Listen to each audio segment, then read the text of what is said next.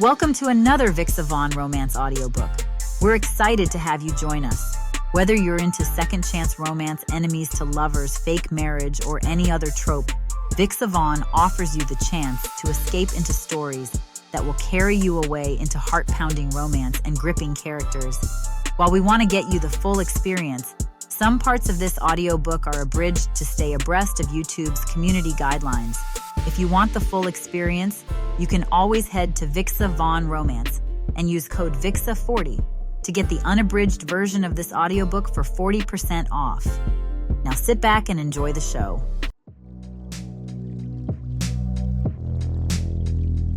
Chapter 1. April. The sun in my parents' garden feels warm on my neck, but not so warm that it's uncomfortable. Even if it was, the chilled white wine being poured into each of our glasses by the staff would make quick work of that. "Thank you, Gerald," I say, hoping I've got the man's name right. There are always so many waiters and housekeepers and drivers that it's hard to keep track, much as I try. To my relief, though, he gives me a warm smile and a nod and steps away to top up my cousin's glass to my left. Although, come to think of it, he probably would have smiled even if he wasn't Gerald. That's the kind of politeness that Klein money can buy, I suppose. Around me, the lunch table is alive with chatter, as it always is when my parents, brothers, cousins, and aunt get together. It's about the law firm, of course, and I stifle a yawn. Once Brandon becomes a partner, my dad is saying, smiling proudly at my oldest brother, we can expand our clientele. Exactly, we need more corporate clients. Class action lawsuits are where it's at, Brandon says, and I automatically tune out. I have little interest in the running of the firm, which is a rarity in this family. But I have clients of my own to think about, not massive corporations trying to avoid class action lawsuits because they made something that turns out to cause cancer or whatever, but female businesswomen, entrepreneurs, and CEOs that want to reach a wider audience. My thoughts turn to my latest client, a yoga instructor turned fashion designer who just hired me to manage her podcast. I pick at my lunch, but I barely even taste what I'm eating, even though it's probably a gourmet masterpiece. My mind is already too full of ideas about the podcast and marketing strategy, about how to help her sell her workout clothes without the podcast sounding like one big sales pitch. This is what I love about my work. It's a puzzle just waiting to be solved, and knowing that I'm helping to empower women makes it even more rewarding. I'm already planning out the first 5 episodes in my mind when I hear my name across the table. "And what about you, April?" comes Aunt Edna's voice. "How's your little business coming along?" She shoots me a barely disguised smirk, and I feel myself stiffen a little. "It's going great," I reply with a wide smile, determined not to let her needling get to me. I just got another client, actually, so I'll be taking up her podcast strategy and seeing how we can boost her business with really informative content. Aunt Edna just tisks, though, as if nothing I just said has any worth to it. "Are you really still doing the podcast thing?" Brandon asks, shaking his head. "It's not like that's even a real business." "Yeah, couldn't they just call into talkback radio if they want to reach listeners?" My other brother Noah says with a scoff that tells me he's very pleased with his joke. Brandon laughs at this, and Noah looks even more pleased with himself. "Listen, honey," my dad says from the head of the table. "It's nice that you have this little hobby business, but when are you going to start taking yourself seriously? You have the whole family law firm at your disposal if you want it. What about starting as a clerk and working your way up like Brandon's done?" Brandon beams at my dad's spotlight, but I'm silently fuming. I don't know why I even bother trying to explain what I do. It's clear it will never be good enough for my family. Well, not all my family, luckily. My cousins, Catherine and Sam, shoot me sympathetic looks, and I vaguely hear my mom telling my dad to lay off me. "At least if you had a husband to look after you, it wouldn't matter so much." Aunt Edna starts up again, shifting the conversation to her second favorite way to humiliate me. "April doesn't do serious relationships. Brandon chimes in with another smug look. Just flings.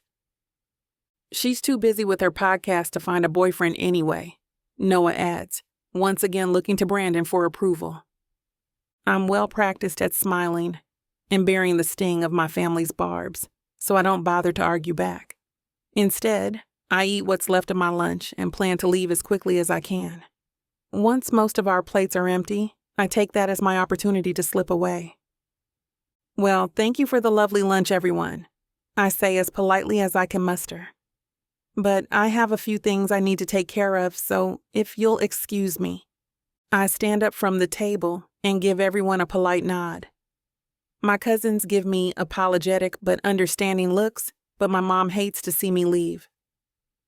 April, please stay, she says, reaching for my hand. Sorry, Mom, I really do have to take care of some things.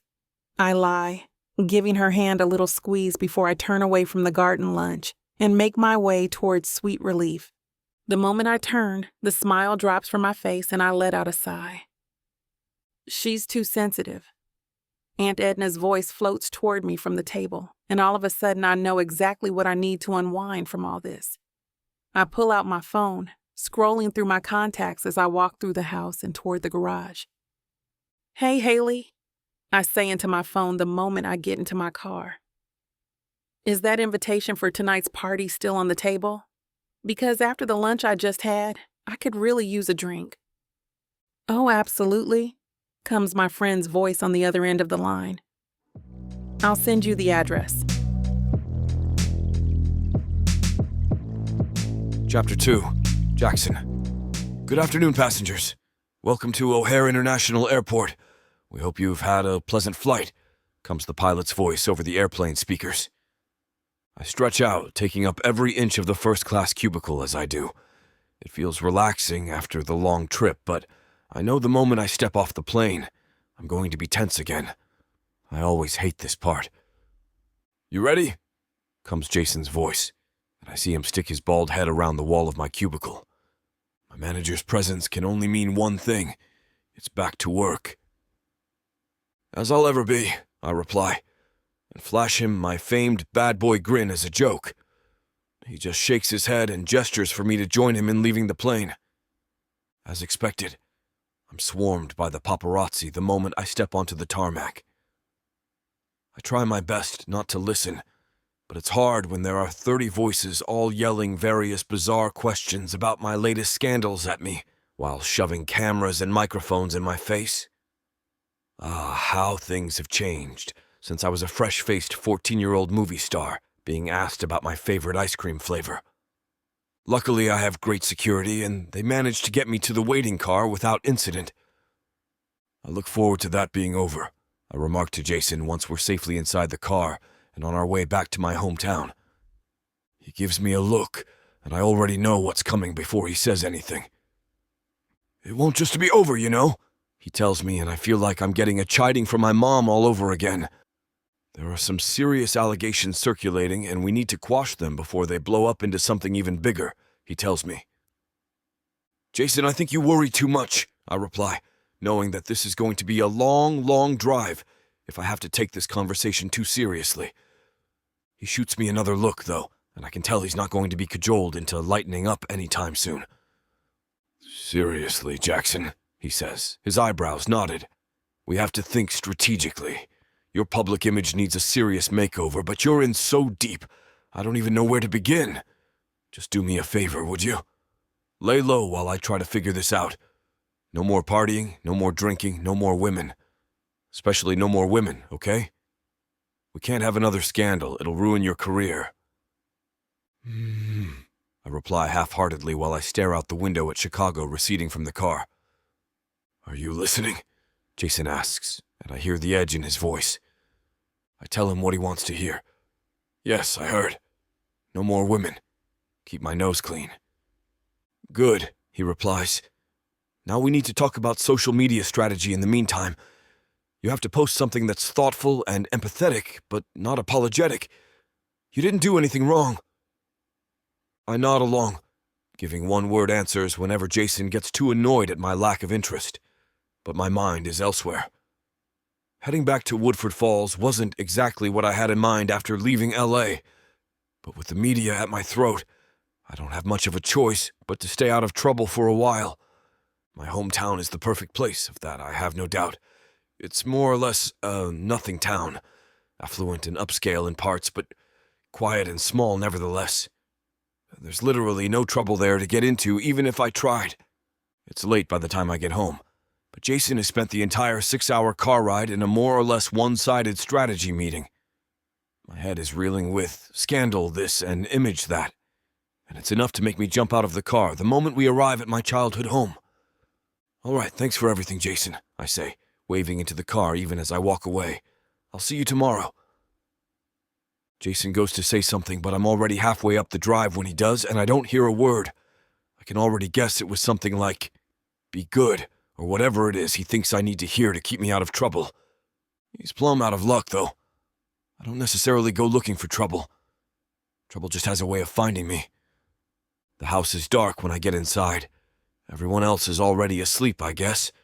But the moment I sit down to have a beer and unwind, my phone starts vibrating. I figure it must be Jason calling with one last reminder to behave myself.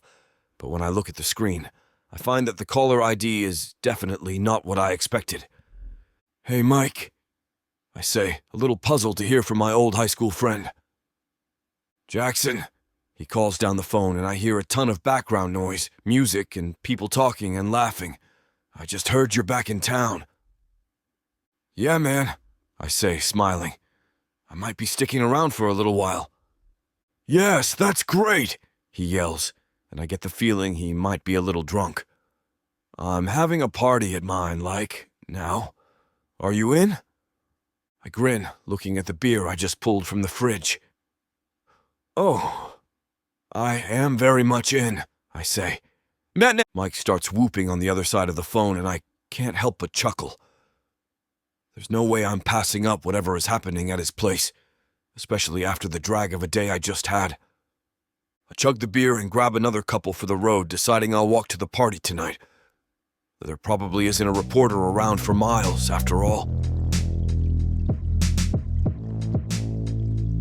Chapter 3. April. "So how are things with Jeff?" I ask Haley as I pour another round of drinks.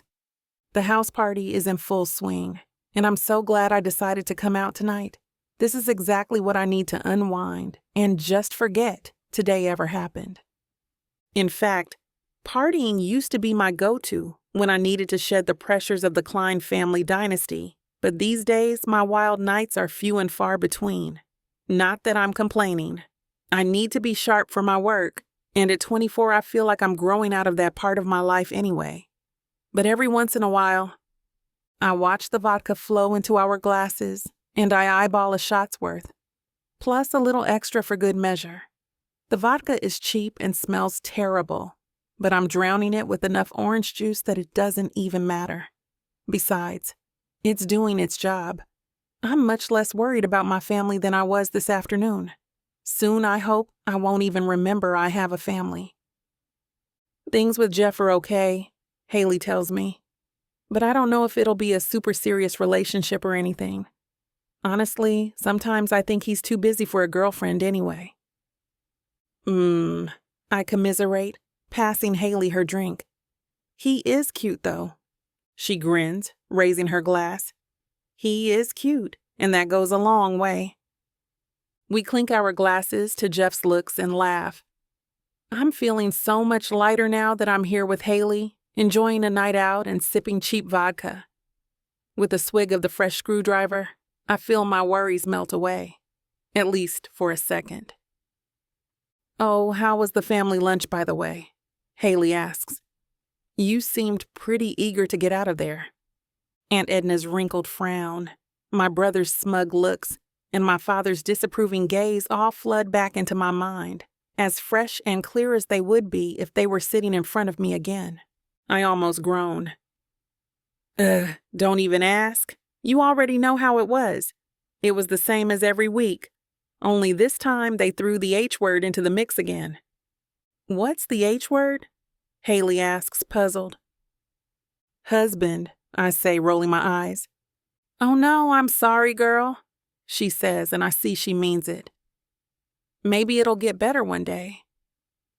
"I'm not holding my breath," I say, and take another sip. I shake my head, willing the thoughts to dissipate, but they're stubborn. The last thing I want to think about right now is my family, and instead, I cast my eyes around the party, checking out some of the guys who are walking through. Most are already with girlfriends, and the few that look single are daring each other to beer bongs. There are a few lookers among them, but they all seem more like frat boys than men. It's more than a little off-putting. Giving up on my eye candy mission, I turn back to Haley. As soon as I do, though, I feel someone squeeze beside me at the drinks table, and I turn to see a tall, handsome guy reaching for the vodka. I recognize him almost immediately, but instead of being starstruck, I feel amused. The guy is wearing a cap and sunglasses. It's almost midnight, and we're indoors. "You know who wears sunglasses indoors?" I say with a smirk, and I see him look up from the vodka. "Blind people and douchebags." I have to assume he'll get the reference, and to my relief, he cracks a grin. "Did you just quote Supernatural at me?" he asks with a laugh. "I did," I tell him. "And it's a good thing you got it, otherwise I'd just seem very petty and rude." He laughs again. "Well, who knows? You could be petty and rude, and also a TV buff. If that's your ploy, then well done. You fooled me." "There's a sucker born every minute," I say, and we grin at each other for a second. "What are you drinking?" he asks. I can't decide if it's a terrible pickup line or a great one, and at this point, I don't care. "Screwdriver," I say. "You?" "Well, I'm about 3 beers deep, but I could definitely use something harder. And I think you should join me in that adventure," he says, brandishing the vodka bottle and a couple of plastic shot glasses. "You're on," I say, even though I know vodka is a terrible idea. Somehow right now it sounds like the best idea I've heard all night. Behind me, I feel a tap on my arm. "Jeff just got here," Haley says, holding up her phone. "I better go find him. Are you okay here?" She raises her eyebrows at the guy I already know to be Jackson Haynes, and I nod. "Oh yeah, more than fine," I say with a knowing grin. Haley breaks into a smile. "All right then, have fun," she says, and gives my arm a squeeze before she disappears into the crowd. "For you, Jackson says, handing me the drink. "April," I answer with a smile. "Jackson," he replies, and I don't tell him I already know. "Well, what are we drinking to?" I ask. "To trouble," he says, and he looks over his sunglasses ever so slightly. His dark brown eyes have more than a hint of mischief in them, and his smile. Well, I can only describe it as the kind of smile that has "bad boy" written all over it. It also makes me think he knows exactly how hot he looks right now. "To trouble," I reply with a grin, and our eyes remain locked as we down the vodka. It's icy heat burning all the way down my throat and heating me up from the inside. Chapter 4. Jackson. The party's banging. I don't know who the DJ is, but they have got everyone pumped. I turn my eyes to the gorgeous black woman in front of me. Her smile is dazzling, and she looked like the right kind of trouble the second I walked in. I grab a drink. "Let's go out by the pool," I yell. "Sure, why not?" she yells back. "Hang on a minute." April grabs a whole bottle of tequila from the counter, takes a couple of neat mouthfuls from the bottle, then insists I do the same. Once there's some room in the bottle, she rams a load of slices of lime down the neck of the bottle. "There, that's us sorted," she laughs. She turns and leads the way. She's carrying the bottle of tequila and lime above her head, so it doesn't get spilled, and she's dancing as she weaves her way across the floor. This girl is something else. I stick as close behind April as I can, putting my hand on her buttocks so I don't lose her in the throng. The silk of her dress feels sexy under my hand. Once outside, she turns to face me, and I keep our body contact by putting my arm around her and my hand on the small of her back. It's almost as noisy out here as it is inside. There are speakers set up near the pool that are blasting music at full volume. The hit of fresh air makes me realize how pissed I am. That tequila bottle's lethal. She's still dancing and gyrating her hips, and I'm swaying with her, pulling her into me. So, April. Oh, that's a pretty name. Was that 'cause you were born in April? The part of my brain that's still holding things together calls me an idiot for such a stupid comment. Oh, yeah, haha. Never heard that one before. Let me guess, your name is Richard because your parents looked at you and said, he looks like a bit of a whiner. Okay, I deserve that one, I laugh. She takes a swig of tequila, throwing her head back and exposing her throat. I can't help myself. I lean in and breathe in her scent. She doesn't pull away, so I run my tongue across her neck. It tastes salty and sweet at the same time. She hands me the bottle, and the fire of tequila and lime hits the back of my throat. April puts her arms up and around my shoulders. We're still dancing, still swaying, our hips moving in time to the beat. I can feel her breath on my neck now, and her teeth gently nipping my skin. Hell, is she tempting? My hands are all over her. There's something about a silk dress that drives me wild. I'd love to see what's inside it. She pulls away and takes another swallow of her drink. Then she holds the bottle up to my lips and tips it up. I'm pretty sure I don't need any more, but I'm way too far gone to care about things like that. I lean in and kiss her. She tastes of tequila and lime. The world spins a bit, and faces merge and blur around us. Strangely, her face is the only one that I can keep straight. She's my anchor, I think, then berate myself for going soft in the head. I have my hand in her hair. The tight curls draw my attention as they spring back from my fingers. So cool. She kisses me again. She seems keen, insistent, pushing us to the next level. Hey, get a room! Someone yells at us as they pass by, laughing. That's not a bad idea, she murmurs in my ear. What do you think? What do I think? Hell yeah, let's get a room. Are you sure about that? I ask. She's pretty pissed. I want to be sure she's up for it. Yes, come on! She yells back, grabbing my hand and dragging me back into the crowded house. She fights her way across the lounge towards the stairs, still brandishing her tequila bottle before her. Even the stairs are crowded with people sitting or standing all over them. We climb and trip our way over everyone, apologizing as we go. The first room we crash into is already occupied. Oops, sorry, she says, pulling the door closed again. For some reason, seeing someone else's butt pumping up and down is the funniest thing we've ever seen. We bounce off the walls of the hallway, laughing ourselves stupid. The next room is empty, and I kick the door shut behind us and pull her into my arms in one movement. In my head, it was meant to be a dramatic yet romantic action. Instead, we both overbalance and go crashing into the door, then slide down onto the floor, giggling like crazy. Well, I have to say, Richard, she brandishes the faithful bottle of tequila at me. That was very gallant, the way you saved me from walking across the room there. She takes a massive swallow of tequila and hands the bottle over to me. Well, I had to think quickly to save a lady in distress. You could have tripped and hurt yourself. Get my zip, will you? She turns around so I can undo the zipper on her dress. Naturally, I oblige and slide my hands inside the silky fabric, running them over her soft, yielding skin. She turns and starts fumbling with my shirt, trying to pull it up over my head. It gets stuck, and we both laugh as she forcibly removes it. Eventually, we get most of the way naked and make it onto the bed. We lie there facing each other, embracing a brief moment of sobriety as we take in each other's bodies with our eyes. I recognize you, she says. Jackson Haynes. I've seen stuff with you in. You were in that film, what's it called? I laugh, turning over onto my back. I've been in loads of films, which one are you thinking of? The room is spinning. Damn tequila does it every time.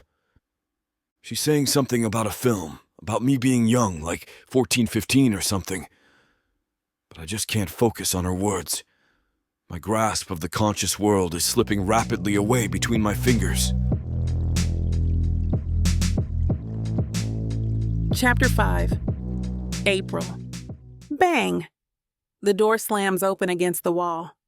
I am instantly sitting upright. What the hell? Everything happens at once. I take in the fact that I've woken up in a strange bedroom. There's a guy next to me who's trying to throw a sheet over my extremely exposed and extremely naked body. And most confusingly of all, there's another guy in the room taking a video of me.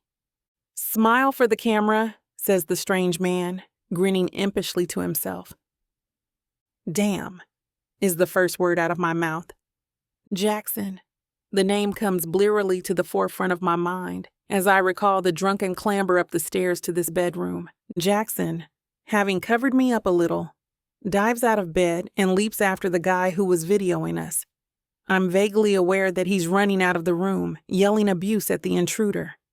I can hear shouts and curses as they bounce their way down the stairs. What the hell just happened?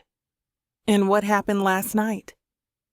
I search my memory and am relieved to find a snippet showing Jackson laying on his back snoring. Then the following sequence of the night, which encompasses me lying in bed with the room spinning. No getting laid then? A small part of me is disappointed.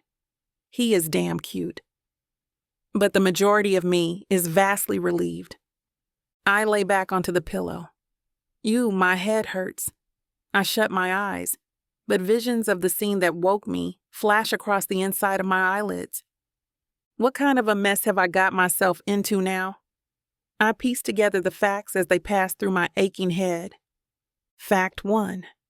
Jackson is some kind of superstar. I hadn't recognized him at first, but I got a good look at him in the bedroom when we undressed. Jackson Carter Haynes. Fact 2. I made out with a superstar. Okay. Pretty cool fact. Fact 3. Some kind of paparazzi just entered our room and took pictures of me pretty much naked with said superstar. Fact 4. My parents are going to kill me. Someone walks into the room. I raise my head to peer over the edge of the covers. It's Jackson. His hair's all ruffled and he looks worried. I check out his fit body and notice he's only wearing his boxers. "Eyes up here, please," he says with a grin. I have to laugh, which sends a fresh wave of pain through my aching head. What the hell just happened? I ask, flopping back down on the pillow. I'm not sure. Probably someone in the pay of the paparazzi. I wish they'd leave me alone. Jackson grabs his clothes from the floor and sits on the edge of the bed to drag on his pants. My God, do you get that all the time? Yeah, pretty much, but more recently. They just won't leave me alone. I'm sorry to drag you into my drama. I'll get my manager to sort it out. He'll figure something out, don't worry. I hope so. My folks already think I'm a rebel. Jackson laughs. I wonder why that is, he says with a twinkle in his eye. More visions of the night come unbidden to my mind's eye. I'm standing at the bar and shoving lime slices into the top of a tequila bottle. Oh no, not the tequila again. He's not going to come back, is he? I feel a bit anxious about getting out of bed half naked in case he walks back in with his damn camera. I shouldn't think so.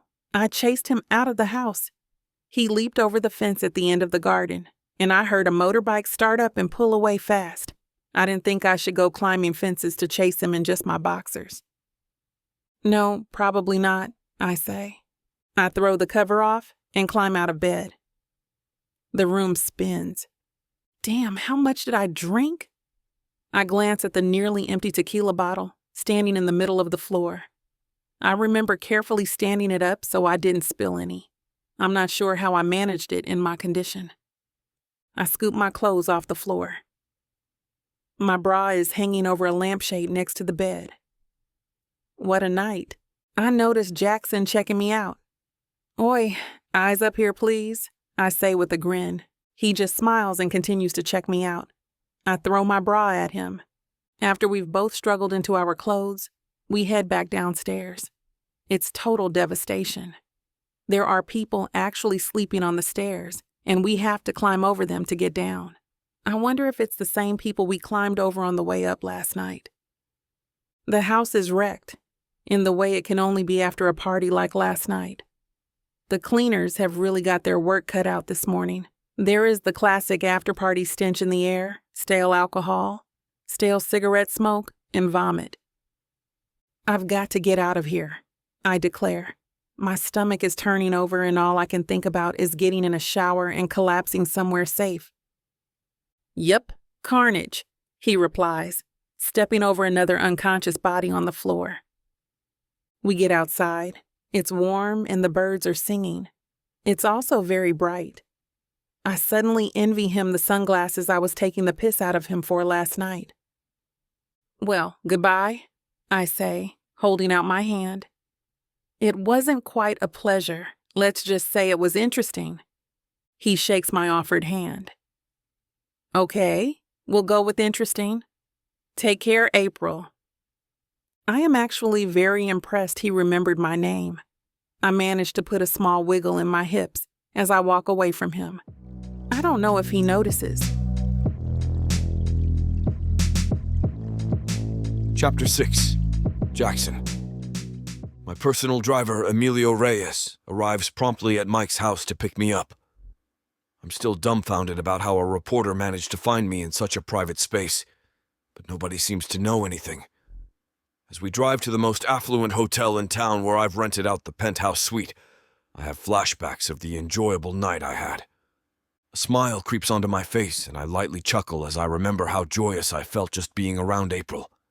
It's a challenge to have such carefree moments when I'm always in the public eye, so that makes me even more appreciative of them. I can't recall the last time I felt so comfortable with a woman, even though nothing sexual took place. Emilio glances at me through the rearview mirror, with his eyes revealing a curious smirk. It sounds like you had quite a night. I'm surprised that I didn't have to come to your rescue even sooner. It's been a while since we've had to use our diversion plan, hasn't it? I lean back comfortably into the plush seats, with my arms elevated over the top of the headrests. He chuckles heartily as he focuses on making a left turn. My favorite time was a few years ago when I showed up at your movie release party that got crazy. You handed me a microphone and I had everyone staring at me in disbelief. I'm telling you, it really comes in handy that you're the doppelganger of Enrique Iglesias. That stunt has saved my butt several times. I laugh deeply as I thoughtfully reminisce. When we arrive at the KLS Cheras Hotel, the staff immediately recognizes the car and proceeds to receive me as if I'm the prince of some foreign country. Before I am able to reach the elevator, I am bombarded by the tenacious press in the center of the elegant lobby. The bright flashes from their cameras cause me to turn my head and raise my hands over my face. Their voices sound like a jumbled mess as they attempt to ask me several questions at the same time. I raise my voice to speak over them while conducting myself in the most professional way possible. One at a time. Suddenly, my manager Jason appears at my side, standing slightly in front of me to create a barricade between me and the reporters. He glares at me over his right shoulder. You know better than to give them any information.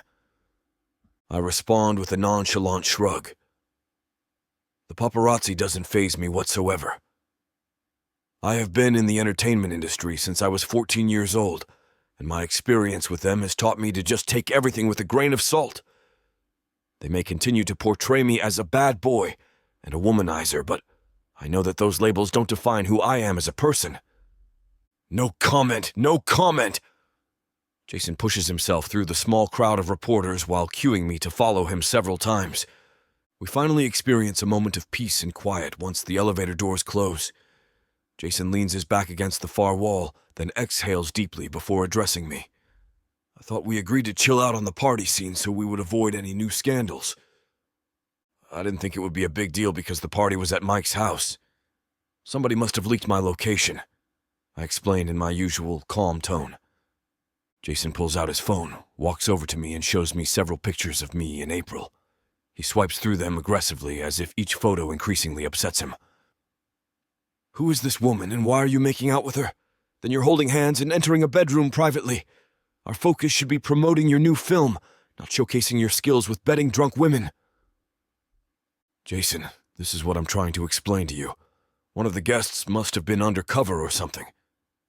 Trust me, this was the very last place where I expected to be caught in a story. I avoid his dagger-like eyes by watching the floor numbers illuminate until we arrive at level 36. The large mirror doors open after I place my keycard on the reader. This is the exact reason why you can't afford to let your guard down. Jason storms into the penthouse in front of me, like a child throwing a temper tantrum. I enter the penthouse floor and the elevator doors shut behind me. We always resolve these issues with the utmost professionalism, don't we? Jason diligently searches his phone as he follows me into the open kitchen area. Have you seen the headlines? Actor Jackson Haynes claims a new female victim. Don't you see how heinous that sounds? They are doing exactly what celebrity gossip reporters do. I pour myself a tall glass of water from an elegant crystal pitcher. He leans against the other side of the bar counter as he swipes through more articles. They've even taken advantage of the opportunity by bringing up your old scandal with Olivia Schneider. You were in your early 20s when that became a story. I drink from the matching crystal glass, then release a pleasurable sigh as the water instantly hydrates me. Why is it that everyone is concerned with my reputation more than I am? Jason sets his phone against the white marble countertop, then observes me with a frustrated expression. I'm your manager. It's my job to be concerned. The question I'm curious about is there anything that you concern yourself with at all? I softly place my empty glass onto the counter. The image of April's face enters my mind, and I become instantly aware of my thoughts. I feel a sudden burst of motivation as I return Jason's gaze. I'm worried about April. She will probably be overwhelmed by the articles. I want to warn her somehow, but I don't have any way to contact her. Chapter 7. April. The light peers in through the shades and warms my face as my eyes blink slowly open. There's a pounding coming from inside the house, but I can't figure out what it is. Why does my head hurt so badly? I wonder as I let them open completely. The noise gets louder as my consciousness consumes me. I shake my head, allowing my eyes to focus, and finally figure out that the pounding I'm hearing is coming from my front door. Who is at my door this early? I throw on my robe, hanging on the back of my bedroom door, and hustle to see who needs my attention so urgently. I look out of the glass and see my best friend, Haley. She's dressed in her usual cute sundress, making me quickly run my fingers through my hair before I open it and reveal my sleepy self to her. "Hey," I yell as our eyes meet. "What are you doing here so early?" She scoffs. "Where the hell have you been? I've been trying to get a hold of you all morning. And your cousins keep harassing me because they can't reach you either. We all thought something bad happened after you saw the news or something," she says, letting herself inside. "What are you talking about, Haley? What about the news?" I ask, confused. "Why didn't you answer?" "I haven't gotten anything, or I didn't hear it ringing," I say, running back to my bedroom to find my phone. I grab it off my nightstand just as I receive another call from Sam. My phone's on silent. "Oh my God," I yell, throwing my hands up. "I'm so sorry my phone was on silent." Haley laughs. "I should have known. You're not used to drinking so much. I shouldn't have assumed the worst. But we've all been trying to reach you and got worried when we couldn't. The news is horrible." I scroll through my messages as she's talking. There are at least 12 messages from her and a ton from my brother and cousins. I guess at least I know I'm loved, I think, laughing to myself as I scroll. Haley pulls out her phone as I ask her again what she's referring to. She shows me the pictures and articles circulating online, and my heart drops. "Oh my God, Haley, you know I would never do anything like that. Nothing happened with him, I promise. We were too drunk and fell asleep. That's it.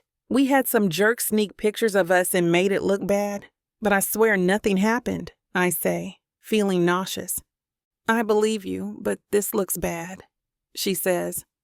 "I know." I continue scrolling through my phone and sit on the edge of my bed. Haley sits beside me, throwing her hands around me and squeezing me tightly. It's comforting that she's here for me in a time like this. But I can't believe what's happening. How did I let this happen? Why did I let myself in the situation to begin with? My head is pounding as I read through the messages everyone has left for me. I finally get to my voicemails and see Sam left one with his last call. I raise it to my ear and press play, anxious to hear what he has to say. "Hey, April, it's Sam again. I don't know what's going on or where you are, but please call me as soon as you can. I need to know what's going on, and I want to make sure you're okay. I've seen all the pictures and articles, and so has everyone else. I'm trying my best to stall it before Uncle Gerald sees them all, but I can't promise the others are doing the same. You need to figure out how to fix this before he finds out. Call me, please." I throw my phone angrily across the bed. What am I going to do? My father will never believe me that I didn't do this. His precious image will be tarnished, and I can't deal with that, especially because it's something I didn't even do. I say. I feel a tear slide slowly down my cheek. I don't particularly appreciate feeling cornered, and this is about as cornered as it gets. Haley squeezes me again. "It's going to be okay. I'm here for you. Whatever you need, just tell me, and I'll make sure I do anything I can to help. I love you, and I know you wouldn't say you didn't do this if you really did. We're close enough that you would tell me, you would call and brag. I mean, look at that man." Haley laughs and nudges my shoulder. I can't help but laugh along with her. Our laughter fills the room, and it makes me feel much better. I'm so lucky to have a friend like her, someone who cares enough to ensure I'm okay and believes everything I tell her. She knows me well enough never to question what I'm saying. It means the world to me. My phone starts to ring again, interrupting our laughter. I look down to see Sam's face on the screen again, but I decline it. I'm not ready to do this today. No one knows what's happening, and trying to persuade them right now is no use. I need some time to figure out how to do this. "You're not going to answer that?" Haley asks. I shake my head. "No, not today. I need some time to figure this out. I'm not ready for everyone to accuse me of something I didn't do. No one will even ask if I'm okay. They'll just be furious I was in a situation like this to begin with." "Do you want company today? We could lay around and watch movies all day and eat junk food. I don't work today, and I'd love to keep you company if you need it." My face lights up, and her offer sounds precisely like what will help this absolute harsh start of the day. "That sounds amazing. Go call and order some pizza. I'm going to shower last night off, and I'll be right out." She walks into the living room, and I enter the bathroom, shutting the door behind me and setting the water to boiling temperatures. Chapter 8. Jackson. Jason's idea to call Mike is something I don't know why I didn't think of myself. It's brilliant. He will know the people with invites and be able to tell me who it is, and stop this right now. I pull out my phone and click on his contact in my list of favorite people. It's been a while, but he'll always be on my top call list. He's an exceptional person, and he's always the one helping me out. I click the phone button and bring it to my face. It rings in my ear as I eagerly wait for Mile to answer the phone. Finally, after what seems way too long, I hear his deep voice on the other line. "Hey, bud. How's it going?" he asks in a tone that instantly irritates me. "Are you kidding? How's it going? It's awful. Haven't you seen the news?" I ask angrily. He clears his throat. "Oh, yeah. I have. I just wasn't sure if you had and didn't want to start it off with that. If you hadn't," he says. "Yes, of course I have. My manager is here now, trying to sort through this whole mess with me. I was just calling you to see if you could give any insight into the incident. Do you know who would do something like this? We need to stop him. All I need is a name." The line is momentarily silent, and I hope he's racking his brain for an answer. Finally, I hear his voice again. I'm sorry, Jackson. I don't know him. I invited a lot of people to the party, and then they all invited a lot of other people. It was really uncontrolled who showed up. I wish I could help. But honestly, I don't think there's a way I can figure it out. There's an endless list of names I could give you of the people who signed in, but there's no way you'd be able to track it from that. His voice gets quiet, and I can tell he feels awful. That's okay. I figured it would be a long shot for you to know who he was. It was a busy party. But could you possibly tell me about April? She's the girl in the pictures with me. Do you know her? I just want to see if she's okay and apologize for all this. I never meant for her to get wrapped up in my mess of a life. I don't know her personally, so I don't have her number. But I saw her talking to quite a few people before she got to you, so maybe someone else has it. I'll ask around and get back to you as soon as possible if that's okay. That would be awesome. Thanks, man, I say and hang up the phone. I sigh and set my phone on the bed. It's upsetting that he doesn't have any information for me, but at least he will try and help me get what I'm looking for. Did he have anything? Jason asks. I shake my head. No, he didn't know the guy or April. But he said he would ask around and try to get April's number for me at least. I need to get a hold of her and apologize. I want to make sure she's doing okay because I feel awful. Well, maybe you can do more than apologize, he says. I raise a brow at him, looking confused. What do you mean? I ask. He sits in the chair across from me. Well, maybe she can help smooth things over and help not damage your image more than it already is. I stare at him, not knowing what he's talking about until he continues. I think you should pretend to be dating her. That way you can deny any rumors of hooking up with random women. We can say it was a private moment between you and your girlfriend. No one's going to question something like that. They'll feel bad for interrupting, be happy you're a taken man, and move on to something else. I sit and stir for a moment as the thought of what he's referring to swirls around my already tired brain. My heart's pounding, and I don't like his idea. It feels wrong in every which way I try and process it. I can't do this to her. I can't ask a stranger something like this. That's insane. I didn't want to bring her into my mess in the first place. I can't. There's no way I'd ask her to do this for me after putting her through this already. That's completely unfair, I tell him, not wanting to anger him, but putting my foot down at making her uncomfortable. Jason sighs. Look, Jackson, you will lose your job if this gets out. On top of the other scandal, you're treading on thin ice. If this is added to it, no one will ever hire you again. This is your career we're talking about here. Don't let some stranger ruin this for you, okay? He exclaims, leaning forward and letting me know he's serious. We argue back and forth for several moments as the gentleman in me doesn't want to ask such an absurd thing from someone as sweet and beautiful as April. You don't have a choice. You must do something, or you'll lose everything you've worked for. The worst she can say is no, Jason yells. I doubt Mike will even be able to find her number, and even if he does, it will take a long time. It won't matter by the time I get it because it'll be too late, I yell back, trying to make myself feel better. Just as Jason is about to argue again, my phone dings and Mike's name pops up. I think as I read his text and see April's phone number. That was so fast. How did he even get it that fast? Looks like it won't be too late after all, huh? Jason says smugly. Fine, I'll talk with her. Now give me some space. I laugh and roll away from him to text the beautiful woman from the night before.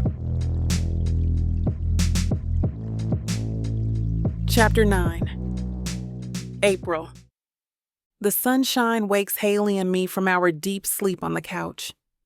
I don't remember falling asleep, but my position doesn't agree with my back.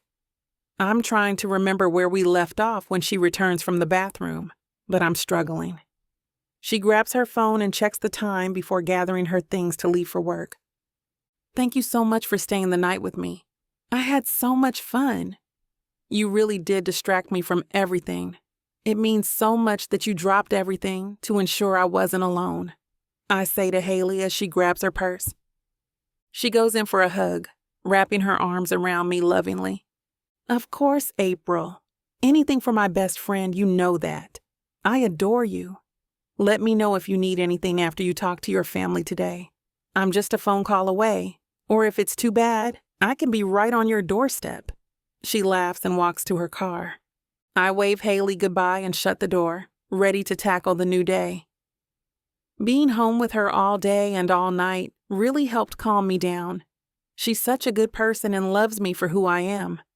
She's never judging me or trying to get me to do things I don't want to do. She doesn't even question my not wanting to deal with the news in my family. She just offered to stay home and help take my mind off things, which was exactly what I needed. I smile as I walk into my bedroom, thinking of how much fun we always have and how nice it is to have her support. I turn my cell phone back on, and my heart races as the screen lights up. I'm preparing for all the messages and missed calls I know will start swarming in. I needed a night to deal with my feelings before I dealt with all of theirs. So today is a new day, and I'm ready to deal with them the best I can. Plus, I have no choice but to face them all before they head to my apartment and meet me face to face for answers. I don't want to talk to them or explain things, but I have no choice. As much as I'd like to, I can't avoid them forever. The thought of my family meeting me here makes me shudder. I can see Aunt Edna's judgy eyes right now, looking at my apartment and judging every square inch of it. It's not up to her standards. I mean, nothing I ever do is. She'll have 1,000 things to nitpick and complain about, and I'm not ready to hear any of it. I love my apartment, and that's all that matters. I walk into my bathroom and start the shower. I want to get ready for the day before I head out because I want to see my dad first. He's the one that will be the most upset, so he needs to be taken care of first. And despite what he says, if I'm feeling good about myself, it'll make it easier to handle whatever judgment he throws my way. I'm setting out my body scrubs as the mirror starts to steam up and I lose visual of myself, letting me know the water is the perfect temperature. I run my hand under the boiling water and my skin tingles. I love the feeling of hot water running over my cold skin as I roll out of bed. It's one of the only things that helps me function normally in the mornings. I hate them, and I have to do what I can to get myself together. Especially today, it's not going to be easy, and I need to be in the best mood I can be to deal with my family and their judgmental statements. The water runs over my body, and it warms me up. I wash my hair thoroughly and do my routine shave. The body scrub feels fantastic on my hot skin, and I love its smell. When I finish, I feel good as new and ready to dodge all the hate. I get out and step in front of the mirror, wiping the steam off with my towel. My radio blasts all my favorite songs as I do my makeup and blow dry my hair. When the final touch is done on my look, I walk back to my bedroom and pick out my outfit for the day. I go with a nice blouse and some jeans. I want to be comfortable, but remind them I'm sophisticated and an adult no matter what they say. As I gather the last of my things and prepare to leave, my thoughts jumble in my head. I'm going to my father's office first because I want to get it out of the way before I face my mother. Most people think I'd be a daddy's girl, where I'm the youngest and the only girl out of my siblings, but they'd be wrong. My mom is my rock. And besides Haley, she's my best friend too. Sure, I'm scared of facing my father with things like this, but it's worse when I have to confront my mom. I don't like disappointing her. It devastates me when she looks at me with anything less than approval. I know it shouldn't. I'm an adult, but it's hard when I love her so much. I grab my purse and get ready to make them all upset with me. I reach and unlock the door. As it swings open, my heart nearly leaps onto the floor when I see who's standing outside of it. "Oh my God, Jackson," I exclaim when his handsome face turns in my direction. Our eyes meet, and a wave of goosebumps spreads across my skin. "Hey there, April," he says with a grin that melts my heart. What the hell is he doing here? How did he even find me? I wonder as I walk toward him. Chapter 10. Jackson, my heart nearly skips a beat as the beautiful April walks toward me. She's wearing her regular extra fashionable clothing for a warm Monday morning, and it surprises me how put together she always is. She even looks good when I'm sober, I think, but I know I can't tell her that. I want to joke with her but need to keep it casual. "You know you're even prettier when you're sober," I say, smiling as she stops in front of me. "You, on the other hand," she snaps back with a laugh. There's something about this girl that gets my heart racing. I love her quick, witty comments back to mine, and the fact that we only met once and can joke like this. It's such a turn-on when women match my sense of humor instead of getting offended. She stares at me for a moment before continuing more seriously. "Okay, but what are you doing here? How did you even find me?" "I know for a fact I didn't give you any telling information about my location," she says flirtatiously. I can't help but chuckle at how she's biting her lip nervously. "Why is it making me think about when I was biting it? Stop, Jackson. You're here for business. I can find anyone with their name and phone number. I'm a miracle worker, you know. A miracle worker of many things, but this is the only one I'll show you right now," I say, winking at her. What the hell am I saying? Am I nervous? Get it together. She's just a pretty girl. But on a more serious note, I came here for a reason. We need to talk about the pictures. Her face gets pale. "Okay, let's go inside then." She turns and walks toward the door again, unlocking it and letting me inside. She leads me to the couch and I sit on her cloud-like sofa. "What about them?" April asks. "Well, first, I just wanted to say how sorry I am that this happened. I promise I had nothing to do with this and feel terrible. I should have never gotten you involved with me and my drama. I have such a messed up life right now, I shouldn't have dragged you into it.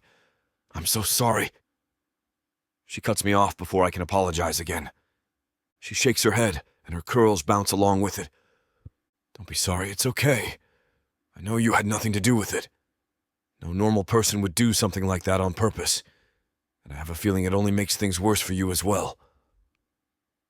"It really does, but I have a plan that I hope will help us both out."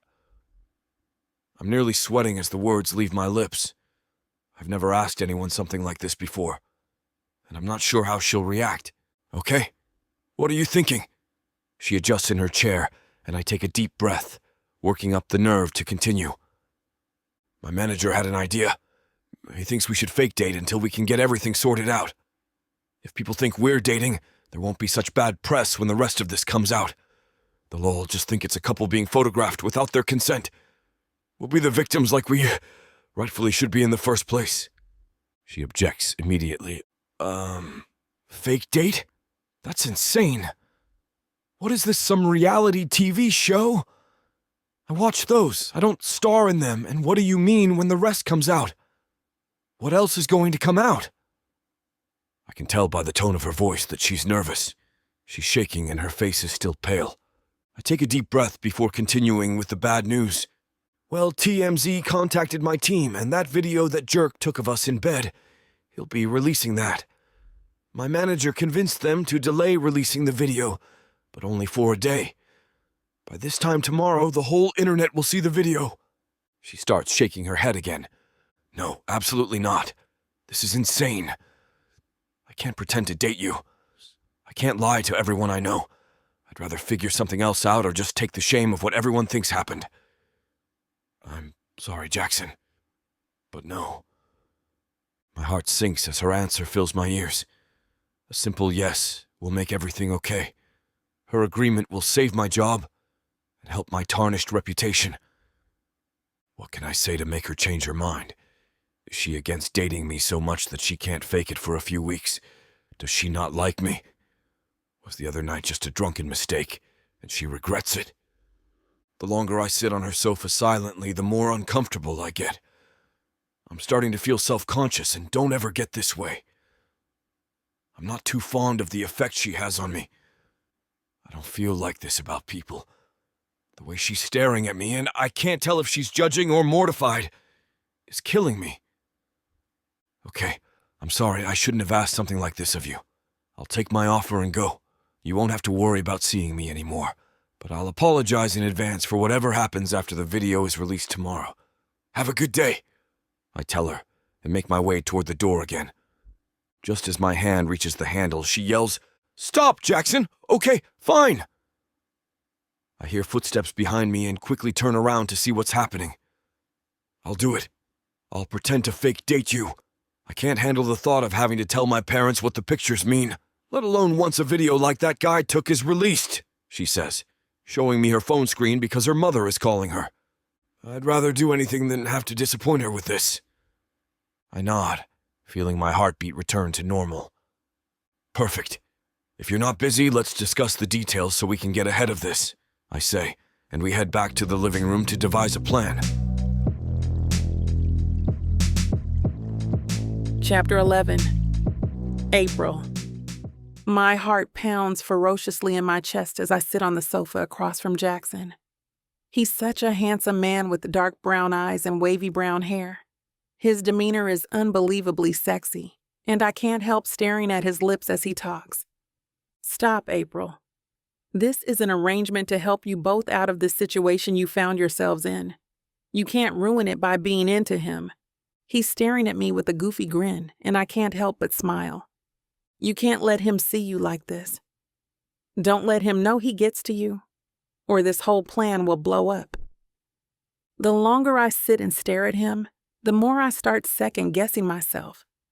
I don't know why I'm agreeing to this at all. It isn't something I'd typically do, and everything about it feels wrong, but I'm completely desperate. My family won't be okay with anything less than us being a couple.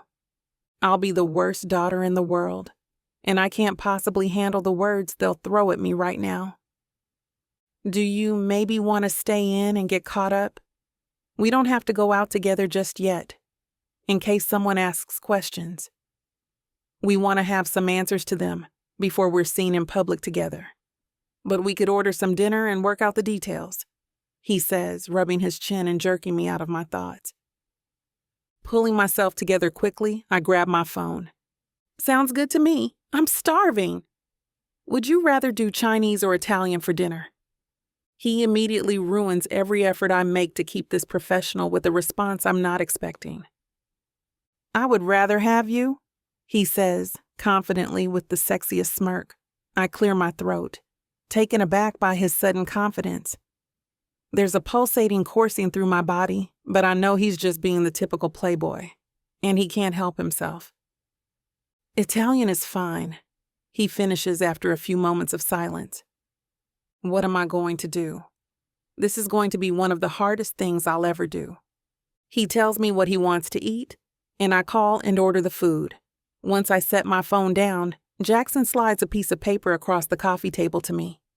My manager drew up this contract for us. It's a list of conditions and expectations regarding the agreement. Look it over. Ensure you're okay with each one. And sign and initial it where the sticky notes indicate. Here's a pen. If you have any questions or need to add anything, please feel free to let me know. This is something we both need to be 100% okay with. So if there's something you want to change, don't be afraid to ask. I take the paper, and as I do, I accidentally brush his warm hand. An electric feeling quickly works its way up my spine. I look up, expecting to meet his eyes, but I'm met again with his sexy smirk. I look back down at the papers in my hand, trying to pretend like I don't notice, and I begin to read the conditions of our contract. It has everything that one can expect to have in something like this. As I read, I feel like I'm a character in a romance movie. The title and the wording are almost like a script. You must go on at least 4 dates a week. You must make sure the paparazzi sees the two of you together. You can't be with other people, so no outside dating or meetups are allowed. Keep the arrangement completely casual. No sleeping together, but must stay over at each other's houses at least 2 times a week. I sigh as I read the last line. Having weekly sleepovers is going to be interesting. Is something wrong? Jackson asks, sensing my exacerbation. I try to play it off by laughing as I tell him, No, everything's fine. Everything looks okay in the contract. But I would like to add just one thing, though. I add, trying to make it about me as well. He leans forward, pen tucked behind his ear. His dark brown eyes are almost black, and they're dancing, completely captivating me. And what would that be? He responds in a questioning tone. I suddenly realize I haven't taken a breath in at least 10 seconds. My mouth is completely dry. My hands are shaking uncontrollably. April, pull it together. What is with this man and this hold he has over me? You have to meet my family. I barely get the sentence out when he writes it down, amending the list. Done. Anything else? Shaking my head. Let's get it signed. I respond dryly. I'm in desperate need of air and need to get far away from this man before I break some rules. How am I going to do this? Thank you so much, April. I really appreciate you. His words melt me immediately because I can tell by the look in his eyes, he genuinely means it.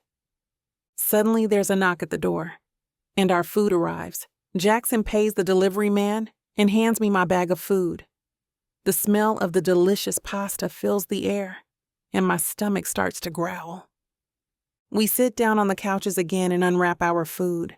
We dive in immediately, and his large bites tell me I'm not the only one who's starving. As we eat our dinner and discuss the last few details, trying to work out our fake dating story, he makes me laugh harder than I have in years. It's so amazing to sit here with a man I barely know and feel entirely comfortable with him. It's so surprising to me that even after everything we've been through the last few days over our first encounter, we're clicking as well as we are.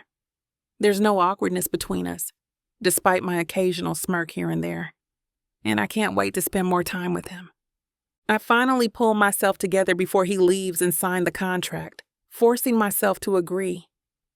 There's no going back now. Once he signs the contract underneath my signature, I pick it up off the table. I can take this. I come from a family of lawyers, so I'll be able to find someone to notarize this for us, I exclaim seriously. He grabs it out of my hands. I don't think so. I'll find someone to notarize it who will promise me never to mention this to anyone. If this gets out, the scandal will be worse than what we're going through right now. Okay, that's true. You take them. But you better make them promise because this can't get out. I don't want people knowing how desperate I was that I had to agree to spend time with you. I laugh. He chuckles along with me as we finish our pasta. Chapter 12, Jackson. I arrive at the door to Jason's office, and my heart's racing. I'm nervous about handing it to him and slightly embarrassed to be going through with this crazy plan of his. But the more I think about it and talk with April, the more I realize I can't let this go. I have to do something before this gets out and ruins my career. So here I am, ready to hand him the paperwork for a plan that will alter my whole life. My hand is nearly trembling as I knock on the glass. It opens suddenly, and Jason reaches for the signed copy of my and April's contract. He takes it relatively quickly with a smile on his face, and an "I told you so" look in his eyes. He nods as he skims through the pages, checking for our signatures and each little box that needs initials. "Looks great," he chirps. It's crazy to me that this is even real. I can't believe I'm handing him a contract for such a wild plan and that April's actually agreeing to do this with me. I also can't wrap my head around the fact that I'm in a position in my life where this is necessary. I laugh nervously at his optimism. Yeah, she agreed this was the best option for us both. She wants to help me and wants this to help her as well. She's worried about what her family will think about her if this gets out without some backstory behind it. So she said it was a good idea, I respond. Well, thank God. It's about time for something to go right for you. I've been waiting so long to hear that, he laughs. This will be so much easier to get out than the scandal we almost had. It took a little convincing, but I got her to come around. She seems a bit relieved as well, which makes it easier, I say, not knowing if I'm telling him or trying to convince myself. That's great. It's the perfect time for some good news before I deliver the bad news. He looks at his phone and starts scrolling. While watching his thumb scan the screen, my heart starts to pound. What now? I wonder nervously. Things have not been going right for me these days. It seems like no matter where I turn, I'm getting kicked. Jason hands me his phone, and I read the first line of the document he's showing me. God damn it. What's this mean? He takes his phone back and slides it in his pocket. Rachel's decided to file a restraining order against you. I start pacing, and my heart's racing as my anger boils inside me. Why the hell is she doing this to me? Doesn't anyone have jobs anymore or something to occupy their time other than trying to ruin my damn life? When am I going to catch a break? I don't understand why she's doing this, I yell. I'm so sick of dealing with her. I'm so upset someone is capable of making things like this up. Rachel and I have never even met. I don't know what she's talking about or how she thinks that will stick when there's literally nothing between us and there never has been. Jason sighs and places a hand on my shoulder. He's always the personal type, trying to reassure me and make me feel better. He's usually pretty good at calming me down, but this isn't a situation where I can be calmed down. Look, I'm sorry this is happening to you. I don't know why she can't just leave you alone either, and I will do everything I can to get this thrown out. But maybe there's a chance you just don't remember meeting her. You get too drunk sometimes and don't remember things. Maybe there's a chance you blacked out, he says.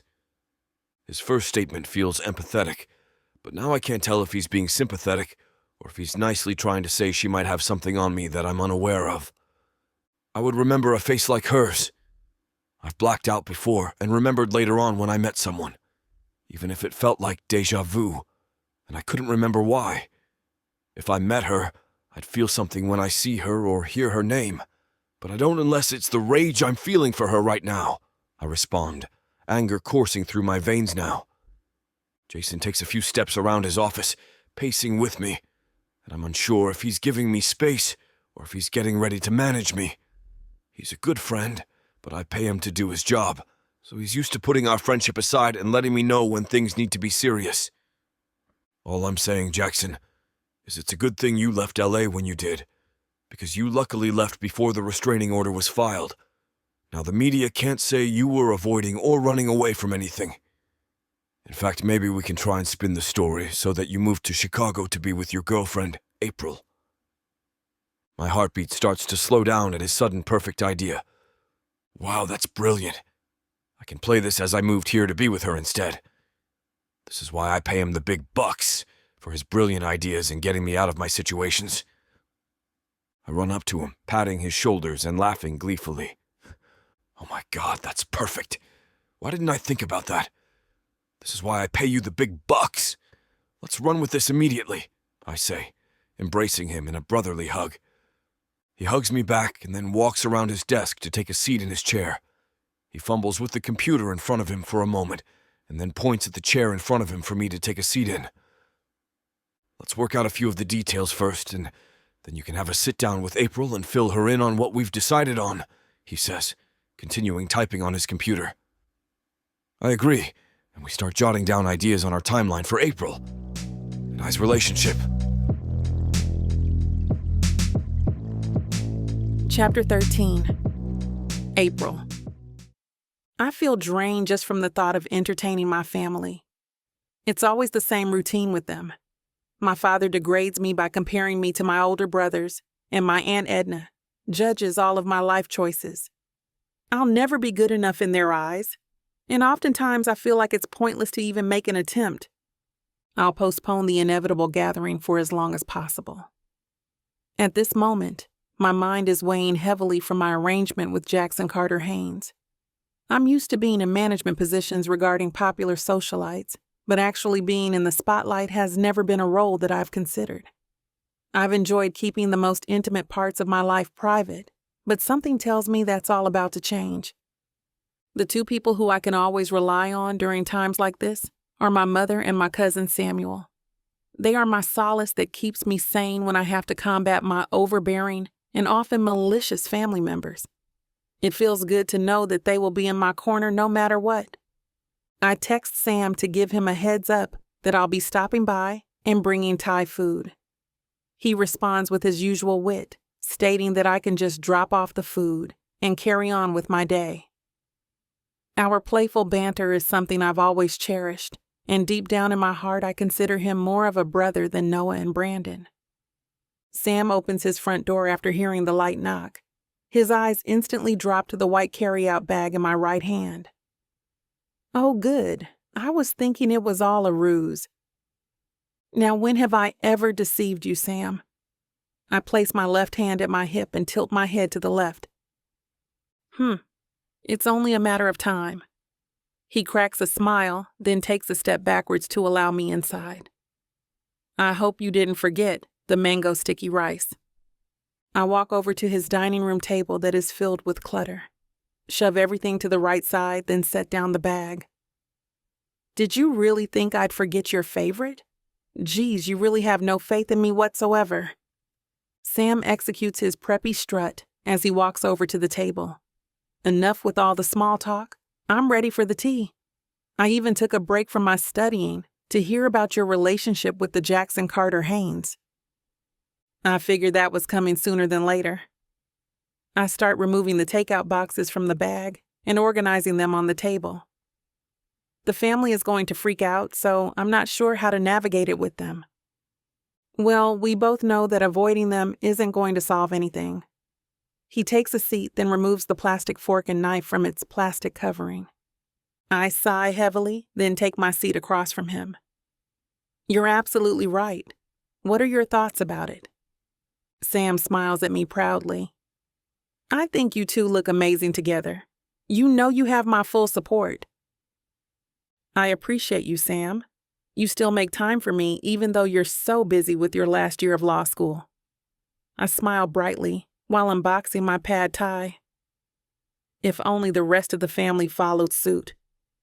He pauses to enjoy several bites of his food, then observes me confidently. They'll have no choice but to accept your greatness. Just keep pushing through their harsh criticisms. You've got this. Now that I'm feeling empowered by Sam's encouraging words, I head to my mother's house to hear her take on things. We sit at her Parisian-style table in the center of the lush garden while her housekeeper serves us the most fragrant tea. Diana is dressed in a white floral dress and a matching white sun hat. My earliest memories of her included how she was always finely dressed, even during her days as a stay-at-home mom. She has made it her priority to live a life of luxury while raising 3 children, and it's a quality that I've always admired about her. She looks like a work of art as she daintily sips from the finest piece of china that nearly matches the pattern of her dress. You ought to be more careful, darling. Her head tilts upward, and the sunlight graces the bottom half of her pale face, uncovered by her hat's wide brim. The melodic sound of the birds chirping makes me briefly forget that I'm the centerpiece of a media frenzy. I pick up my porcelain cup with both hands, allowing the steam and aroma of the Darjeeling tea to rouse my senses. You are a Klein, and therefore should hold yourself to a higher standard. Diana speaks in a firm yet loving tone. She never comes from a place of judgment, but instead just wants the best for me like most mothers do. I finally take my first sip of tea, then observe her curiously after placing my cup back down on its saucer. It's obvious that she is referring to the headline, but she chooses to address it delicately. Just know that I already have people looking for the man who violated your privacy by taking photos of you without your consent.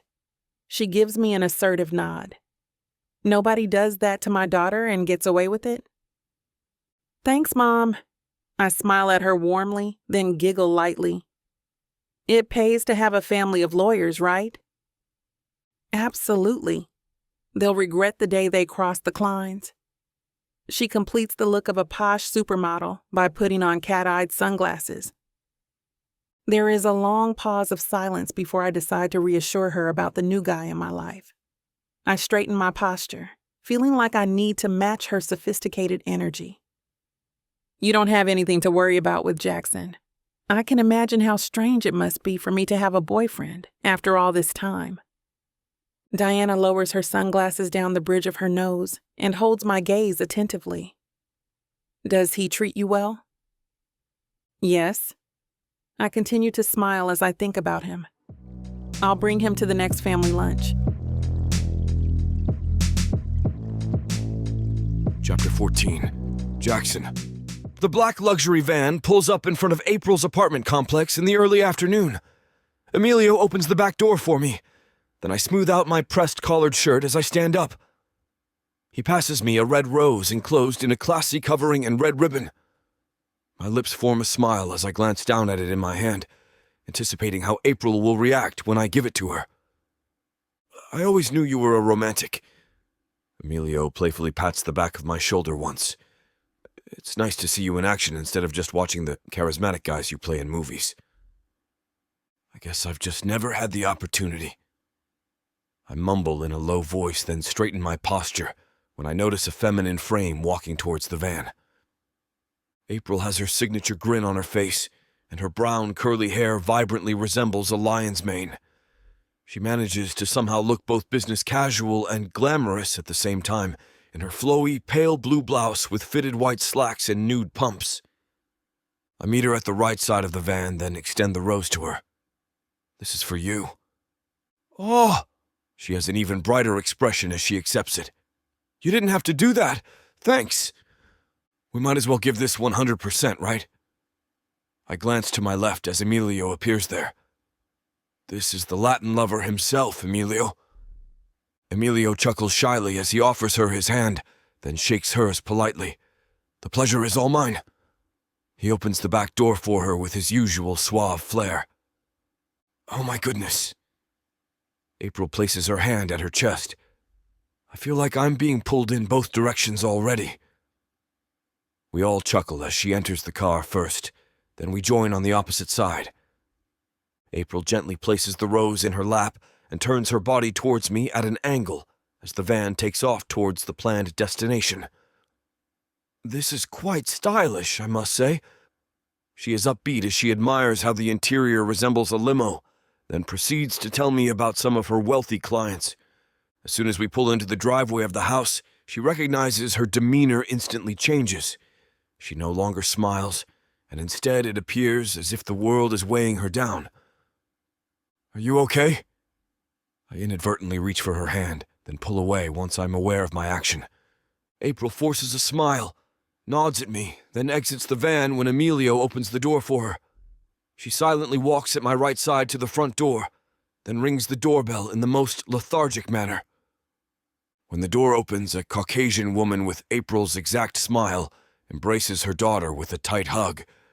She repeats the same action with me, then takes a step back to study me. You must be Jackson. Welcome to the family. A young man with glasses close in age to April smiles at me like a starstruck fan. I'm April's cousin, Sam. The best cousin. He reaches for my hand and I shake his respectfully. We follow them into the house, then enter a massive garden that is more lavish than the botanical gardens in Chicago. The rest of the family is invested in their own conversation as they occupy all the seats of the long outdoor table.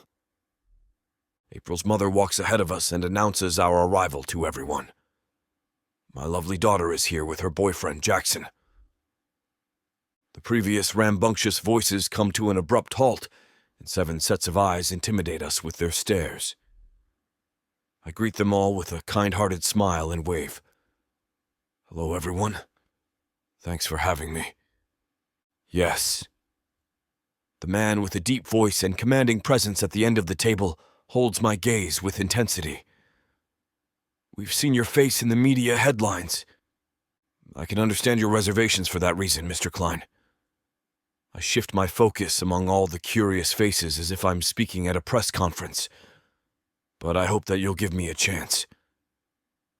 Mr. Klein responds with a dismissive scoff, then returns to his legal talk with his brothers and sons. Mrs. Klein guides us to the opposite side of the table, and we take our seats next to Sam. A woman who works for the family comes around to us and fills our glasses with lemonade before refilling the glasses of other family members. There's an older woman sitting across from me with her salt and pepper hair in the perfect bob, without a single strand of hair out of place. She gives me the most suspicious looks over her crystal glass while drinking her lemonade. The eldest brother grabs our attention by standing up, This reminds me of the time that April brought that loser boyfriend home. You remember the musician? That end of the table responds with an uproar of laughter and snide remarks. I turn my head to check on April, and she has completely lowered her head with embarrassment. Now is when I start to grasp why she's gone along with our plan. Her family is beyond judgmental, and it makes sense why she feels the need to prove herself to them. The other brother chimes in with another insult. I wonder how long this one will last. Lunch is served and the family continues to speak about current events and politics. I attempt to eat my food, but I've completely lost my appetite due to how everyone except for April's mother and Sam treat her. Have you ever thought about getting a real job? The woman across from me finally speaks her mind. April is already lacking in that department, and you're going to add to her shortcomings? April tightly grips her napkin under the table, as if it's killing her to bite her tongue. Aunt Edna and the rest of the Klein family. April is a phenomenal woman, and I am so fortunate to be with someone as great as her. I confidently stand up for her without hesitation. There is a brief moment of silence before the men disregard my declaration by returning to their conversation. April uses her left hand to reach for my right hand underneath the table. She squeezes it as a gesture to thank me while pairing it with the slightest smile. Chapter 15. April. I admire Jackson so much more now that he is standing his ground against the tyranny of my family. It's even more impressive that he takes it upon himself to praise me in front of them when he's not obligated to do so. It seems that being in the public eye for over a decade is nothing to scoff at. Any other man would have crumbled under the pressure, but Jackson carries himself with poise and confidence. He texts Emilio to come and pick us up shortly after lunch, and we excuse ourselves by saying that we have a business meeting with Jackson's manager. The air no longer feels stuffy once we leave the house, and I am able to breathe normally once again. Jackson still seems concerned about me as we take our seats in the back of the black van. Do you want us to drop you at home? No, I really don't want to be at home right now. I fiddle with my hands in my lap while avoiding his gaze. He leans forward and speaks to Emilio through the partition. Drop us at the hotel. When he returns to his seat, he immediately clarifies his intentions to avoid any confusion. My hotel has a nice cafe downstairs, and it's only a few blocks from here. We could talk a bit over coffee. I feel more relaxed and sink into the plush seat more comfortably. That sounds great. There is a break of silence as the van smoothly glides down the nearly empty street. I want to wait to bring up the awkwardness of my family, but it's eating away at me. My face turns to him, and I find myself expressing my gratitude to him verbally. Thanks for what you said back there. You could have just stayed quiet, but you challenged them when I couldn't even stand up to them. I really appreciate that. Jackson smiles at me warmly, becoming even more attractive than he naturally is. It's no problem. I always support the underdog. I smile back as his statement genuinely intrigues me. Really? Why is that? Because I was the underdog most of my life, he explains. It's the best way I can pay it forward. No way. Nobody would ever categorize you as an underdog, I say playfully, punching his right shoulder. Even as a teenager, you were still a heartthrob. The van pulls up to the front of the KLS Cheris Hotel, and the staff hastily opens our doors for us. We meet up at the entrance, and both doors are held for us as if we're royalty. Jackson leads us through the extravagant lobby, then into the most charming cafe I've ever seen. He chooses a small table next to the curtain wall and pulls open the chair for me. I thank him, take my seat, then observe how the sunlight entering the shop enhances the ambiance even more. Jackson sits across from me, then picks up his menu and studies it. Many people don't know that I was discovered in a mall. A movie was being filmed there, and they needed me to be a stand-in and say a few lines. Unbeknownst to me, those short lines would jumpstart my acting career. Wow, I didn't know that. I place my arms onto the table and lean against it. So you didn't have any formal training? That's what makes me an underdog. I had to prove myself from the very beginning. He puts his menu back on the table and observes me sincerely with his alluring dark brown eyes. That must have been challenging. I feel more connected to him through his hardship. It was, and to top it all off, my mother was a single parent with no help. She did her best, but it's impossible to maintain a real estate career while raising a child. I grew accustomed to fending for myself. He appears to reminisce about those times while gazing out the window. Thank you for sharing that with me, I respond in a soft voice. The waiter comes over, takes our order, then delivers it as we're making small talk about how things really were on the set of his last movie. I blissfully take sips of my coffee as I enjoy his company and learn more about him. Jackson then pokes fun at my family members to introduce the topic while keeping the mood light. That Aunt Edna is the scariest one. I was preparing myself for her head to turn around at a full 360 at any given moment. I laugh so hard that my coffee almost comes out of my nose. That's accurate. And those brothers of yours? No wonder they're mad because you got all the looks. Meanwhile, the middle one looks like a leprechaun and the oldest looks like a naked mole rat. Oh my God. I lower my obnoxious hackling once I realize that I've attracted the attention of everyone in the cafe. I exhale deeply to relieve the pain at the sides of my abdomen. Are you sure you're not a comedian too? Maybe I've missed my calling. Jackson chuckles heartily. The most random thought comes to my mind while our banter is paused. I feel comfortable enough with him to share my ideas, so I go for it after clearing my throat. Why don't we get married? Jackson laughs again as if we've traded roles. That's a good one. I'm serious. I lean forward against the table like I have a secret to disclose. That would debunk my family's beliefs that I'm incapable of having a serious relationship. They're always so quick to bring up my failures, but a marriage would shut them up for good. He reads my eyes silently for a brief period, then he returns to his comical grin. I think you're crazy. I understand it sounds that way, but you would benefit too. I feel the lawyer blood in my veins pulsating as I prove my point like I'm in a courtroom. The media won't question the validity of our relationship if we're married. I don't expect you to give me an answer right now. Just take some time to think about it. Chapter 16. Jackson. It's like I'm living out the life of the fictional characters I've played in romance films. I never envisioned that I would ever be in a position to immerse myself in the characteristic that I've had to keep hidden all this time, being a hopeless romantic. The media has always portrayed me as a bad boy and a womanizer, so I've just been riding that wave in hopes that it will fade out one day. Now that I'm dating April for all the world to see, I feel like I'm able to truly be myself for the first time in my career. I buy some dresses for April, assuring her that she always looks nice, but these venues that we'll be visiting expect their clientele to be dressed in the must-luxury brands. We have a week filled with various dates where the paparazzi can have a field day snapping pictures of us together as a couple. Each day we explore a new coffee shop for our afternoon dates. Then Friday night we have the typical dinner and a movie. How did it feel to be the only people in a completely rented-out theater? I lead April out of the vacant room after our movie has ended. Extravagant.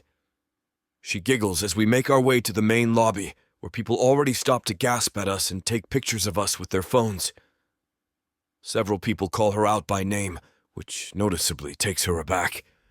I drape my arm over her shoulder and bring her closer to me to make our act more believable. At this rate, I think you're more popular than I am. That's impossible.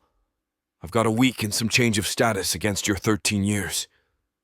She wraps her arm around my lower back in a way that feels oddly organic. As we descend the stairs outside of the building, the media is already there to make another headline out of us. I smile charmingly at all the flashing lights, and when I glance down at April, she's already entertaining them with her magnetic personality. One of the female journalists steps ahead of all the rest, and addresses us with a microphone with her tabloid company branded on it. "Jackson and April, is this your first movie night together?" April holds my gaze amorously as she places her left hand against my chest. She giggles cutely as she waits for me to answer the question first. After being cued by my nod, she looks forward at the reporter, then responds into the microphone. "Officially, I guess. One of our favorite things to do is have movie nights at the house." I am impressed by her answer. Then I remember that she manages people who conduct interviews for a living, and it all makes sense why this role is so effortless for her. My initial concern was that all of this showy behavior would make her uncomfortable, and she would crawl into her shell like how she does when she's around her family. Time and time again, she shows me that she is more than capable, and that is such a turn-on for me. The next night, I make a reservation for us at the most elite restaurant in town. Most people are on the wait list for months, but because of my celebrity status, I am able to get us a table the same day. I inform April that we are going to match our outfits tonight to get people talking even more. As cliché as it is, I've always wanted to have an excuse to do it. I stand outside the black van with my usual rose as an offering. When she approaches me in her tightly fitted army green dress, I can't help but observe her with my mouth agape. The dress highlights her petite but curvy frame, and the high slit at her right thigh leaves just enough to the imagination. April studies my matching green suit jacket paired with a multicolored satin shirt underneath and cream-colored slacks. "You always look stylish, but I've never seen you look this amazing." "You caught me." I chuckle deeply as I pass her the rose. My stylist put it together. Emilio jogs around the front of the van and smiles pleasantly at us. "I see a winning couple. Are you sure you're not headed to the Oscars instead?" He opens the right back door for her. "You're too sweet, Emilio." She releases her sweet giggle as she enters the back seat. I make my way around the back of the van, then enter the left side. The start of the ride is silent as I search my phone for media posts of us, and April admires the night sky through her window. The video of us together after Mike's party has been released, but the story was overshadowed by the announcement made by my PR team. They've shared that April and I have been a real couple for months now, and that she is the reason why I'm back in Chicago. I sigh heavily as I miss my home in LA out of the blue. I hate living in hotels. April smiles brightly as she drops an obvious hint with a shrug. "You know, if we're married, you could just move into my apartment. Problem solved." I evade the topic for as long as I can. "Are those reporters still contacting you for interviews? Maybe you should stop declining all of them. The publicity could be great for boosting your own business." "My business is the least of my concerns. I have loyal clients, and I'm good at what I do," April explains before turning her body to face me in her seat. "Have you considered my marriage proposal?" I lower my phone and carefully examine her serious expression. I still think it's a crazy plan. Let's just take things a day at a time. Why don't you meet my mom for lunch tomorrow, and we'll talk about it afterwards.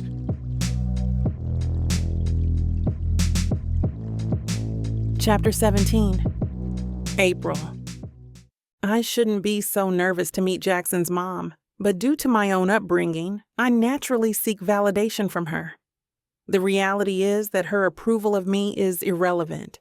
That doesn't mean that I'm going to put zero effort into this. At the end of the day, this is a business arrangement, and I pride myself on being a proficient businesswoman. Jackson picks me up in his blue sports car, and it feels refreshing to not be chauffeured for the day. He resembles one of the roles he played in his late teens, as he wears dark sunglasses and is comfortably reclined with only his left hand on the steering wheel. I grin like an idiot as I observe him thoroughly from the driver's seat. "Robbie Carmine?" He looks at me with his jaw dropped. "You watched Robbie and Me? Most people don't even know that movie exists." What can I say? I sink into the passenger seat as I tilt my head and shrug my shoulders. I'm a sucker for teen romance films. I think they were overly saturated during that time. That's why my movie didn't get much attention. He focuses on the road ahead as he drives. I respond in an encouraging tone. There's nothing wrong with that. Not every work of art is going to get the recognition it deserves. Jackson glances over at me with a handsome smile, but he doesn't speak. His silence triggers how I am with my family. I start thinking about the details he has already shared with me about his childhood. Then I lower my sun visor before kicking off the conversation. So it was just you and your mom growing up, right? Do you worry about her living alone as she gets older? Why don't you live with her? She's only 47, Jackson explains. Whoa, she's a whole decade younger than my mom. I pause as I start to compare how different our mothers must be in my mind. Yeah, she was only 20 when she had me. Jackson focuses on me when the car stops at a red light. Besides, I don't like to bother her. I have a very busy lifestyle and I don't intend on bringing any drama to her doorstep. She deserves a life of peace. That's fair. I nod slowly in agreement. I wouldn't want to add any stress to my mom's life either. We arrive at a very modest ranch-style house with beige wood siding and dark brown panels on the sides of the windows. Nobody would ever guess that the parent of a celebrity lives in this neighborhood. The first thing wealthy people tend to do is put their parents in a mansion on a ridiculous amount of acres. This is the house I grew up in. I've tried to get my mom into a high-rise condo several times, but she refuses to leave this old house. He answers my question as if he could read my mind. It's a nice house. I'm sure you had some great memories here. I try to imagine the child version of himself running around in the front yard. I do. Let's go inside. He still comes around to the passenger side door, even though nobody is around. His hand extends to me and assists me out of the low car. As we walk hand in hand to the front door, I notice how it's feeling more natural as time goes on. Maybe all those practice dates have really helped us get into the habit of acting like a real couple. Jackson knocks on the door and it swings open shortly afterwards. A brunette woman with long, wavy hair opens the door with a warm smile. She is the polar opposite of my mother, dressed in a gray athletic set. But she doesn't look a day older than 35. Amanda gestures at us calmly, then steps behind the door. Come on in. She closes the door behind us, hugs her son, then hugs me as if I'm her own. I'm so glad to have you here. Thank you. I glance at Jackson, then back at her with a delighted smile on my face. I'm sure you get this all the time, but you look more like his sister than his mother. I love you already. She places her hand at her chest to indicate how touched she is by my declaration. Jackson chimes in. She hears it all the time, but it doesn't stop her from acting like it's the first time every time. Amanda playfully shoves him, then makes a gesture towards the dining room. I've made us the cutest assortment of finger sandwiches. I saw them on the tube and had to recreate it. Jackson chuckles and shakes his head as he follows behind her. YouTube, Mom. The tube is what English people call the subway. Right. She places her hands on the top of her chair as she observes me curiously. April, what can I get you to drink? And don't be too modest to turn down a cocktail. I am stunned by her suggestion, but I take the bait. A gin and tonic would be amazing right now. Amanda gives me an impressed look as she points at me, then glances at Jackson.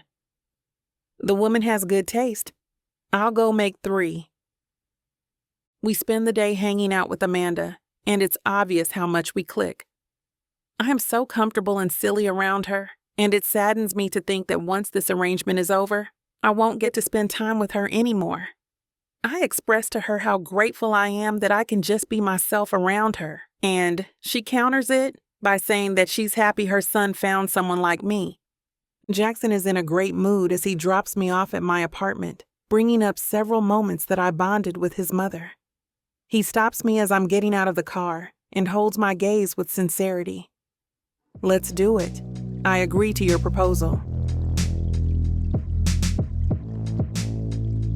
Chapter 18. Jackson. I don't get it. Surely all that matters is the bit of paper.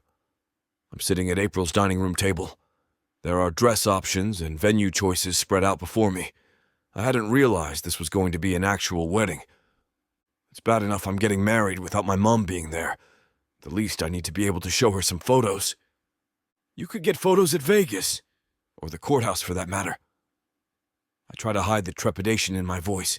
I didn't think I was signing up for all this. I'm a star. A Vegas wedding would be perfect, I finish hopefully. Come on. This will be much more fun, and it will give the paparazzi something to talk about, she says without looking up. What about here? She hands me a wedding magazine that has the 10 best Cook County country chapels for that special day, blazoned across the top of the page. She points at number 3, the sweet spot. It's so pretty, and it's right by the lake. Imagine the pictures in front of that pretty little chapel. So much more classy than Vegas, she says with conviction. I groan audibly.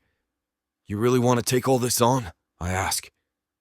Look, this is to get my family off my back. If they can see I'm a respectable married woman, they might just ease up on me.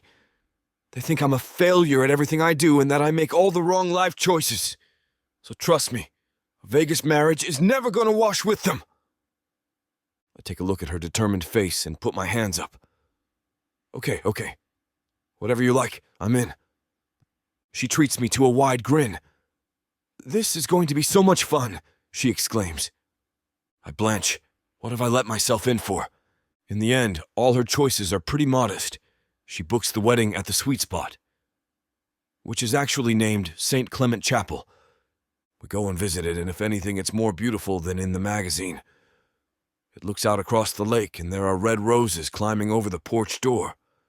The wedding is booked for a date in 2 weeks' time because they had a couple cancel their wedding at the last minute. Apparently her mom was sick, and they wanted to wait till she was better to get married. April is fitted for the dress, then won't let me see it. She says it should be a surprise, and that it's unlucky for the groom to see the wedding dress before the wedding. I don't remind her that it's a fake wedding. She seems so happy planning it all. Don't you think it would be better if your parents were there? I ask her one day. It seems like a hell of a lot of trouble to go to and then not invite them. I keep thinking about it, but I would have to act in front of them for the entire day. I just don't think I can do it. She has a catch in her throat as she says this, and looks at me really intensely. That's true, but we've been acting in front of them all this time, and I'm sure your mom would love to be there. It's not the same. This is my big day. I'd slip up. I know I would. I couldn't bear it having her looking all happy and expectantly at me on such an important occasion. Okay, whatever's best for you, I say. I still think she's wrong, but it's not my choice to make. Finally, all the preparations are done, and our wedding day arrives. I actually feel quite nervous. I have to keep reminding myself that this is just fake, like shooting a movie, all acting. She looks stunning when I pick her up. Her white lace wedding dress is perfectly cut to accentuate her figure. There are flowers braided into her hair, which complement to perfection the bouquet she carries. She's insisted Emilio drive us to the venue, and as we sit in the back seat, I understand why. She pulls out a bottle of tequila with a load of slices of lime stuffed in the top. For old time's sake, she says, opening the bottle and taking a pull. She hands the bottle to me, and I feel the burn at the back of my throat as the fiery liquid slides down. I had sworn never to drink tequila again, but exceptions can always be made. You are one classy bird, I say with a laugh as I hand back the bottle and watch her take another drink. She raises her eyebrow, then wipes her mouth with the back of her hand. Why, thank you, she says. I just love her spirit. We are met at the chapel by Haley, Mike, and Jason, who are going to be our witnesses. I'm amazed to see Mike and Jason in matching suits, and Haley with the same flowers as April in the posy she's carrying. The photographer is also there, and already snapping as I climb out of the car. I turn, playing up for the camera, and offer April my hand as she exits the car, too. I can't help but notice that the flowers in the chapel as we walk down the aisle are the same as the ones in her hair and bouquet. She has gone all out to keep up appearances. The wedding is short and sweet. We actually wrote our own vows because we didn't want anything religious or all that till death do us part stuff. When it's over, we pose in front of the lake in the chapel, making sure we get enough shots to satisfy both the paparazzi and April's parents. I'm shocked at how hollow I feel, like I've missed something important here. I've acted in so many movies and got married several times in screen roles. Why does this feel so different? Chapter 19, Jackson. You reckon you'll be able to hack it then? Asks Mike, grinning wolfishly. I reckon she's a bit of a hellcat. She's really quite sweet, I say defensively. And what about you? Chimes in Jason. You don't really have the reputation as the marrying type, if you know what I mean. Nudging me in the ribs and looking suggestive as he says it. Stop being gross. You were the one who suggested dating April and changing my image. Don't blame me when I take the things you say seriously, I reply. Marrying the chick is pretty damn serious, yes. Jason looks a little concerned as he says this. The last thing you need is a messy public divorce after everything else. I can handle it. Don't you worry. In truth, I do still have more than one reservation about the whole setup. If you want to blow off any time, just talk to me. I'll get you somewhere inconspicuous. Jason smirks. It's true, I've never known you last more than 5 minutes with anyone, says Mike. I told you I can handle April. It's different. We both agreed no emotional stuff. We're cool. We're in the hotel bar waiting for April and Haley, who are fashionably late as always. We all piled back to our hotel rooms after the wedding to change. We thought we should celebrate the occasion by going out clubbing. I hope they'll arrive soon. I'm not enjoying being grilled by Mike and Jason. They think they're just having a bit of fun, but they're actually playing up to my fears about the whole marriage thing. She must be good in the sack, that's all I can say, Mike comments. He's already had a few. I need to get him to the club so he can dance it off soon. I wouldn't know, Mike. This is all a setup, remember? I try to keep the edge of annoyance out of my voice. Damn, but she's so hot! What, not even once? Mike is incredulous. No, not even once, I reply. Close one time, I add to myself, thinking about our first night at the party. Do you mind if I try? Mike leers. I feel a sudden pang of jealousy and relieve it by punching Mike on the arm, hard. That would be a no, I take it, he says, rubbing his arm. To my relief, April and Haley walk into the bar. April is wearing a short, tight, glittery white dress, trimmed with white faux fur. She has a sash across her shoulder with the words, "Just Married," sewn on in pink sequins. Her hair is back in its usual tight curls. All the flowers are gone except one pink rose that matches the color of her sash. I can't take my eyes off her as she walks across the room. She has a bounce in her step. Like her and Haley have already started the party in the hotel room. Let's go, she says as soon as she reaches us. I'm so relieved. I stand up grinning and take her hand, raising it in the air. My wife, I declare to the bar in general. A few people turn around and a couple sitting nearby cheer and wish us well. I swing her around and head for the exit. I really don't care if the others are following me. We all pile into the car. Emilio knows where we're going. We have the VIP suite at the Falcon Club lined up. Emilio puts on my clubbing playlist to get us warmed up. April and Haley are bouncing up and down on the back seats. They are raring to go. When we arrive, there are several paparazzi waiting outside the club. I don't know if they are there for us. The Falcon is one of Chicago's most renowned clubs. Lots of the rich and famous come here. We pull up outside and walk straight past the long line of people that are queued down the road. One of the photographers gives a shout, and they all turn, cameras flashing. I hold April around the waist and we kiss in front of the cameraman. April plays her role perfectly, looking simply gorgeous and smiley. Just like she would if we'd really just got married. We don't linger outside, though, and the bouncers step aside as soon as they see it's me. They have obviously been tipped off that we're coming. The club's amazing.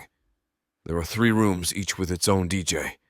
We load up with drinks in the VIP suite and then hit the floor.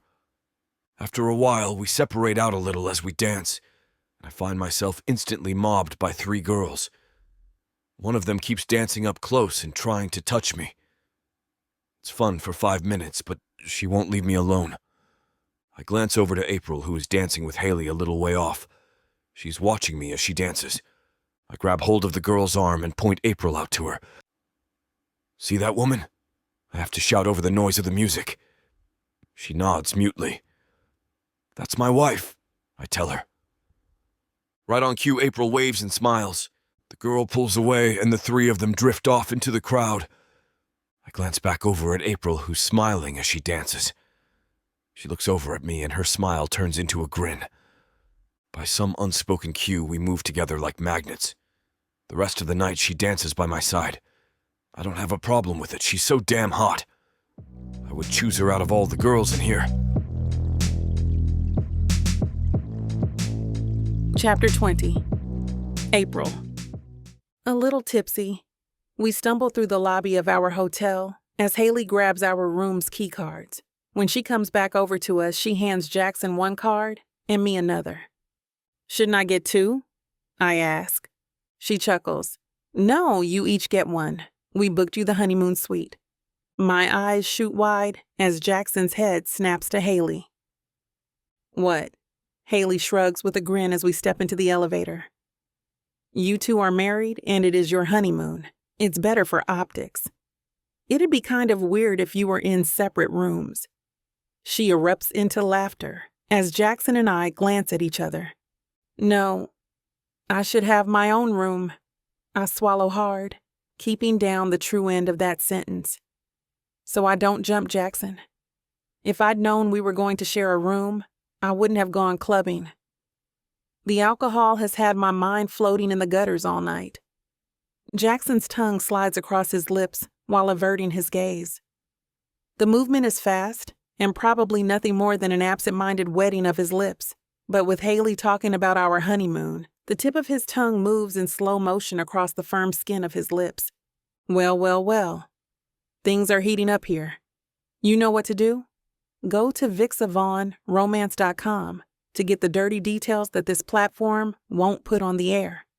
I know it sucks, but at least you can get a 40% discount with code VIXA40 to make up for it. Use it while it lasts and apply it to every digital product in your cart. Back to the story. Chapter 21. Jackson. It's an odd feeling when your life is packed up in boxes, reduced down to carryable size portions.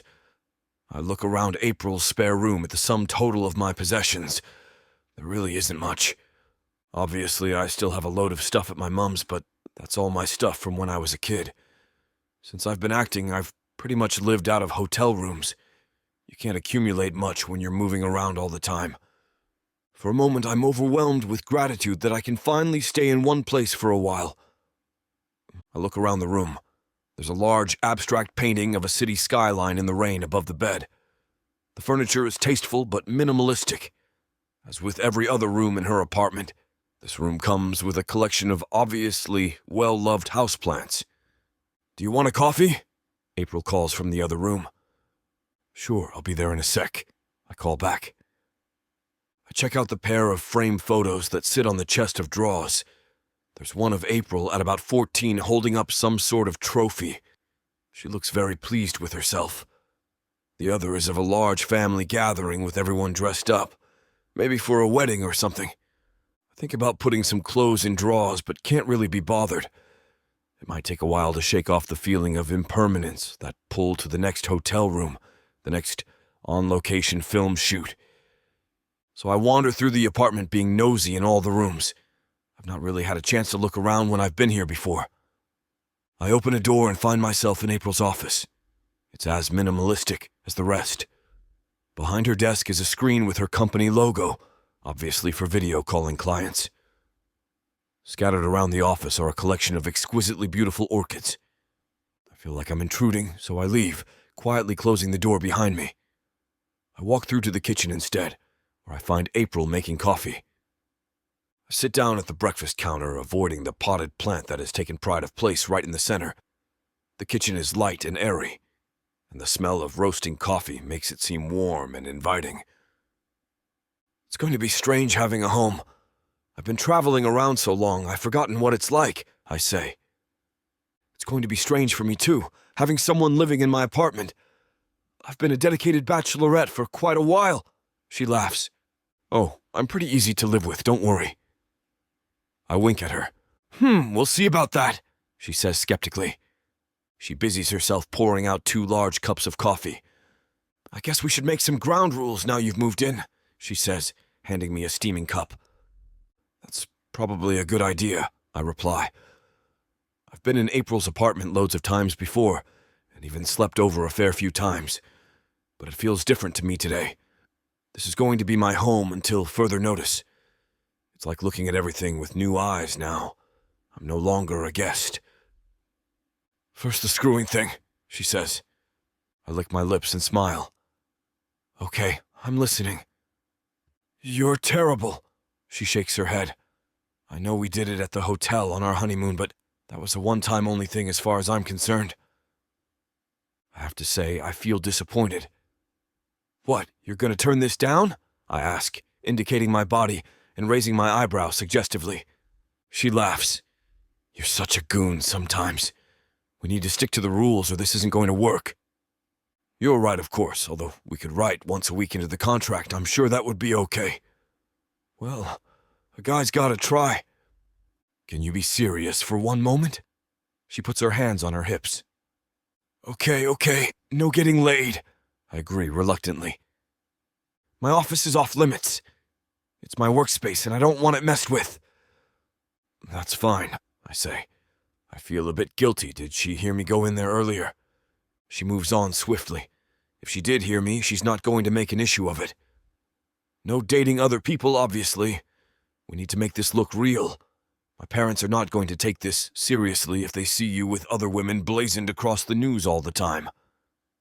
I don't think it would do my new image much good either, I respond. We should still go out on public dates together at least 3 times a week, too. Keep up the image. That sounds fair. Can't disappoint the adoring fans, she grins. Talking of adoring fans, we'd better tell your parents sooner rather than later. Jason's managed to keep everything out of the papers so far. He's promised the photographers the scoop on breaking the good news to hold them off. You know, exclusive interviews and stuff. But they're hassling already. If it leaks out some other way, then they will have lost the initiative. So it needs to be very soon. Yes, I figured it would. I'll phone them and see when we can go over there. You know, there's going to be a lot of media attention over this, don't you? I'm concerned it may be too much for her. She's not used to this level of media attention. Yes, I figured there would be. After all, I'm married to a superstar. She grins at me. I just hope it's not too much for you. It can be a struggle living in the spotlight all the time. I can handle it. Don't you worry about me. She smiles as she says it, but there is concern in her beautiful brown eyes. We don't speak again whilst we finish our coffee, each lost in our own private thoughts. I know she was the one that pushed for this to happen, but I can't help but feel responsible for what happens next. I'd better unpack, I say to break the silence. Start treating the place like my home. I meant it lightheartedly, but the tight smile she gives me says she has reservations. Chapter 22. April. I run a hand through my curls, sighing in frustration as I spy a plate left out on the kitchen counter. Again. A few crumbs are scattered across the ceramic and even spill over onto the countertop, as if Jackson made a sandwich, put it on the plate, and then ate it standing over the counter just to mess with me. I resist the urge to put it in the dishwasher, knowing that the moment I do, I will have lost the game. Instead, I turn away from the kitchen and towards my office, the one place of solitude that remains in this house. As soon as I get there, though, I stop in my tracks. Coffee, I mutter under my breath, remembering what I went to the kitchen for in the first place. Of course, the first thing I do when I get there is stare at that dirty plate again. It puts me in a bad mood, and I keep throwing annoyed glances at it as I fill my Italian coffee maker. Eventually, and despite my better judgment, I get so frustrated I just pick up the plate and put it in the dishwasher. The moment I do, I feel even worse. It's only been 5 days since Jackson moved in, and I'm already just about ready to tear my hair out. I thought maybe I just had to let it settle in, that I'd get used to him, or that he'd get a feel for how I like to do things around here. But if anything, it's gotten worse. 4 times already, he's left dirty dishes out. 4. I shake my head, glancing again at the place where the plate used to be, and seeing the crumbs left behind. I resist the urge to clean them up, and instead, turn back to my little Italian coffee maker, setting it on the stove and turning on the heat. I have to wait for the coffee to percolate now, though, and inevitably my eyes are drawn back to the crumbs. Muttering a curse word under my breath, I pick up a dishcloth from the sink, running it over the crumbs, and then depositing them in the bin beside the sink. Come on, Jackson, I mutter to myself. I really can't seem to get over this dirty plate, but it's not just that. Other things have been rubbing me the wrong way all week. My coffee starts to squeal and bubble, and I turn off the heat before pouring the fragrant brew into my favorite cup. At least this isn't dirty, I think. The smell of the coffee makes me feel automatically better, and as I carry it to my office, I sigh. Maybe I'm the one being unreasonable, comes the thought as I sit down at my desk. I haven't had a roommate since college, and I guess there's a reason for that. I like my space to be mine, to relax and shut off from the world. I like my solitude. But I have to remember I was the one who invited Jackson to move in. This is entirely my own doing. Still, I wish he had a little more awareness about what it means to share a space with someone, especially since that someone owns the apartment he's staying in.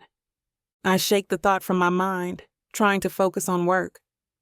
The first thing I do is check my phone, but as soon as I look at the screen, I realize that was a mistake. There's another missed call from my mom.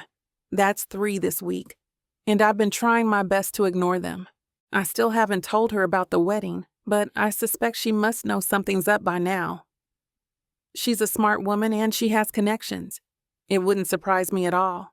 That doesn't mean I'm excited about telling her, though. I know she'll be crushed that she wasn't invited.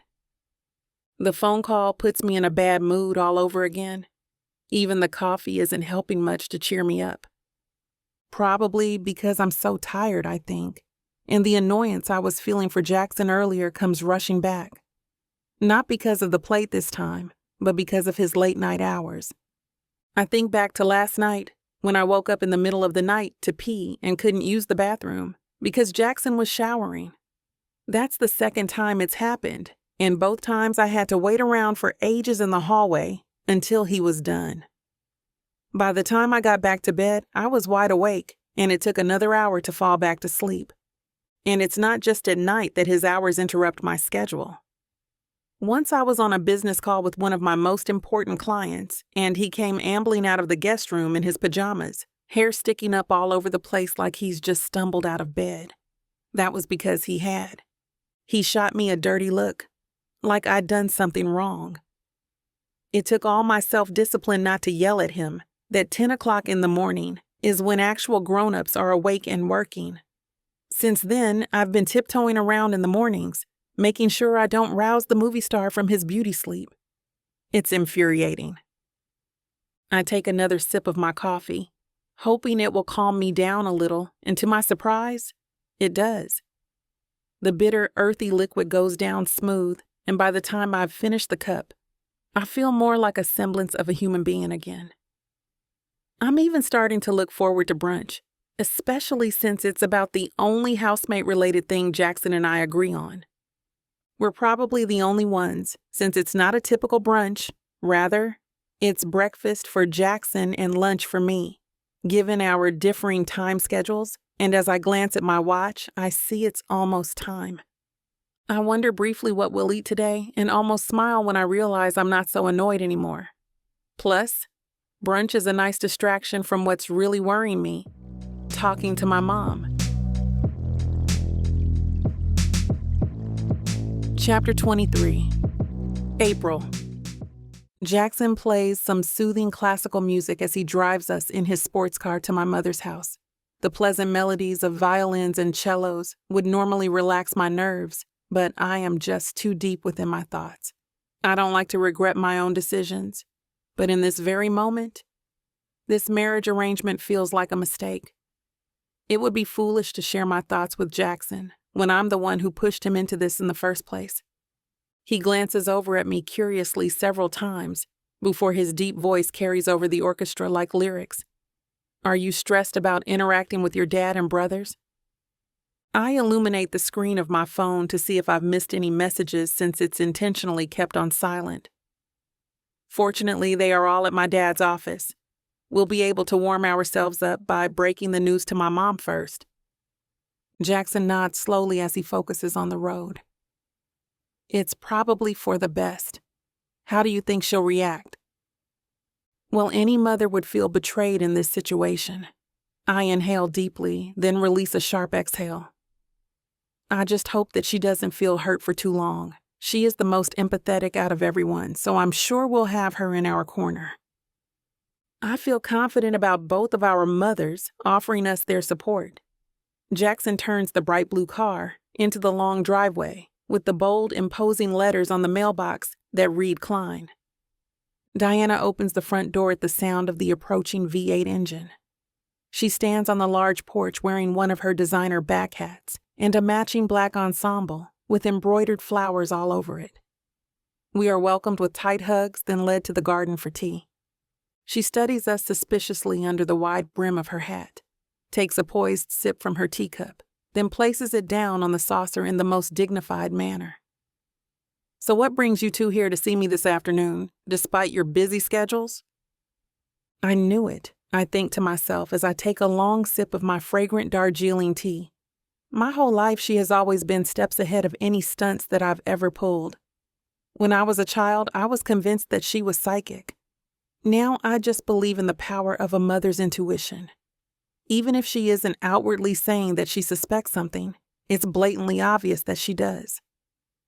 Diana reclines in her seat, turns her body towards us, then places her hands onto her lap.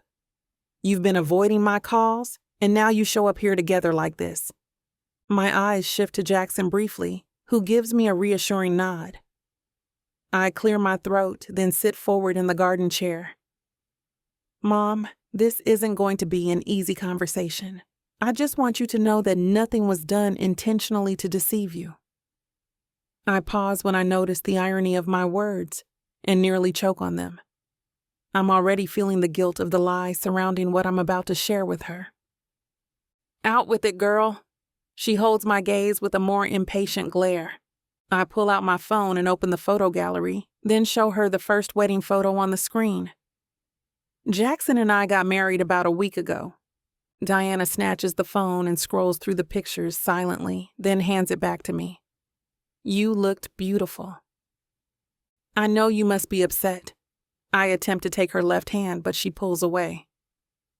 My mother turns her back to me and sniffles loudly. My only baby girl got married and I wasn't even there. I squat down in front of her and lean against her lap. I'm so sorry, Mom. We'll make it up to you, we promise. Jackson rises to his feet and speaks in a sincere tone. I'm hoping that you'll accept me as your son-in-law. Diana looks at him, and a smile forms onto her face. You don't have to stand there like a frightened teenage boy. I'm not going to beat you. He chuckles heartily.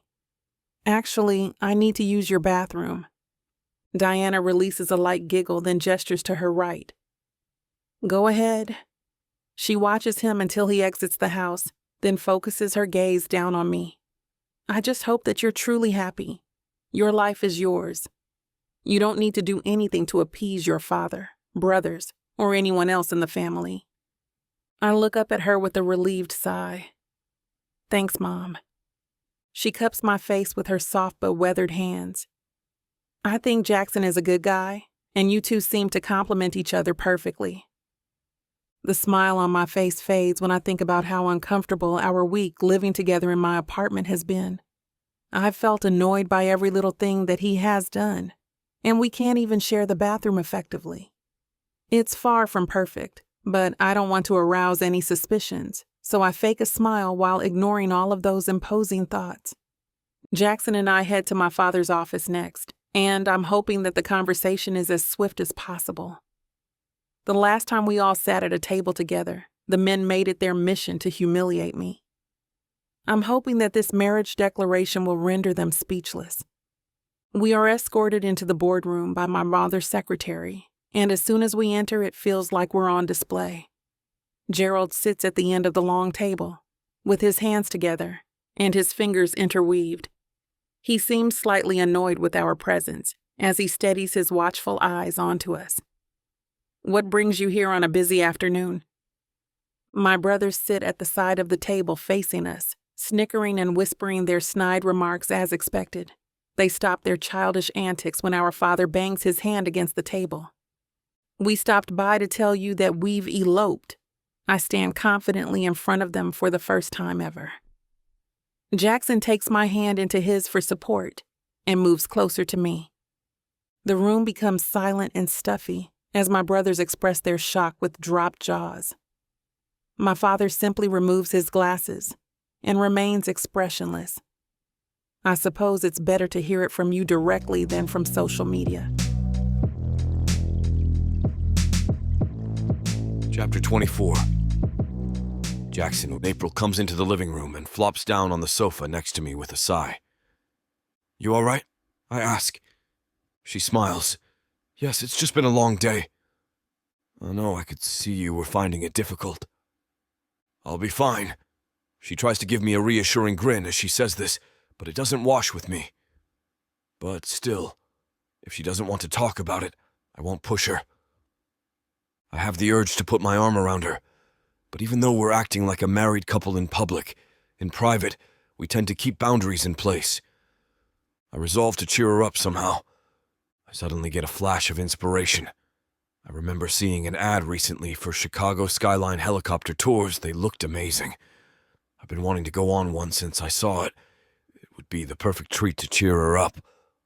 "I've just got to make a couple of calls," I say, excusing myself. Once I'm out of the room, I get straight on the phone to Jason. "Jason, I need a favor. Can you book me and April a helicopter tour?" "Yeah, sure. When do you want it for?" "Yeah, there's the catch. I want it for today. Maybe just before sunset so we can watch the sun go down from the air." "You don't want much, do you?" He replies with a chuckle. "You're a star, Jason," I say. "No, if I was a star, you'd be organizing a helicopter flight for me, not the other way around." I laugh. "Can you message me when you've done it rather than calling? I want it to be a surprise." "Sure thing, Jackson." I go back into the living room. I know Jason won't let me down. Sure enough, within 10 minutes, my phone pings. "Flight booked for 7 p.m. Emilio will pick you up at 6:30. The pilot's name is Dave. His daughter's a big fan. The only way I could persuade him to fly an extra shift was if you could sign an autograph for him. Enjoy your flight." It definitely pays to be famous sometimes. I send back a star emoji. "How do you fancy a surprise date tonight?" I ask. "Oh, I don't know. I think after today I'm going to run a hot bath and get an early night." "Oh, come on. It'll be fun, and it'll be our first official date as a married couple." That brings a bit of a smile to her face. "Well, maybe. What were you thinking of doing?" Now that would spoil the surprise, wouldn't it? I've piqued her curiosity now. I can see it in her face. "Oh, okay then. Do I have time to jump in the shower?" "We leave at 6:30, so you'd better be quick." I feel very satisfied with myself as she leaves the room with a spring in her step. I hate to see the way her family brings her down. She's such a vibrant person normally, so full of life and enthusiasm. When I see her flat like that, it makes me mad. "Come on, it's nearly 6:30, I yell down the hall. "Okay, I'm nearly ready," she calls back. She walks into the living room looking amazing. She has white flannel pants on and a white shirt gathered at the waist with a belt. "I didn't know how to dress for this surprise of yours. I hope this covers it." "That is absolutely perfect," I tell her with pride. "Come on, Emilio will be waiting." "Are you not even going to give me a hint of where we're going?" she asks as we're walking out the door. Nope, I say. You'll find out when we get there. It's so good to watch her demeanor change. She was so closed down by the time we got back from seeing her family, it was heartbreaking. Watching her spirit come back to life is wonderful. It feels like Christmas, she says with glee. She starts getting confused as we head out of town. I thought it would be the theater or some backstage pass to something. Evidently, I was wrong. It's something I've been wanting to do for ages. I do hope you like it. I have all this pent-up excitement inside me. I'm busting to just tell her, but I don't want to ruin it. We turn off the highway. The signpost says Municipal Airport. I think this will probably give it away. But she is looking out of the other window and doesn't notice it. I don't think I've ever been down here before. Where on earth are you taking me? It's going to be some sort of farmyard tour, isn't it? And you'll let me wear white. She looks at me with mock severity. I laugh and decide to play along. Yep, it's lambing season. I thought you'd like to watch a baby lamb be born. By the look on her face, that is exactly not the sort of date she wanted to go on. Right then, Emilio swings the car into the entrance to the airport. She instantly brightens up. Oh, how wonderful, we're flying. I simply adore flying. I'm so pleased, I say. I saw the advert for this ages ago, and I've just been waiting for the right opportunity. Emilio pulls up outside the office and opens the car door. Dave comes out to greet us. Good evening. You must be Jackson and April. I'm Dave. I will be your pilot this evening. It's a pleasure to meet you. He steps up and shakes both our hands. Thank you so much for doing this at such short notice, I reply. I have a personalized photograph that I pull out. There's a small matter of payment, I say with a laugh. What's your daughter's name? Dave beams at me. It's Sally. She will be so pleased. It's her birthday next week. This will be her favorite present. I write in the corner. Happy birthday, Sally. Lots of love, Jackson. Dave thanks me profoundly, then leads the way to the helipad. There is a sudden squeal of delight from April as she realizes we are heading for the helicopter. Chapter 25. April. As Jackson gently places the headset over my ears and positions the microphone over my mouth, I catch myself admiring the chiseled features of his face. I remember seeing him on television when he was a teen, and he still has that boyish charm, now perfectly blended with his dominant masculinity. As we continue to play house, I'm seeing a side of him that the world is oblivious to, and it makes me feel like I have a backstage pass to this unique access to him. Is that comfortable? His face is close to mine as he thoughtfully gauges my expression. I momentarily forget how to use my words and simply nod like a bashful little girl. Why am I like this? He's just being nice to me because we are coexisting for the time being. This is not some heartwarming scene in a romance film. I can't allow myself to get swept up in the illusion of a non-existent love story that my mind wants to create. Jackson puts on his own headset, then speaks into the microphone for the first time. He softly places his left hand at my lower back and leans closer to me. I'm surprised that you're not nervous about this at all. I didn't really know which direction this surprise was going to go, to be honest. I giggle joyously as the propellers begin to spin above us. A helicopter ride has always been on my bucket list, but I've never gotten around to it. Great. He appears more relieved as he smiles charmingly. We never had the discussion about heights, so I was just crossing my fingers that you wouldn't be terrified. Not at all. I love heights. I feel my heart beating faster as the helicopter begins to slowly ascend from the ground. Our pilot, Dave, chimes in playfully through his headset. That makes one of us. I'm mortified. Not to mention I never really finished pilot training, but shh, let's keep that a secret between us. We all laugh at his humor, then gaze out of our separate windows as we get higher than all of the buildings in the Windy City. Dave points out some of the major landmarks and even gives us a history lesson that neither of us had ever been given as Chicago natives. This is beautiful. I admire the most beautiful sunset over the city that causes my heart to skip several beats. Jackson scoots closer to me and observes the sky with me through my window. So I've just learned that you're a sunset person. Since you're a morning person, I had you pegged as a sunrise lover. I love both. I turn my face towards him and nearly kiss his cheek. This feels too much like a real date. I snap myself out of my reoccurring delusional thoughts by clearing my throat and changing the subject. It's crazy to think that I've lived in Chicago most of my life, and I've never experienced the city like this until now. Do you want to know the truth?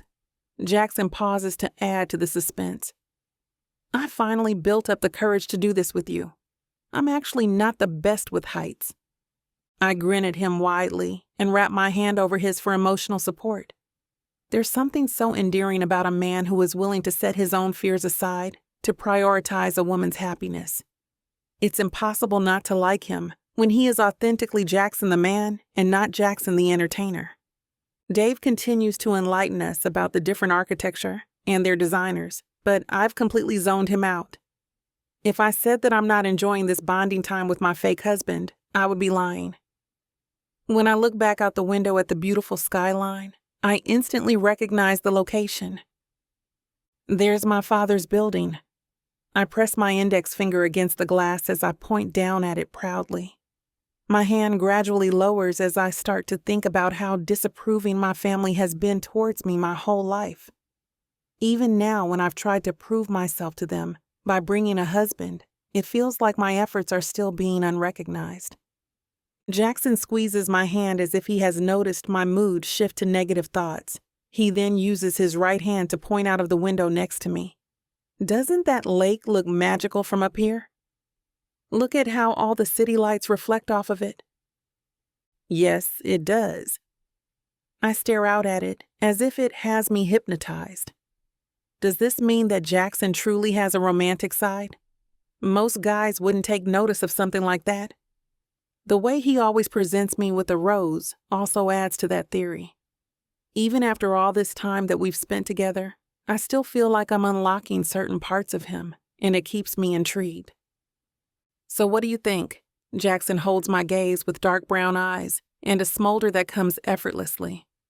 I don't answer right away because once again I'm second-guessing what he means. After all, it's a very vague question.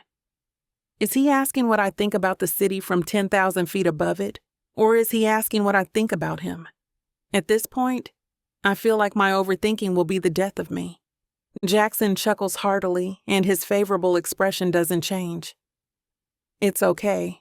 You don't have to answer right away. He places his hand against the bare skin at the top of my spine. I feel a tingly sensation from the warmth of his touch that travels all the way down my spine, but I'm uncertain why.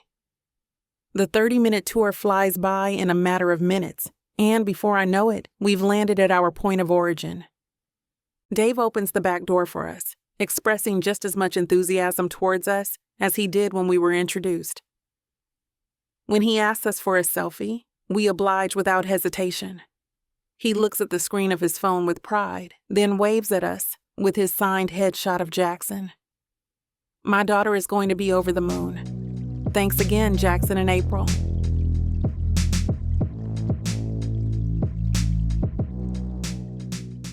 Oh, so you think you're ready for some hockey romance, huh? Baby, you don't even know what you're about to step into. This is not your grandma's romance collection. No, sir. We're talking muscles on the ice, dirty talking men who can handle a stick.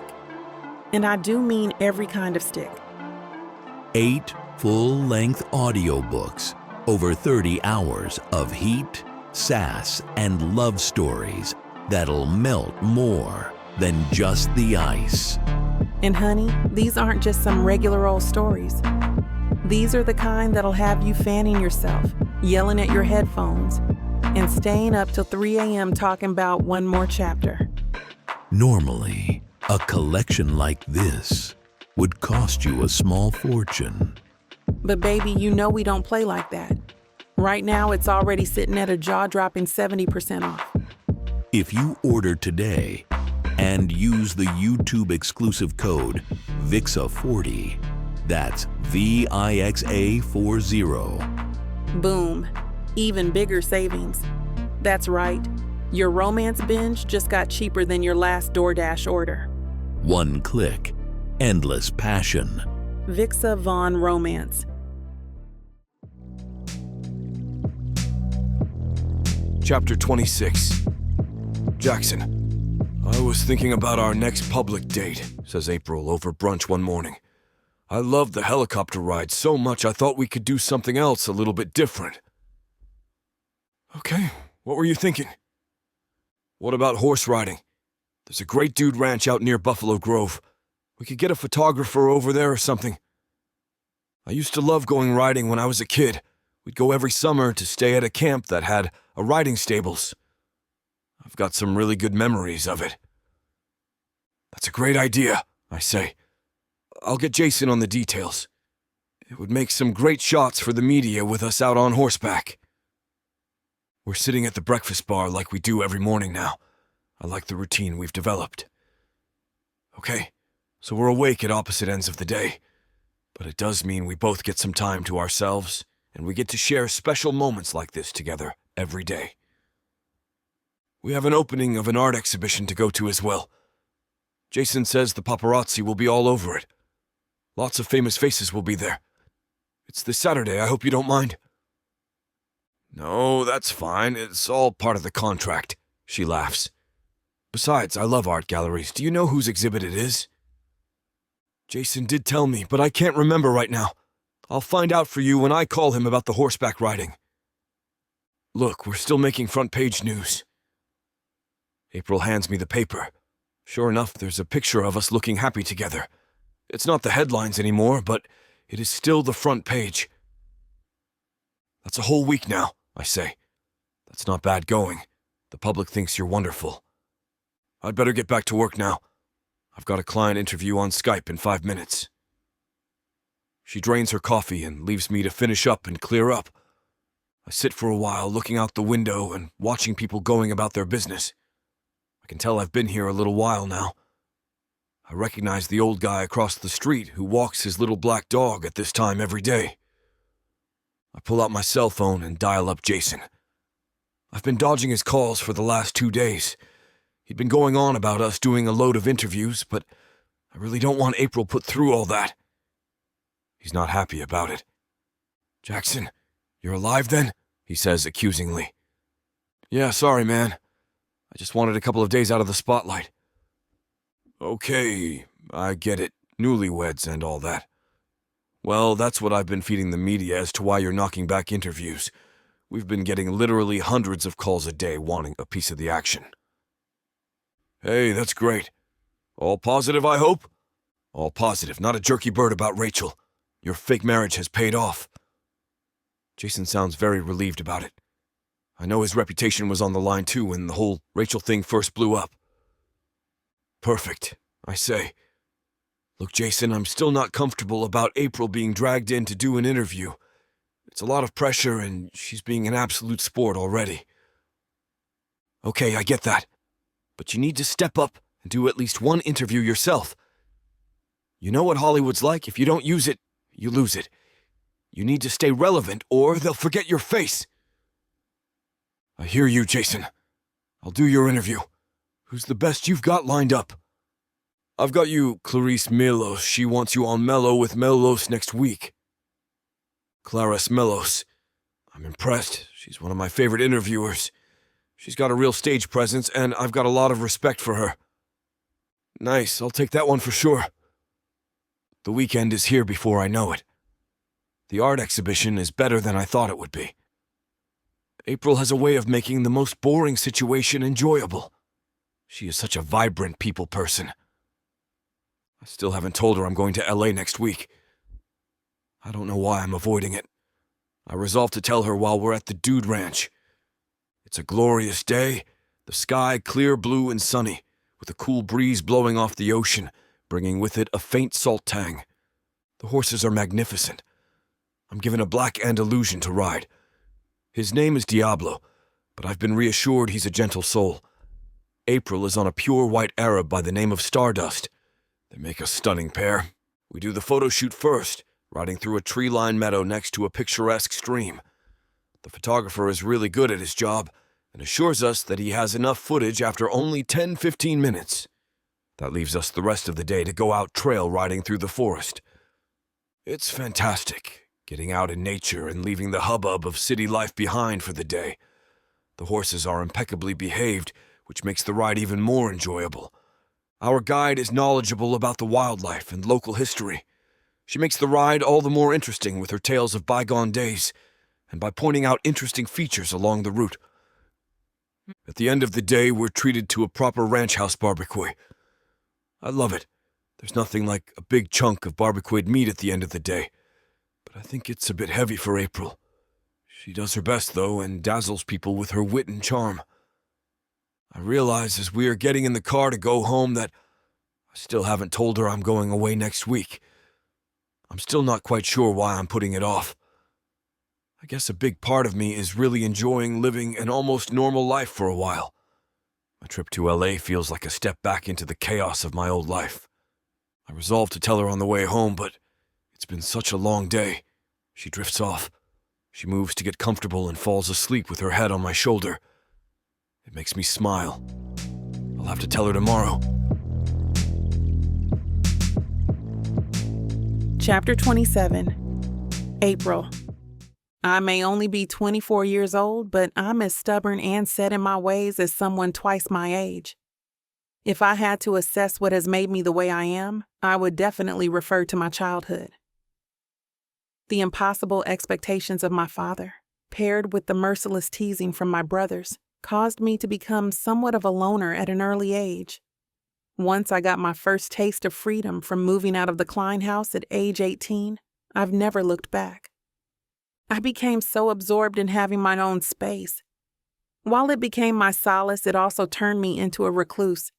That's why the first week or two, coexisting with Jackson, was such a challenge for me. But as time has passed, I have become a person I no longer recognize. I find comfort in seeing Jackson's belongings placed around the apartment, and I look forward to when he comes home at his night owl hours. What does this all mean? We're only in a business arrangement together, so I shouldn't have any feelings about us beyond that. Is it because I've had the privilege of spending so much time with him and getting to know who he really is? He has definitely taken me by surprise with his kind-hearted gestures and down-to-earth personality. We could be in the same room together doing separate activities, and I still feel connected to him. I appreciate his presence more and more each day, and it truly perplexes me. My heart skips a beat when I hear the front door unlock earlier than usual. What's he doing home so early? I pause the movie that I'm watching on my mounted TV, sit up in the bed anxiously, and tousle my curly hair with my hands. Why am I like this? I take notice of the sudden burst of energy that I have and attempt to calm myself as I leisurely walk into the living room. Hey.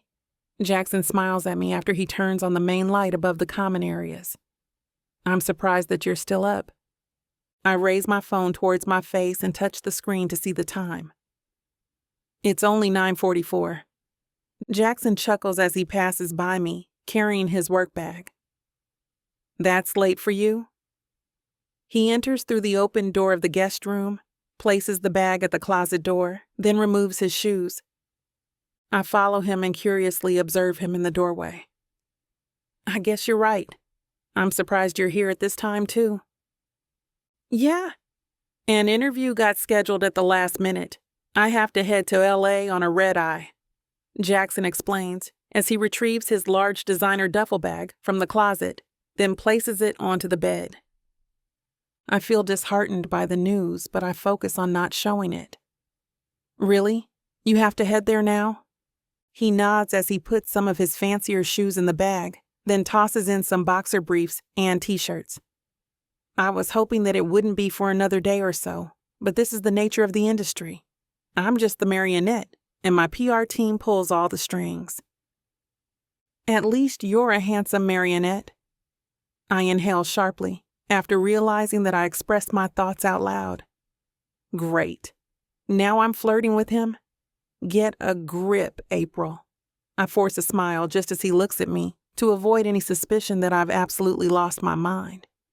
Jackson smiles widely as if it's the first time that he has ever been complimented on his looks. Well, as long as my play wife thinks I'm good looking, then that's all that matters. I would normally have something witty to add to our banter, but watching him pack his bag is making me feel depressed. We have been getting along so well, and I was hoping to spend some time with him this evening before retreating to our respective rooms. He finishes packing his small quantity of things, then zips the bag closed. It's just for a few days. They are well aware that I have a life here now. Is he referring to me? I am clearly reading into what he is saying too deeply. What he means to say is that he is portraying a life here now. There's a difference, and I shouldn't confuse the two. I want to ask him why he's not inviting me, but it feels inappropriate right now. We may have grown closer in a short period of time, but I'm only in a contract relationship with him. I'm sure they'll throw a party in honor of your return. They probably miss you out there. I lean against the doorframe with my arms crossed over my chest, attempting to be a good sport about this brief separation. Jackson releases a low chuckle as he places the bag over his right shoulder, then places his feet into his athletic branded slides. I'm sure they do. I'll give them some fan service, then be on my way. I take several steps back when he starts to head in my direction, and the reality sets in as he heads for the front door. Have a safe trip. Thanks. I'll see you soon. He graces me with one last smile before leaving the apartment.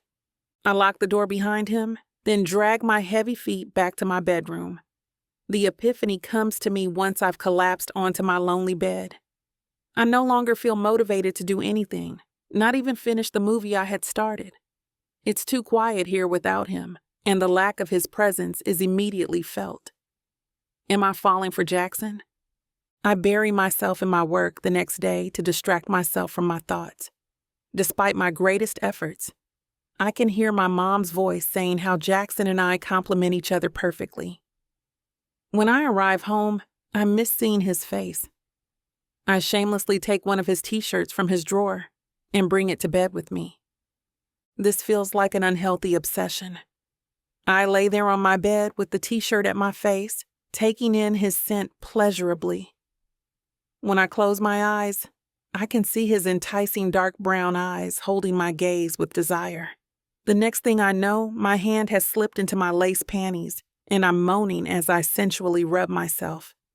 Jackson, I want you so badly right now. Chapter 28. Jackson. It's so odd being back here. Los Angeles, City of Angels. I thought I'd missed it, but now that I'm here, I find everything feels so shallow. All those places I used to love to go have lost their magic. The thin, shiny veneer that once surrounded the place is tarnished in the few months I've been away. Has it only been a few months? It seems like years. I'm not the same man as left here under a cloud of scandal. Now I'm a respectable married man. I have responsibilities and a wife to consider. My wife, yes, I need to prep for this damn interview, convince the whole world I'm a happily married man. In my head, I go through all the things that April does that makes me feel happy. The list is remarkably easy to compile. She has become a great flatmate. Okay, Jackson, you can come through and sit down now, says the assistant. I smile, drop my shoulders, and walk onto the stage like I've not got a care in the world. I smile and wave at the studio audience, who respond with loud cheering. The interviewer is Clarice Mellos. She stands and shakes my hand, then offers me the seat opposite her. She has even more of a presence in reality than she does on screen. I'm a little in awe of her in truth. But she does have a reputation for not being too brutal to interviewees, which I'm grateful for. Well, Jackson, we've all noticed that you've stepped back from any major screen roles in recent months. Tell us, are you planning on appearing in any major productions in the near future? Yes, Clarice, you're right. I've taken a step back recently. The light on camera 3 comes on. I turn to speak to the camera, adjusting my position and giving my classic Jackson eyebrow raise. The trick is to act like the camera is a person that you're having a deep, heart-to-heart conversation with. But don't worry, there's not a chance I'm standing down just yet. My manager is working on my latest blockbuster as we speak.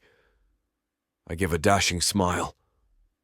Unfortunately, I can't divulge any information about it at the moment, but I can assure you it's going to be big. In truth, I have nothing major lined up. Jason wants me to improve on my profile and be sure the Rachel business is firmly behind me before I take on another big gig. The interview goes on for a while, with Clarice trying to goad information out of me about a production we both know doesn't exist. Then the subject matter rapidly changes. "How does it feel to be living in marital bliss?" she asks. "It must be quite a change from your usual lifestyle." There's a ripple of laughter from the studio audience. It was never a secret that I used to play the field. Obviously, I knew the question was coming. But when Clarice asks about my marriage to April, I feel every fiber of my being tense up. I know, I'm sorry, ladies, but this one has won my heart." I hold my hands out and shrug as I say it. More laughter. I'm playing it cool, but my stomach is turning, and my throat feels tight. What on earth is going on with me? It's been one of those fairy tale love stories, I tell Clarice. It was love at first sight, and it has only become deeper over time. That's so delightful. We hear you had a quiet lakeside wedding. How did that go? It was perfect. I smile into the camera, but my heart is beating fast. She was the most beautiful bride you've ever seen, and she has made me the happiest man alive. The interview continues in the same vein for a while. The audience is lapping it up. Everyone loves a love story. Clarice gets super involved and engaged as only Clarice can. She's a great interviewer. She knows how to draw out all the details the audience craves. I discover that the more I reveal about my fake feelings for April, the more I understand that they are real feelings. The more I enthuse about what a wonderful person she is, the more I realize that she really is that wonderful person. I don't have to make any of it up because it's how I actually feel about her. After the interview, I'm in a bit of shock. Talking about April in this way has made me feel giddy. She's awesome and wonderful, and not only that, she's made me a better person. I can't wait to get through the rest of my commitments in LA and get back home to Chicago. One of the stagehands that's passing by gives me a funny look when I laugh out loud. I've just realized I called April's apartment home. The afternoon's meetings drag on. I can feel a headache coming on. I'm looking forward to a shower and just chilling in my hotel room. Then I bump into my mate Liam, who suggests we go clubbing. "Man, I really don't feel much like clubbing. I'm gonna sit this one out," I tell him. "Come on, Jackson. My sister will be there. She's your biggest fan. You can't let her down." I have to admit, I don't take much persuading. I tell myself I can leave early if I want. The club is a little-known venue, tucked away down a back street near the docks. It's where a lot of new DJs are getting recognized. Liam knows the owners, and we go in round the back by the stage door. Liam's sister Flor is all over me from the start. She's your typical groupie. Stunningly pretty, short skirt, too much makeup, and dappy as hell. In fact, I can't believe she's Liam's sister. Liam's an actor like me. She must be used to big names around all the time. We get some drinks, and some of Flor's friends turn up. Before I know it, I'm surrounded by pretty girls in short skirts. I'm amazed at myself. I don't feel drawn to any of them. All I can think is that I wish April was here. Chapter 29. April. My stomach growls as I cut another segment of dead air from the podcast recording. I never cut pauses when people are speaking, but when they just stop talking altogether, it's not exactly gripping content. Frowning, I promise my stomach that I'll shove something down my throat soon enough, but I want to squeeze in just a few more edits before taking a lunch break. My phone goes off with Haley's ringtone. I press the accept button, then the speaker. "I'm busy and hungry. What's up?" "Just checking in after the news dropped. How are you doing?" "How am I doing?" I wrinkle my brow as I pick the phone up and take it off speaker. "What's that supposed to mean? I'm good. Why?" "Oh my gosh. Haven't you heard? The latest news about Jackson? I pause, unable to comprehend what she's talking about. Anything? She begs. God, April. Look it up. He was spotted with some other girl. You two are supposed to be married, and here he is whispering sweet nothings into some girl's ear. My fingers fly over my keyboard as I pull up a browser and search for Jackson and latest gossip. Sure enough, there he is at some dark club with a young girl, leaning into him as he says something to her. Is she even old enough to be in a club like that? Jesus! Do men even care about age of consent laws? Anger builds red hot in my chest, but it dies as quickly as it comes. A cold replaces the heat, leaving a frigid cavern in its wake. I can't believe he would do this. Haley sighs. Oh, girl, I'm sorry. I know how that feels. Damn it. That hollowness in my gut managed to reach my words. I straighten my spine and clench my jaw. What? I'm not sad. That would be silly. It's just the contract. That's all. The contract? Haley asks. Yeah. It clearly states that we can't see other people while we're still, fake married. The words are strong and firm, but I have to grip my thigh to keep my free hand from shaking. I guess I shouldn't be overly surprised he couldn't keep his end of the deal, or keep it out of the public eye. The least he could have done was do it at a private party or something. Yeah. Haley's not buying it, and I can't blame her. I'm not selling it very well. I wipe an errant tear from my cheek. I'm not sad about this. It's just emotions getting tangled up and confused. Besides, I'm at the end of my cycle, so it's natural to be a little moody, and I haven't eaten all day, and editing this stupid podcast sucks. It has nothing to do with Jackson's grin as he tells this girl something that has her beaming a smile. I take a deep breath and let my nerves drift away on my exhale. It's whatever. If he wants to talk to some girl, he can. It's only going to hurt him in the end. He's supposed to be married, and there he is, just... I swallow hard, unable to continue as those nerves worm their way back into me. But why? Why is there a giant lump in my throat? Why am I shaking? Why does this girl's smile make me want to vomit? This is so stupid. Yeah, we're married, but that's nonsense. And we did become intimate, but that was just a one-night thing. It was nothing. Was this a mistake? I ask. Haley's quiet, so much so that I take the phone off my cheek so I can make sure the call didn't drop.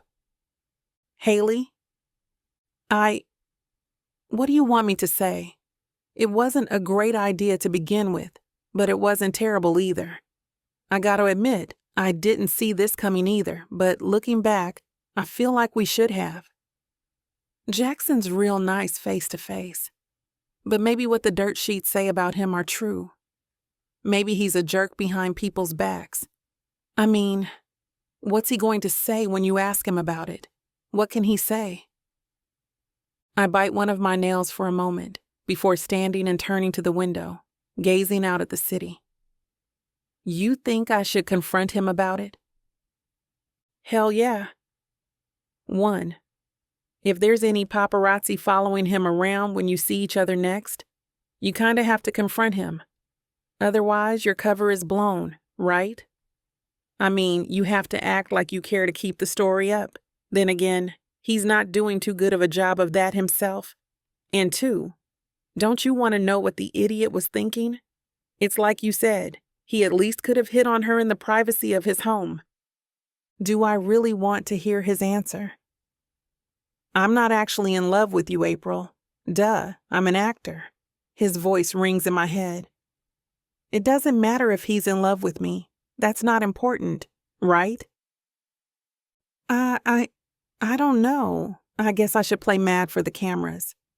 For sure. You're not one of those weird Hollywood types that let their partner get away with cheating, or what do they call it? Oh yeah, an entanglement. So stupid. Yeah. I would never be okay with it in a real relationship, so I shouldn't let him get away with it in our fake marriage. I harden my jaw and give a sharp nod. A swell of courage brings that heat back to my chest and I embrace it. My phone vibrates and I pull back to see Sam is calling me. My chest tightens and that courage that was so firm a moment ago puffs into smoke. Oh, damn, Haley gasps. What? Is there more? No, I'm getting a call from Sam. My mom and dad probably heard about it. Oh, damn, Haley sighs. They're gonna think he's cheating on you. Chapter 30. Jackson. We're sitting in a field having a picnic. The sky is a funny color, almost purple. April is laughing. It's odd, though, because when she opens her mouth, it sounds like there's a phone ringing. I look around. The field disappears off into the distance. I don't remember there being a lake in this field, but there's one there now. I wish she'd stop laughing. We were having a lovely time till she started making that noise. Ring, ring, ring, ring. I look at her. I want to tell her to stop laughing because she's making the phone ring. But she's disappeared. Instead, my hotel ceiling comes blearily into view. My phone is on the side next to the bed, harassing me into consciousness. I look at the screen. Haley. Haley? That's not right. Haley only has my number in case of emergencies. I'm suddenly wide awake. I snatch the phone from the bedside table and flick the green button. Jackson, about time you answered, you prick! Haley is practically yelling at me down the phone. What? I manage. What were you thinking? How could you do that to April after all the support she's given you? My mind is desperately trying to change gears to keep up with what's happening. Haley, what are you on about? Is April okay? No, of course April's not okay. How do you expect April to be okay after that stunt you just pulled? It's too early for this kind of conversation. Having an angry Haley yelling at me down the phone at this time of the morning is not something my brain can cope with. I look at the clock. It's 10:30. Well, okay, it feels earlier. Haley, slow down. I manage. What do you mean, slow down? I think you should have slowed down last night, shouldn't you? Last night? I scan my memory. I don't remember anything happening last night. I don't even remember getting out of it. We went out clubbing. I came back to my hotel room early and pretty sober considering my old form. Haley, stop! I put a bit of force behind my words. I need to get her to shut up a minute and explain what's going on. You're not making sense. What on earth do you think happened last night? Haven't you seen the papers? She asks. There is still a strong edge of accusation in her voice. No, you woke me up. What's going on now? It's all over the news. You and that girl looking pretty damn friendly together at some club. I groan inwardly.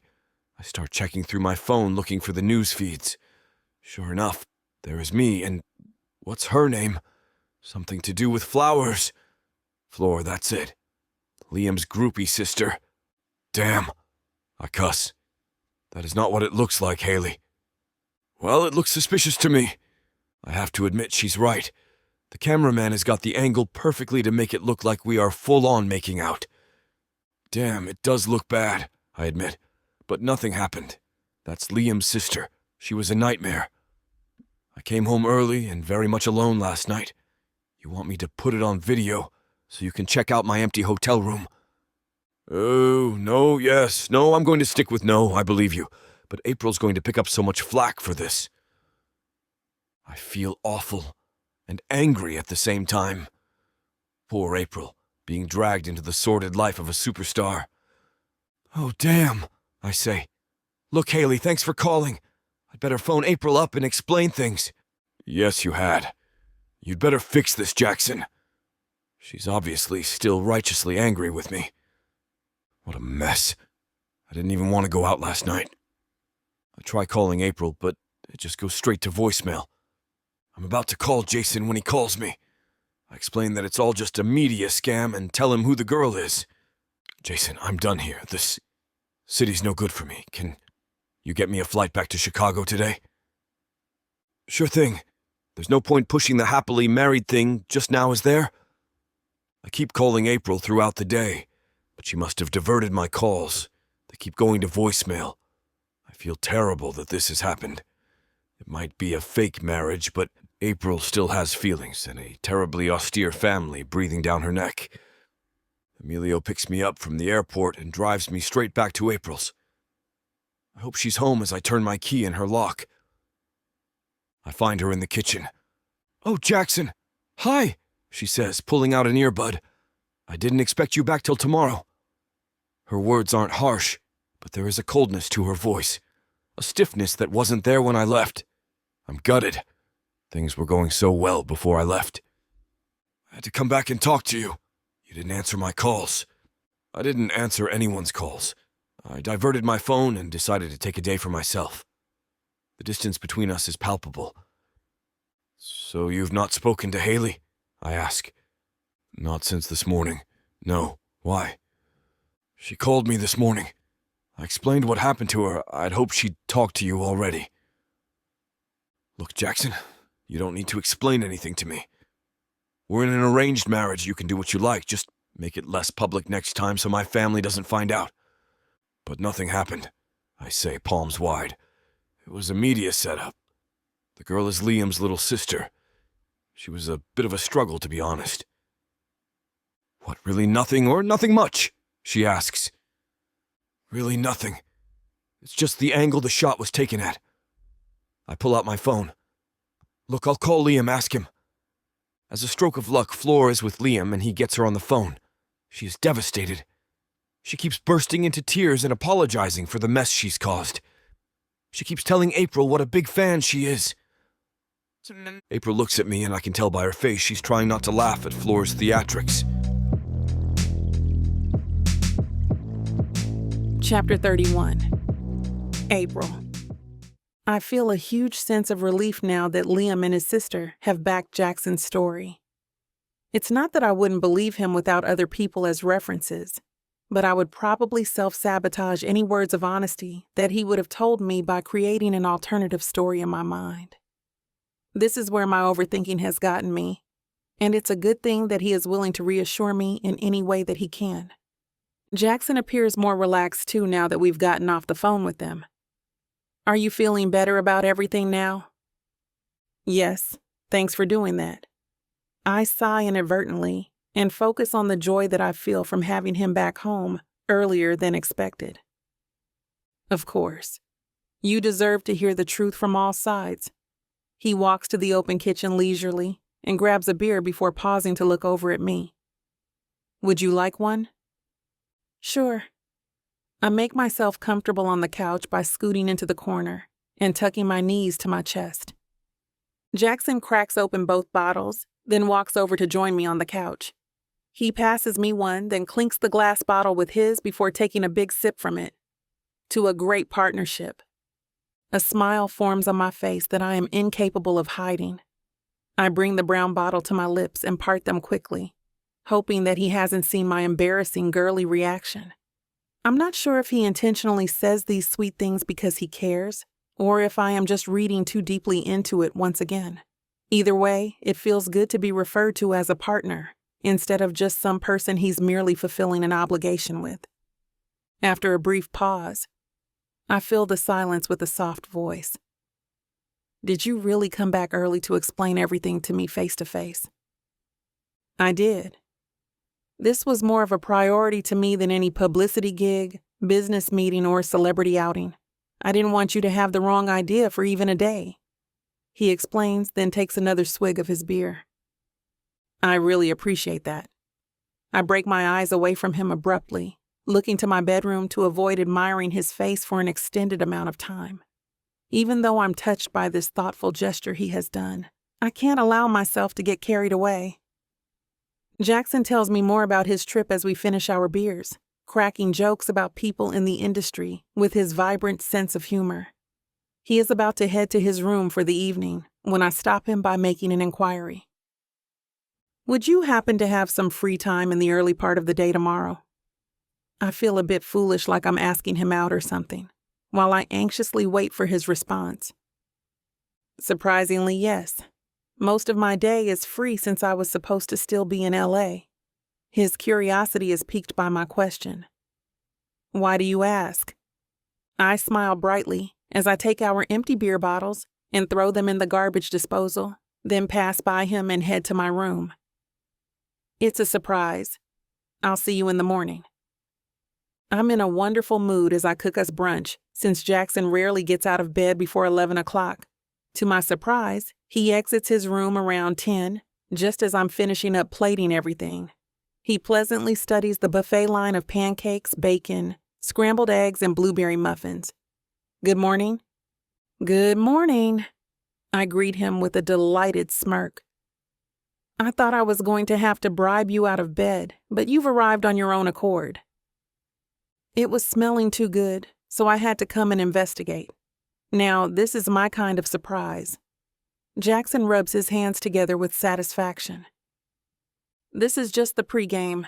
I have our first event booked at noon. I hand him a plate, and he greedily loads it up in the most comical way, causing us both to laugh hysterically. I drive us in my car to the designated parking area for our boat architecture tour of the city, then turn to face him in the passenger seat. I remember you saying that you haven't seen any tourist sites in the city, so I was thinking that we could be tourists for a day in our own city. Jackson responds instantly with his signature smile. It's brilliant. I love it. But first, I open the glove compartment and retrieve matching dark sunglasses and hats, then hand him one of each. We need to be incognito so we can enjoy ourselves as regular people. Even better. He puts on his hat and shades and appears even more elated. It feels like a dream come true as we enjoy our boat ride without having to pose for the cameras. Our usual banter and laughter makes a 45-minute tour pass by in the blink of an eye. We have a few spectators as we hold hands and casually walk back to the car, but it's relatively mild compared to what we usually experience. So what's next, tour guide? Jackson playfully swings my arm with his as we have our hands together and fingers intertwined. Well, I was going to torture you with the 360 view above the city at the Hancock Center, but I figured I'd let you off the hook this time. I giggle happily as I tease him. He chuckles deeply. You're too kind. We spend the rest of the afternoon walking around Millennium Park, visiting the Chicago Cultural Center, and indulging in deep dish pizza before heading home. Even though it's only the early evening, it's obvious that we are both exhausted from the eventful day. Jackson grabs my hand to stop me as I'm headed to my bedroom and brings me close to him. How can I thank you for such an amazing day? I hold my breath as he holds my gaze with the same eyes of desire that I envisioned while he was away. My heart beats into my throat as he moves his face closer to mine, and I nervously break free of his grasp before our lips are able to touch. Good night. Chapter 32. Jackson. The hours pass unforgivingly as I stare at the ceiling in my bedroom, fantasizing about what could have happened if April didn't pull back from my kiss. I admit that I just got caught up in the moment, but it seemed like the right way to end a perfect day at the time. While I made it all about wanting to thank her for showing me a good time around the city, the reality is that I really want to kiss her. We have an undeniable chemistry that is starting to feel somewhat hindered by our contract marriage. There are certain things that I want to say to her, and certain actions that I want to do to her, but they would all be inappropriate. I find myself alone in this one-sided affair, wishing that she could see me as a true partner rather than the leading man in this movie that we are acting out for the world to see. I'm grateful that we're on good terms again, but I'm starting to accept that, due to the nature of my career and our arrangement, things may never fully manifest romantically for us.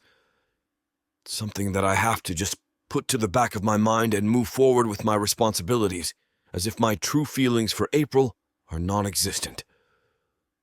I wake up the next morning from my phone ringing non-stop.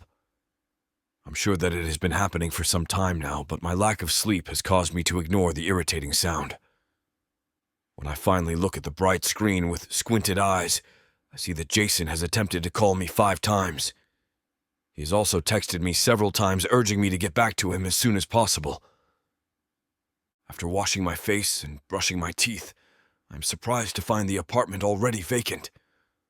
April has already left to attend to her business matters, and I find myself missing her presence in an incredible way.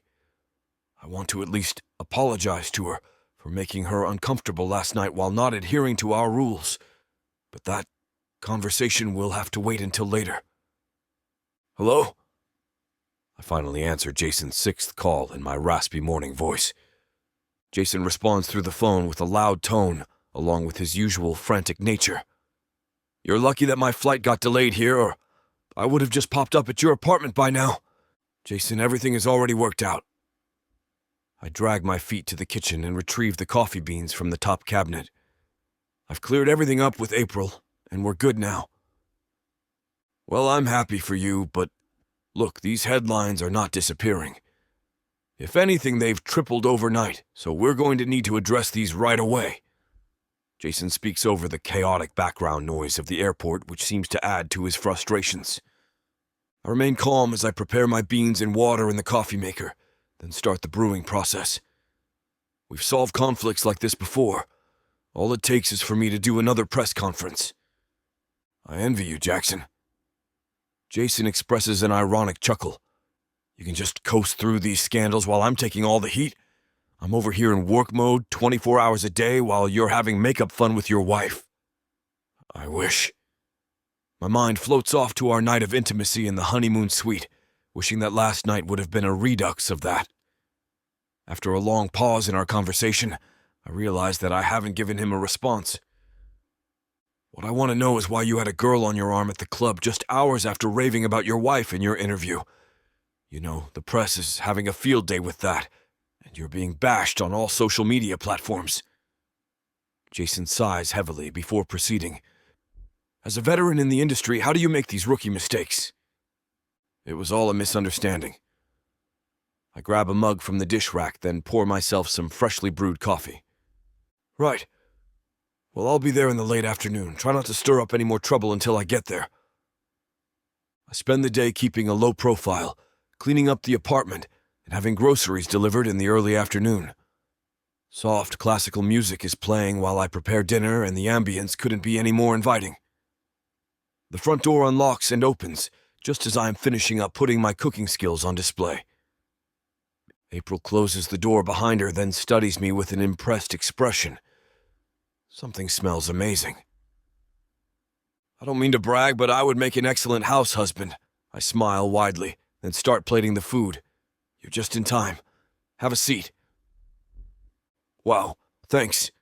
She steps out of her high heels, then removes her suit jacket and drapes it over the couch. You went all out. I place the first plate of steak, mashed potatoes, and asparagus in front of her. I remember that you like your steak medium well. We're in the middle of enjoying our meal together when there is a heavy knock on the door. I jump up first before she has the chance to. I'll get it. As soon as I open the door, Jason storms in like a man on a mission. I know you're against your wife doing an interview, but this is the only way to clean up this mess. People aren't going to keep taking your word for it, especially when you don't have the best reputation. Jason fires off at me, failing to realize that April is sitting just 15 feet away. I silently raise my hands towards him in a surrendering stance, hoping that he will take the hint and stop with his aggressive rant. It's too late. The man has tunnel vision and won't stop until he gets the result he insists upon. People are already doing their own research about April anyway, and it's better for her to speak out rather than letting the media speculate about her. Jason rambles on. April rises to her feet and observes us attentively. I'll do it. Chapter 33. April. My fifth deep breath still isn't enough to calm my nerves. Staring at myself in the mirror helps. I fix a stray hair, change earrings. Maybe I should pick a different dress. Hey, Jackson pokes his head around the corner, and our eyes meet in the mirror. I just want to say again how much I appreciate you doing this. Remember, though, if you want to stop at any time, just let me know. And how am I supposed to do that? I decide my hair is terrible, so I go for an updo. As I scramble to fix my hair, I frown at him. Do I just say it out loud in front of Viv? The fact the podcast host is a woman does make me feel a touch better, but not by much. No, just tap my leg and I'll stop the interview. That way you don't get blamed for anything. I'll take the heat. The whole point of the interview is to take the heat off you. I chuckle. He laughs, and the sound calms me much more than any change of clothes or hair. I've been in the fire for a while. I can take it. Don't worry. He walks up to me with a half grin that would have me taking shots like when we first met, but now it just makes me breathe easy. Besides, if all else fails, I can just shut the laptop. His sly grin makes me laugh. A virtual interview is much better than an in-person interview. I edit podcasts all the time, but I've never been on one, and I'm being interviewed as the wife of one of the most famous and divisive actors of our generation. At least I get to do it from the comfort of my own home. We sit on the couch in the living room, and Jackson logs on. The app chimes, and a woman our age with brown hair and pale green eyes comes on the screen. A hand that's not hers cuts into the frame to powder her nose, while another fixes her hair. Hi, y'all, she waves as a bright smile takes over her face. We're about to get going here. It's nice to meet you, April. I'm Viv. Hi, I wave back. Nice to meet you too. So, how are you two feeling today? What did you have for breakfast? Breakfast. I could barely eat anything past my one slice of toast. I'm on a diet right now for a new film, Jackson says. So I had a bowl of Cocoa Pebbles. Viv bursts into laughter, causing the hands to recoil from her for a moment. That doesn't sound like a very good diet. Jackson shrugs. It's more for getting into character. I can't say much about it, but the character has a real big love of chocolate, and my cereal of choice as a kid was Lucky Charms. So I've never had Cocoa Pebbles. Really, I was more of a Fruity Pebbles kind of girl. What about you, April? What was your childhood favorite? My cheeks burn as I resist the urge to dive into myself and hide. Well, I didn't really, eat cereal as a kid. My parents had me eating oats, eggs, turkey bacon. That makes sense. Viv nods. I read that your father owns a law firm. I can imagine he'd be bringing home the turkey bacon. Jackson and Viv laugh, so I laugh along with them. She's just trying to lighten the mood. Relax. If I wanted to relax, I should have taken a couple shots. The hands leave the screen, and she looks off camera. Everything good? I'm getting a thumbs up. Here we go. Some music plays, and Viv adopts a sleek smile. All right. Welcome, welcome. Today's guests, we have Jackson Haynes, America's favorite bad boy, and his very hot wife, April Klein. Welcome, both of you. Thanks for having us, Viv. Happy to be back, and happy to be here with the person who means the most to me. Jackson's arm wraps around my shoulder and pulls me in tighter against him. Does she, though? Viv asks. That's the question on everyone's mind. There's a lot to unpack here, and we'll get to it, but we know you, Jackson. You're old news. She smiles playfully. I want to get to know April. Everyone does. April, we were chatting before the podcast, your father being a very prestigious lawyer in Chicago, some of your other family members being part of his firm, but not you. My birdies told me you went your own way. Tell us about that. What is it you do? Jesus, she's smooth and fast. I'm going to have to keep my head on straight to keep up with her. I go over my job as a podcast manager, and Viv even has her manager talk for a few minutes with us before transitioning into how Jackson and I first met. Thankfully, we made a cover story for this already, so it's easy for me to talk about the relationship, almost like it's real. For a while, The interview is going great. I'm able to relax, even placing my hand on Jackson's thigh as we fall into our role of loving newlyweds. That is, until Viv asks, "But what about Jackson's scandals? That picture going around where he's with another woman. Are you okay with that? Is that the kind of relationship you knew you were getting into?" No judgment, of course. If that's your thing, that's your thing. What? No, that's not my thing. Where the hell is this coming from? And the picture is way out of context. That was. Even if it is, Viv butts in. What about the other scandals? Don't you worry about being just one more broken heart along the way? No, I'm not an idiot. I wouldn't be with someone like that. My hand on his thigh balls into a fist, and Jackson puts on a smile. Yeah, it was just a misunderstanding anyway. The picture is just a friend's sister who's a fan. He goes on, trying to smooth over my outburst. But I can't help but fume as the interview goes on. Chapter 34. Jackson. Well, that's all the time we have for today, Viv says, smiling. Thank you so much for letting my subscribers get to meet you, April. Our pleasure, I say, nudging April under the table. Thanks, she says. Next time. Viv launches into her coming attraction pitch. I exit the call and shut the laptop. Then I turn to April. That went pretty well, I say. Her eyes widen. Pretty well, she says. Are you kidding? We gotta tell the truth about the picture. I thought it would be a lot worse. She didn't believe you. I shrug and pat her hand. She yanks it away. What did I do? I say. Nothing. I'm not mad at you. There's nothing to be mad about, I say. People will believe it or not. You're okay with this? She stands up so hastily, her chair rattles on its back legs. I've learned not to waste energy worrying about it. You should do the same. Oh, I should? She's practically screaming now. I put my hands up in surrender. She swats at one of my hands and walks away from me. I follow her. Why does it bother you so much? I ask. It's not fair. You're a good person. Kind, sweet, caring, a gentleman. They say disgusting things about you. It just isn't right. April, I say. What? I don't know what to say. I've heard all sorts of bad things in the media.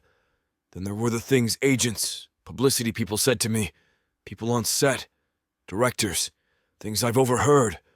No one has ever defended me before. Jackson. She's looking at me with those sweet, slightly wet eyes. She's on the verge of tears because someone was saying things that weren't that nice about me. No one has ever stood up for me like that. Before I know what I'm doing, I cross the room and take her in my arms. Then I kiss her. She stiffens in my arms and my heart drops. What am I doing? I pull away. I'm sorry, I say, brushing a tear away from her eye with my thumb. You are just so sweet and kind and... She throws her arms around my neck and kisses me. I wrap my arms around her and pull her into me. I test her willingness, nudging her lips with my tongue, and she parts them for me. If you want to know where this naughty scene is headed, you'll have to get it from vixavonromance.com. This platform has rules and guidelines that we have to follow in order to keep these free stories coming. Find any Vixa audiobook on her website and use code VIXA40 for a 40% discount to make up for these interruptions. Let's return to the story. Chapter 35. April. Last night has definitely confirmed that we've both been craving intimacy from each other. It just feels so natural with him, and now we've reached a new level within our relationship. There has always been a passion there that was just waiting to be unlocked. Now that everything is becoming real, there are still some unanswered questions lingering in my mind. Are we just playing our roles of husband and wife too well? Is it inevitable that we've ended up where we are now? I don't want to put pressure on something that has developed so organically, but the feminine urge to know where we stand as a couple keeps nagging away at me. How do I bring up the topic in the first place? And would it ruin the good thing that we have going? We have been keeping our 3 dates a week consistent, but they have noticeably gotten more private. It's no longer about staying relevant in the headlines as a couple or posing for photos as if we have something to prove to the world. It's peaceful, enjoyable, and something I genuinely look forward to throughout my chaotic workdays. Jackson surprises me with tickets to a Cirque du Soleil show after hearing me mention in passing weeks ago that it's something I wanted to see. The best part of it is we have a secluded VIP section to ourselves, so we don't have to worry about being bothered by his fans or anti-fans. I catch him watching my reaction to the amazing acrobatic moves below us, but I pretend not to notice. It's almost as if he is enjoying me marveling at the performers more than the show itself. What does this even mean? Does Jackson like me beyond the friends with benefits companionship that we currently have? He says things and does things that make me suspect that this could be the case. But of course, it could just be my overthinking at play as usual. What was your favorite part of the show? Jackson holds my hand tightly as we walk to his sports car. I really liked the tricks with the aerial hoop, especially when it was elevated 50 feet in the air. I smile like a giddy child as I replay the scene in my mind. Jackson chuckles heartily. I figured you would say that. Why? I tilt my head at him curiously. You and heights, it's a sick and twisted obsession that you have. He retrieves his car remote from his pocket, unlocks the doors, then opens the passenger door for me. I giggle joyously. Maybe I was a skydiving instructor in my last life. Jackson shudders as he watches me get comfortable in my seat before closing the door. That's terrifying. I turn my body towards him once he has entered the driver's side. You know, for someone who likes the outdoors, you are really missing out on some gems due to your hatred of heights. Nah, hatred is such a strong word. He turns on the engine, then puts on his seatbelt. It's more of a distaste and a desire to live. Oh my goodness. I chuckle at his humor before conducting more research about his fear. So what type of activities would you be willing to do that wouldn't send you into cardiac arrest? Jackson chuckles as he shifts the car into gear, then starts to drive us home. I like hiking. He pauses to gauge my reaction. How about we go hiking on Saturday? I would love that. I sigh blissfully as I enjoy the night breeze from my partially opened window. We haven't spent time with your mom in a while. Why don't we pay her a visit first? That could work. He appears impressed by my consideration. She has been asking for us for the past week. What about lunch with your family? You've missed the last few ones. Should we go to the next one together? My mood shifts now that my family has become the topic of conversation. I gaze out of my window before deciding to share my thoughts with him. That's honestly one of the reasons why I've been so happy these days, and I'd like to stay that way. I've been making up excuses to miss those lunches, and I don't regret my decision. Jackson glances over at me empathetically several times. I'm sorry about that. I was hoping that we would have won them over by now, but it doesn't help that I keep getting negative press. No. It's not your fault. The Kleins are very much set in their ways, and they always manage to turn a positive into a negative. If it's impossible for their own daughter to impress them, nobody in this world has a fair chance. I explain in a low voice. His right hand reaches for my hand and squeezes it within his for support. It's possible for your own family to be wrong about you. They've just never really taken the time to get to know how phenomenal you are. He observes me with the proudest expression. I can't help but smile at his declaration. It's beautiful how we manage to encourage each other, despite our ongoing setbacks. I feel confident that we could weather any storm together. When Saturday rolls around, I become even more excited about our hiking adventure. First, we stop at a sporting goods store to become equipped with all the gear that we'll need. We even buy matching windbreaker jackets and hiking boots. Next, We head to Jackson's mom's house around lunchtime, and she is beyond thrilled to have us there. This time, she has made an array of finger foods that she has seen trending on social media. We catch up over her delicious snacks and coffee for hours while sharing all of our latest dates with her. Jackson and I set out on our hike around 4 o'clock at a moderate pace. This particular route has been marked as intermediate, so we both decide to take our time since we've been out of practice. He insists on carrying the hiking bag with our water and supplies, despite how many times I offer to give him a break. When we reach the top, it's truly magical. The sun is setting behind the thick clouds, and we have the most romantic view about the city. There are no cameras and no spectators, just me feeling on top of the world next to the man I'm falling in love with. Chapter 36. Jackson. Pass me the paprika, please, I say to April. We are cooking together. It's a habit we've slowly slipped into over the past couple of months. Don't make it too spicy, will you? It will ruin the taste of the shiitake if you overspice it, April says as she hands me the paprika. Here, have a taste and see what you think, I say, dipping in the spoon and feeding her. It's good, she says. Maybe a little more, but be careful. It will heat up as it cooks. I sprinkle a small amount into the pan. We're in a really nice place. April is easy to get along with, I think, as I watch her rummage in the fridge. I feel content for probably the first time in my life. Have you got any gigs booked for next week? I'm pretty slow with work right now. I could come with you, she suggests as she arranges ingredients on the counter. Do you know what? I haven't, I say. But maybe we could go down to that cabin in the woods again. You know, the one we went to a couple of weeks ago, near the lake.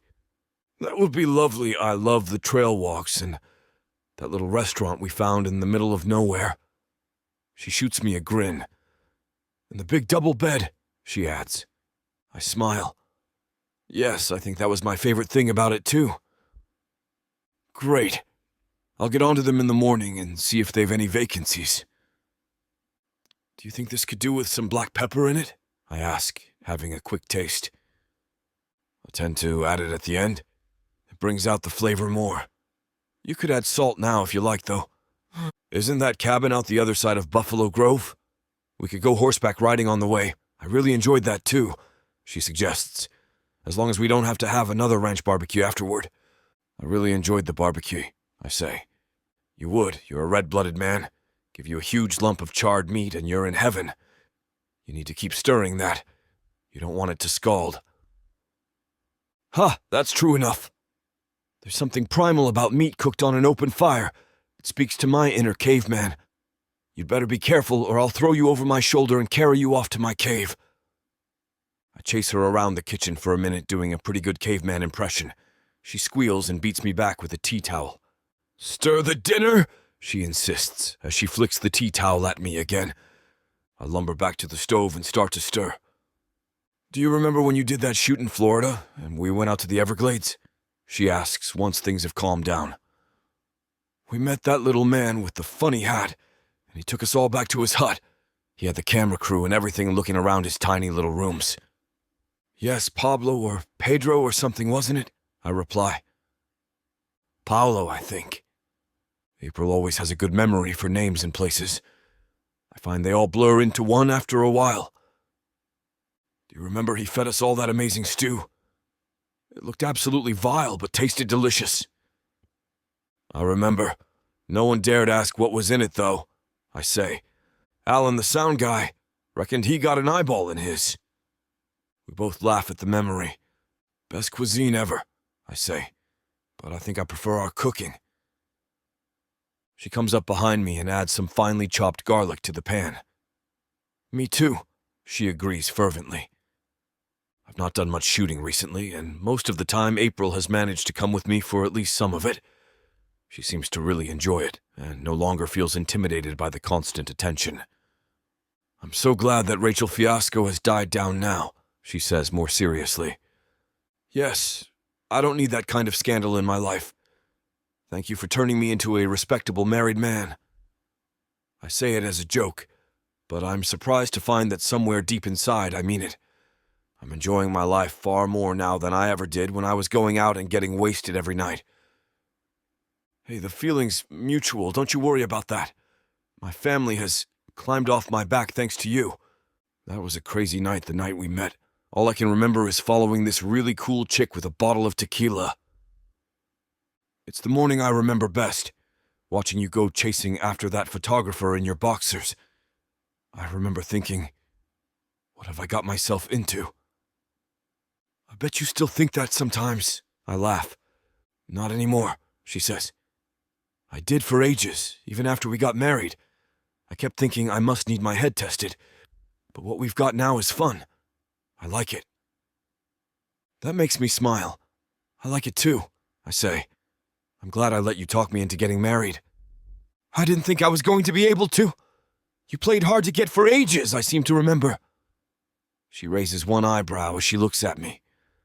I did think it was a terrible idea for ages, I agree. But then I saw how you got on with my mom. I reckoned it was okay to get closer to you. Hey, that's really sweet. I do like Amanda. She's a good person. She did a pretty good job of raising you too. We look into each other's smiling eyes, and then we kiss. We wrap our arms around each other and share a sweet moment. Suddenly, April pulls away with a shriek. Look out! You've got to keep stirring that. I hurriedly do as she says. It's a little crispy, but I think I saved it. You've got to keep your eye on the game, Jackson, she mock scolds. Nope. That was entirely your fault for distracting me with your beautiful body and your kiss, I retort. Chapter 37. April. Jackson has a photo shoot for a magazine, along with a few appearances this weekend in New York City. It feels great to be invited this time around, and I'm really looking forward to exploring the city. The last time I was here was during a family trip when I was a child, so I have very few memories of it. I'm sure experiencing the city as an adult and without Klein family influences will leave me with far greater memories. When we arrive on set at the venue, the energy is already extremely high. The best professionals in the business have been hired for these events, and they've certainly spared no expenses. It's also nice to see the manager, Jason, in a pleasant mood for a change instead of his usual stressed work mode. He relaxes with me in a lavish lounge area, as the wardrobe designer and makeup artist tend to Jackson across the room. Jason sighs blissfully as he reclines in his seat to my right with a glass of champagne in his hand.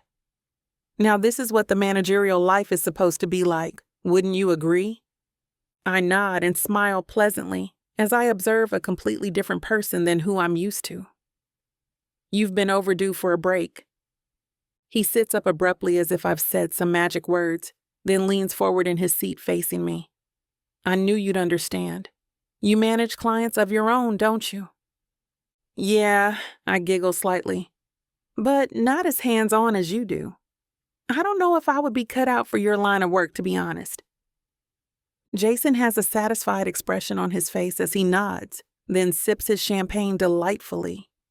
He sinks back into his comfortable seat and shifts his attention to the stylists.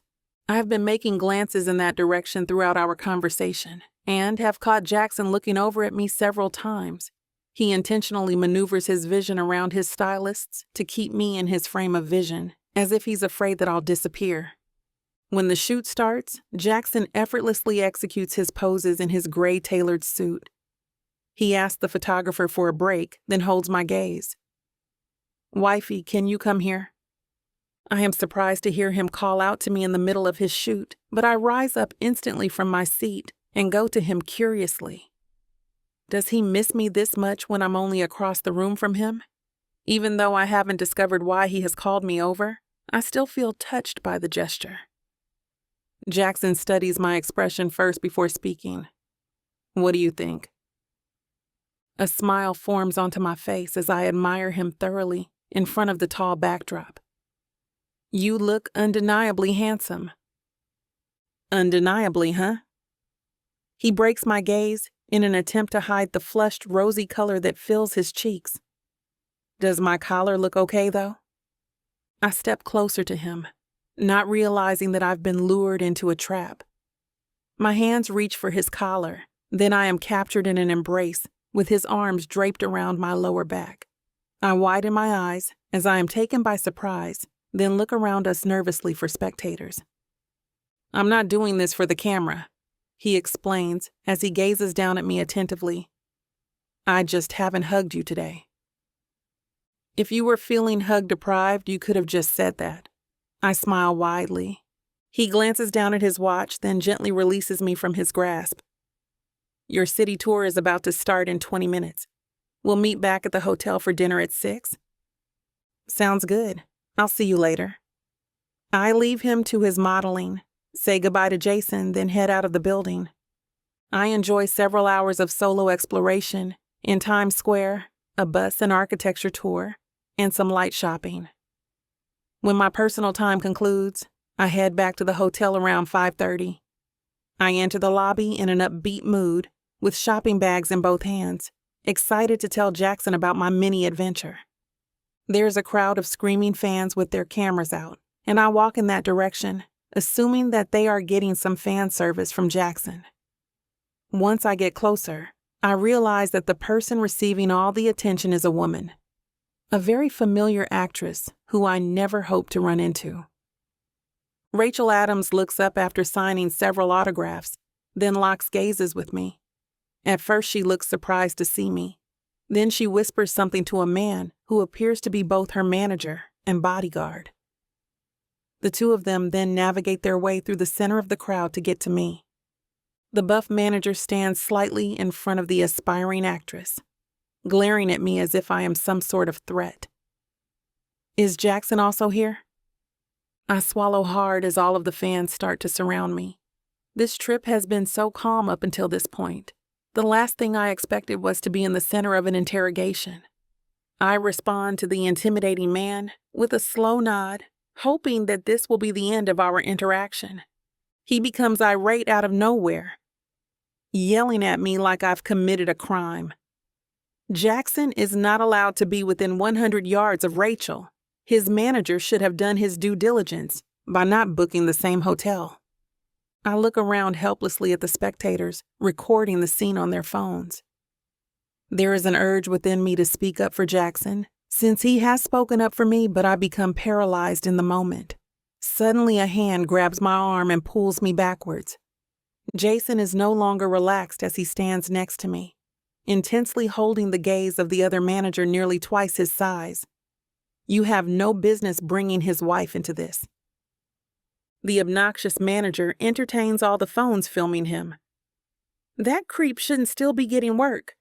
You should be doing your job as his manager and making that jerk abide by the restraining order."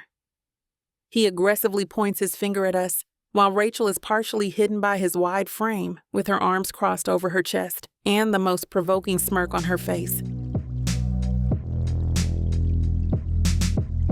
Chapter 38. Jackson. "Come on, let's get out of here," I whisper in April's ear. "Jason can handle this." April clings onto my arm desperately as I lead her away through the crowded lobby. I can feel her trembling next to me, and as we get into the lift. Somehow we've managed to get into the lift alone, which I'm very grateful for. I turn to face her and she looks stricken. I pull her into my arms and hold her tight until we get to our floor. Every part of me wants to fly back downstairs and punch Rachel's obnoxious manager in the face. How dare he verbally attack my wife like that? We get back to our room and she collapses in tears. I'm so proud of her for holding it together in front of the cameras. April, I'm so sorry. That was awful, I say as soon as we get into our room. April just sobs, so I hold her until she calms down a little. When she stops crying, I lead her across the room to the bed and get her tissues and a drink of water. Oh, Jackson, that was horrible. I've never had anyone yell at me like that before. He was so mad. And all those people filming, I thought I was going to be sick. I'm so glad you and Jason came along when you did. I hope Jason kept his head down there. Did you see the look on her face, that Rachel? She was smirking, I swear it. like it was all one big game to her. There's a small crease in the center of April's perfect brow as she says this. I feel terrible. I thought all this nonsense had died down, and now April's involved up to her eyeballs. I'm done with LA, I can tell you that, I declare angrily. We're getting back to Chicago as soon as we can. Oh, thank you, Jackson. I could bear staying here. I just want to go home, right now. She starts crying again as she says it. April, I'm so sorry. I'm okay, she sniffs. I would like to go home, though. I can see she's trying to be brave for me. I feel like such a trash. I'm furious with that manager. His behavior was so unnecessary. Jason acts fast. As soon as he's calmed the incident in the lobby down, he books us a flight. By 11 o'clock, we're back home. As soon as we walk through the door, I pull April into my arms. I'm so sorry, I say for the 100th time. I knew we shouldn't have gone to LA. It's ruined everything. Jackson, please, it's not your fault. I'm okay. Really, I am. I just need to rest. I'm tired. I'll be fine in the morning. She's putting on a brave face. I know she is. Go curl up on the sofa. I'll make a hot chocolate, I say. It's become a bit of a tradition. If one of us has had a difficult day, we treat ourselves to hot chocolate marshmallows and cream. That would be lovely. I need a shower first, though. I feel contaminated. While April is in the shower, I run out for some of her favorite snacks. Our dinner plans were completely trashed by the incident, and neither of us has eaten. Half an hour later, and we're cuddling on the sofa. I'm still seething inside, but I manage to hide it while we enjoy our midnight feast. April doesn't eat much, and she's still very quiet. I put some relaxing music on and simply hold her. After a while, she falls asleep, and I carry her to bed. She seems so small and frail in my arms, and I curse myself again for not protecting her. I don't sleep much. I lay awake for hours watching April sleep. The scene of her alone with a sea of cameras and smartphones videoing her keeps flashing before my eyes. I play again in my mind, the look on that awful man's face as he's yelling at my April, like it's her fault. I keep flipping from anger to shame to guilt. My mind refuses to relax enough for me to sleep until it's almost morning. When I wake up, April is already out of bed. I walk through to the living room and find her in tears. She is curled into a ball on the sofa with her smartphone in her hand, watching videos of herself being taken apart in public. She doesn't even look up as I walk in. I'm across the room in 2 strides. I take the phone from her unresisting fingers and switch off the video feed. I sit on the floor next to her and stroke her in what I hope is a comforting way. April, oh April, what have I done to you? I'm sorry, this is such a mess, and none of it's your fault. I should never have taken you there. She doesn't even reply, just looks at me bleakly through teary eyes. Eventually, she pulls herself together a little. Every headline is Jackson and Rachel again, she says with a little sob. Her manager is spouting off about the trauma it's caused her being near you, and she is going to do a press tour of various cities. They've not announced which ones. My blood runs cold. I thought this was behind us. The thought of her coming to Chicago and of April and myself having to avoid certain areas of town makes me nauseous. I imagine what that would do to my reputation here in our home city. I bitterly hate the idea of dragging April down with me. April sighs and gets up off the sofa. Coffee? She asks. I'll get it, I say, jumping up. I'm not broken, she says with a little laugh.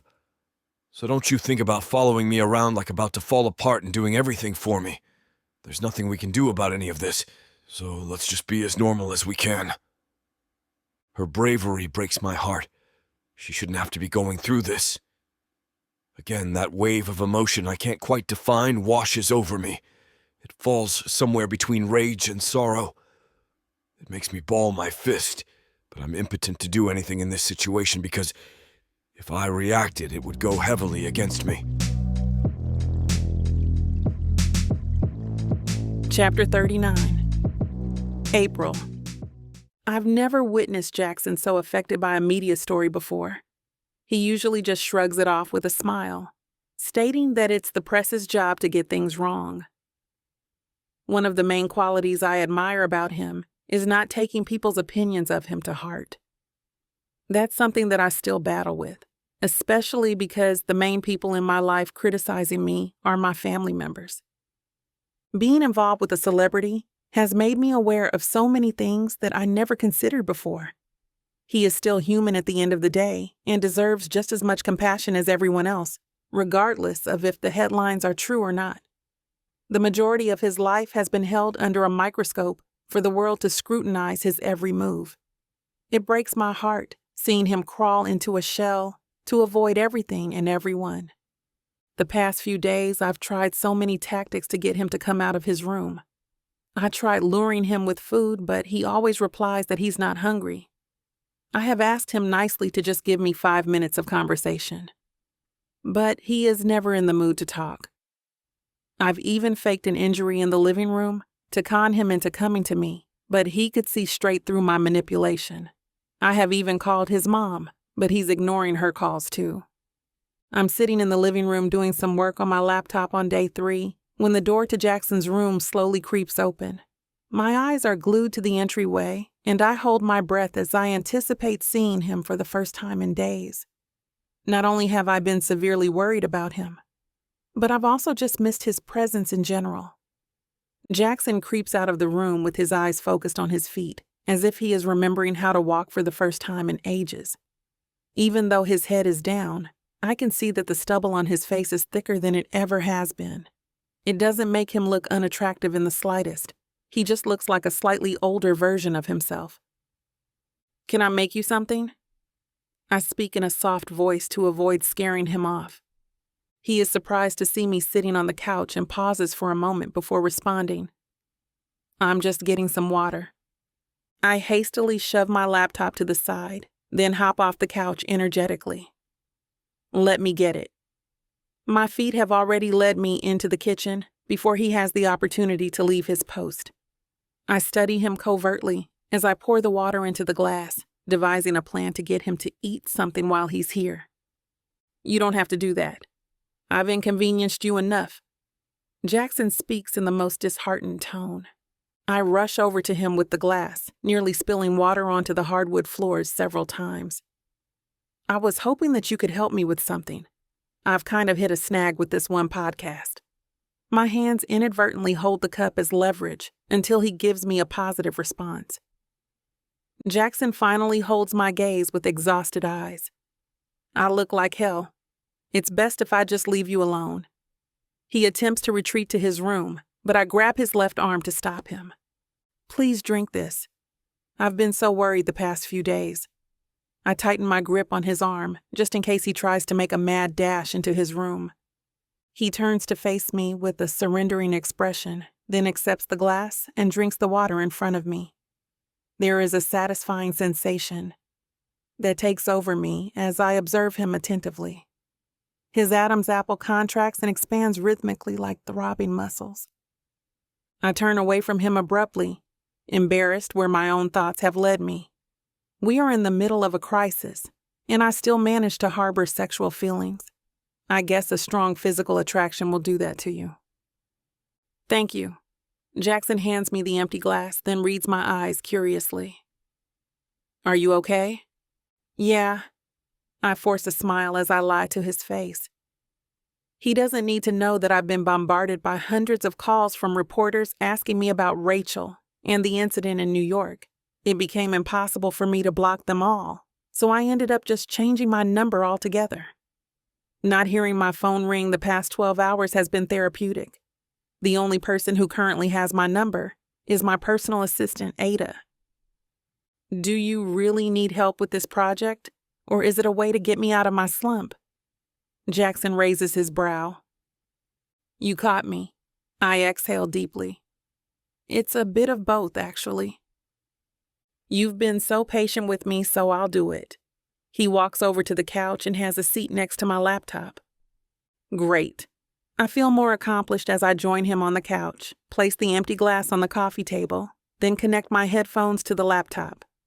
I've edited this podcast down to 7 minutes and 9 seconds, but it needs to be cut down to 5 minutes. Jackson obliges as I place the headphones over his ears and start the audio clip. My phone rings 30 seconds later, and I automatically know that it's Ada. I signal to Jackson that I'm taking the call, then my index finger slides the green phone icon. "Hey, Ada. What do you have for me?" "Bad news, I'm afraid." Ada's pause concerns me deeply. Not only is the press bashing you for being married to an awful guy, but now they're defaming your character. That's not the worst part. I just got a call from Doe Green, and she says she can no longer support you. My jaw drops as my career takes the biggest hit now that I've lost my most popular and faithful client. I become utterly speechless and instantly hide my reaction when Jackson glances at me. No matter how much my life may be falling apart, I can't allow him to feel any more guilt than he already does. Chapter 40. Jackson. We head to the Klein family house for lunch after avoiding invitations for weeks.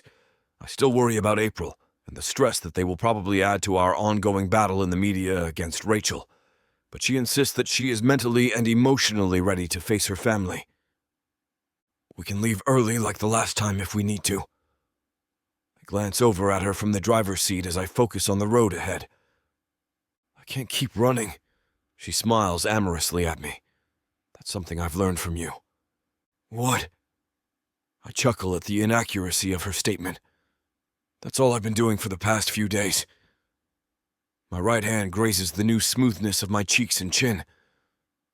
Let's not forget that I was looking like a caveman and only shaved this morning. You are entitled to have a human moment, April explains. What I'm saying is that as long as I've known you, you've addressed every scandal and accusation with confidence. You truly are a class act. I instantly smile from her compliment, feeling like her acknowledgement is the most genuine kind. Thanks, but that has resulted from years and years of training. I didn't always conduct myself in the most professional way for the first half of my career. Yeah, but you were just a kid. April defends me without hesitation. I didn't get to properly thank you yesterday. I pull the car into the driveway of the most attractive house on the block, then place the gear into park. By the way, was the call you got while I was listening to the podcast anything important? April briefly pauses as if she has to go back in her memory to recollect that information. Nope. It was just Ada informing me about a client's demands. We are welcomed by the usual excitement of April's mother, dressed like she has just returned from the most exquisite trip abroad. She glides through the house wearing her large, floppy purple hat and matching dress, glancing behind her several times to ensure that we are following her into the lush garden. All eyes are on us once we reach the long outdoor table and everyone is in their typical seats. Mr. Klein nods at us silently from the end of the table, then gestures for us to take our seats at the other side. They are carrying out their expected legal conversations as the house attendant places the abundant food choices throughout the center of the table. Samuel breaks the ice by studying us with approving eyes. You two look fabulous as always. April smiles at him, then leans closer to me. Isn't he just the greatest? He is. I take a sip of my fresh lemonade, then raise my glass towards him. Thanks, Sam. Aunt Edna is serving herself some potato salad as she acknowledges us with a side-eye. That Rachel Adams is giving you a run for your money, isn't she? Diana clears her throat as she sits next to April and glares at her intensely. Apparently, that is all that needs to be done to shut up the snarky and bitter woman. Gerald and his sons are surprisingly pleasant towards us, making small talk with us about my latest film, New York, and April's big-time clients. It feels like a complete 180 from the last lunch that we had here, and I can't help but become curious about what has inspired the favorable change. The meal concludes on high note with Gerald thanking April and me for attending the lunch. April is actually smiling around her family, which brings me so much relief and comfort. It seems like things are improving after all. Gerald invites me into his home office, and I gaze through the large window at April and her mother enjoying tea time together in the garden lounge chairs.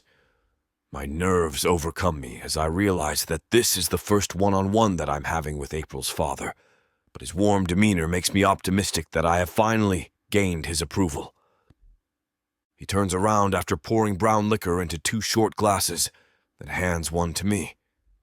I take it that you drink scotch? Absolutely.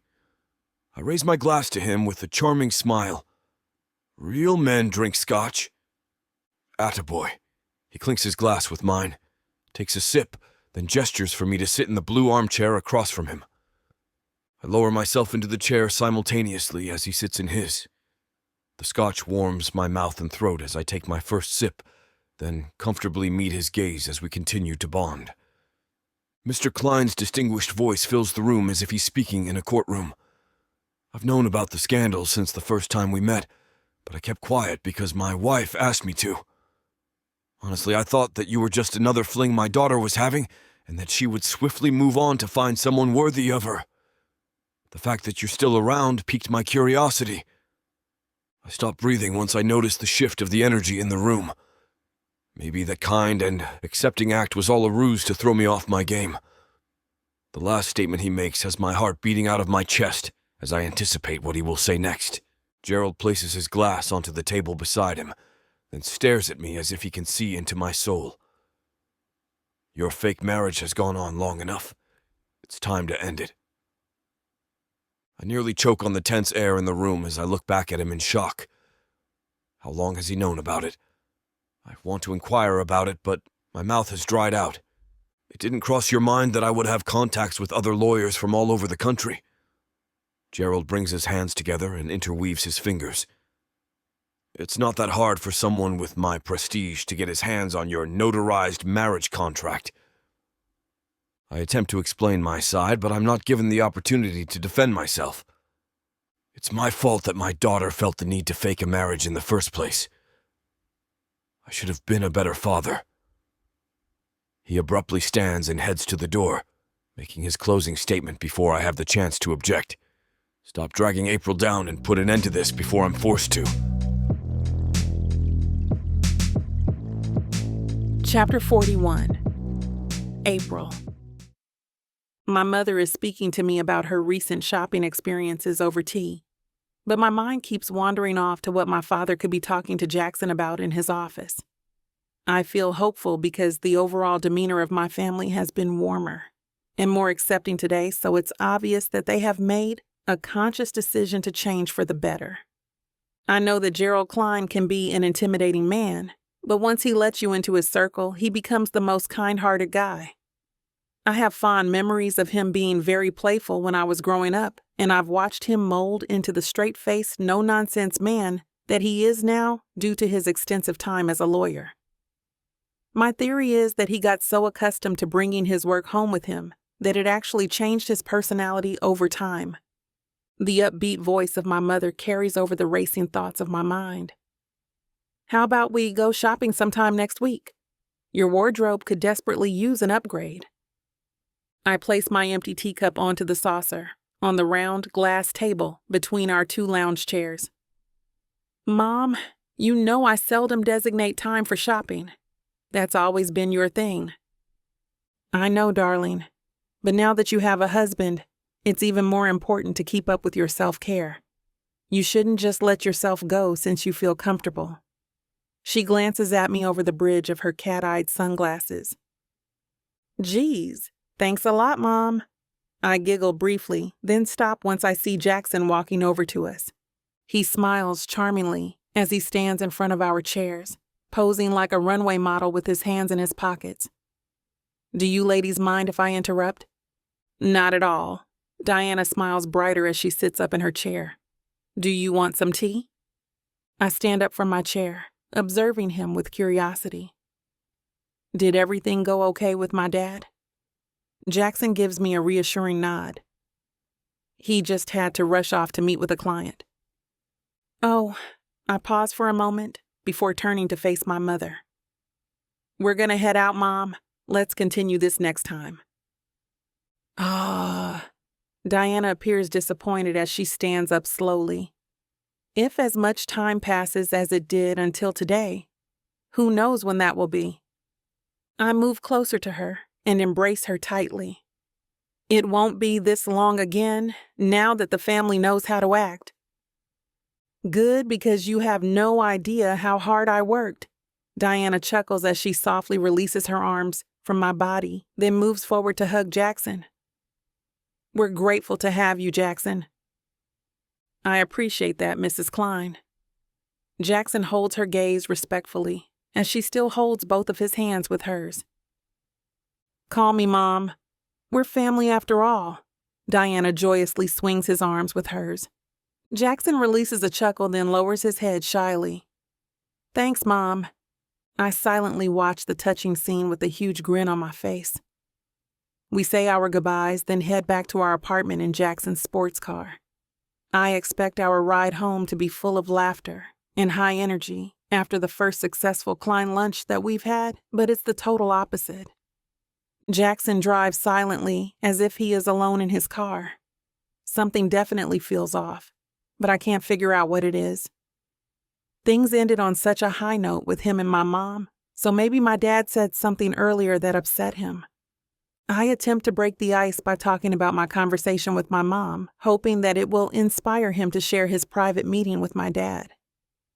I think I speak for both of us when I say that a new leaf has definitely been turned today. I'm not gonna lie. At first I thought we had stepped into the twilight zone when everyone was so pleasant and talkative with us at the table. He doesn't respond to my lighthearted humor at all.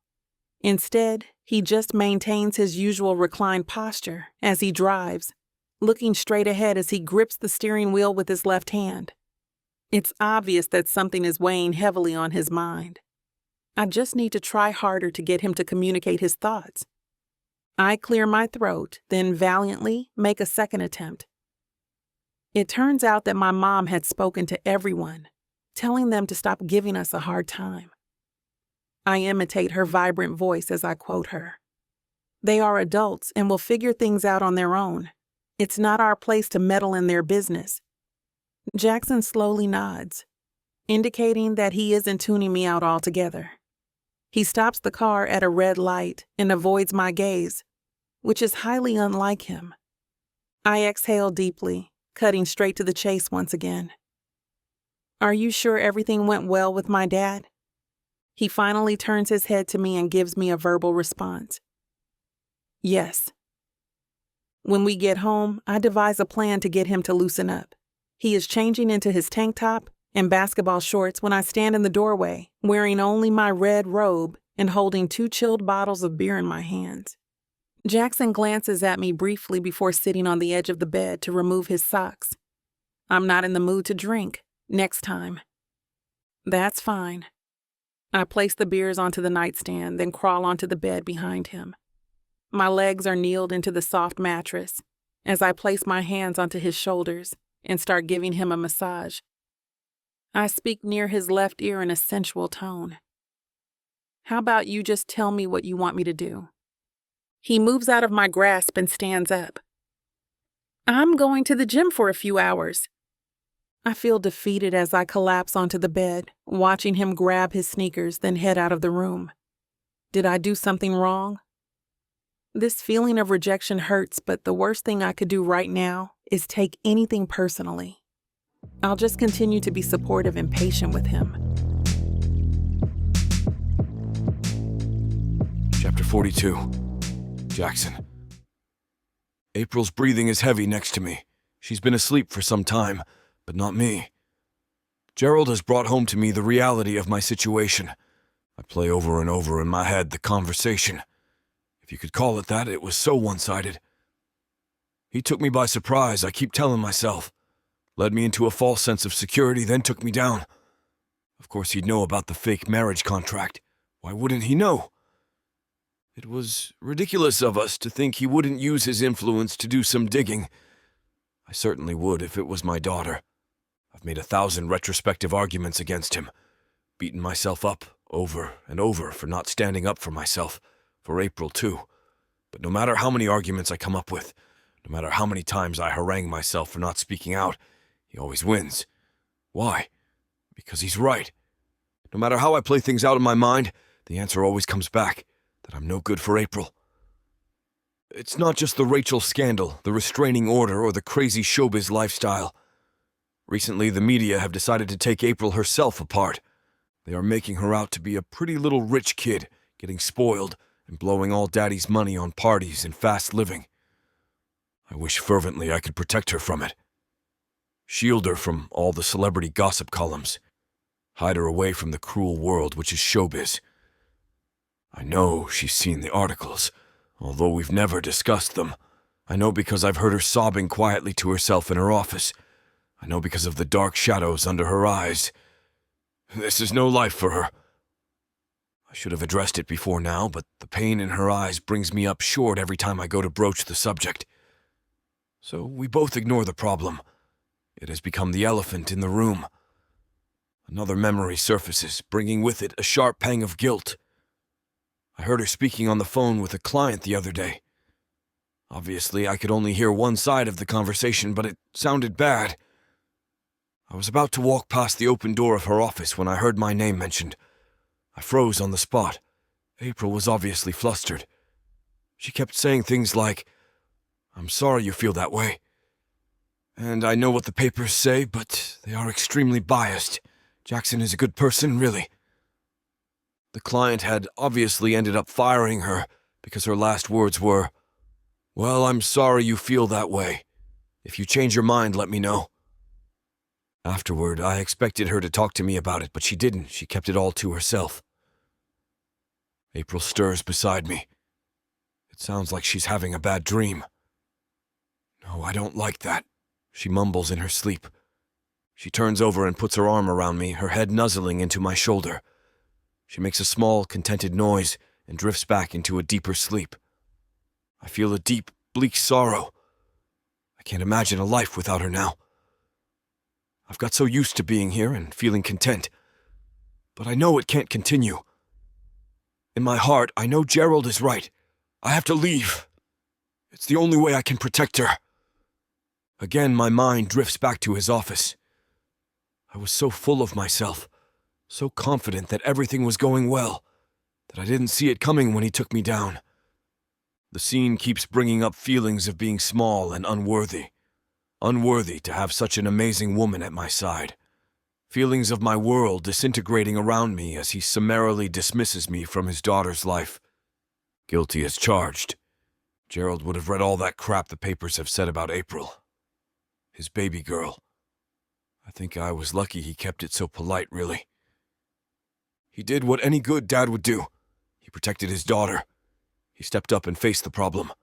The problem being me. I know what I have to do. April is not going to like it. I have to make a clean break. Eventually, she will thank me. I look down at the woman in my arms, her face softly lit by the streetlights outside the window. She looks so peaceful. I feel my resolve waver. I glance at the clock. 3:30 in the morning. I sigh. Maybe things will look different tomorrow. I carefully shift my arm, trying not to disturb her. I really have to get some sleep. "Wake up, sleepyhead, I've bought you some coffee," April says brightly. I groan. I feel like I've only just gone to sleep. Memories of the day before wash over me. The reason for the lack of sleep leaps accusingly into my mind.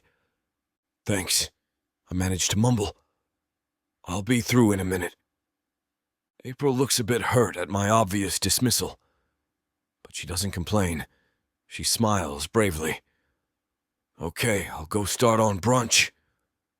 She leaves the coffee and me to my brooding thoughts. The cold light of day has solidified my resolve. There is only one course of action. I have to end things. But how? If I simply get up and make my announcement, it will put us both in an awkward position. I will be in her apartment and then have to leave. No, better we go out somewhere. It needs to be somewhere out of the apartment, but at the same time where we have a bit of privacy.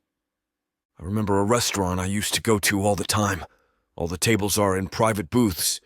It would be perfect if they're still open, and if they have a table free. I get on the phone straight away before I lose my resolve. They are both open still, and they have a table. A nice one looking out across the city. I only wish the occasion were more happy. Chapter 43, April. I booked us a table at Dalton's restaurant tonight, says Jackson as we sit down to brunch. I breathe a sigh of relief. He's been brooding since we were at my folks' place yesterday. I'm glad to see he's getting back to normal. I love that place, I say. I haven't been there for years. No, me neither. I managed to get a table overlooking the city.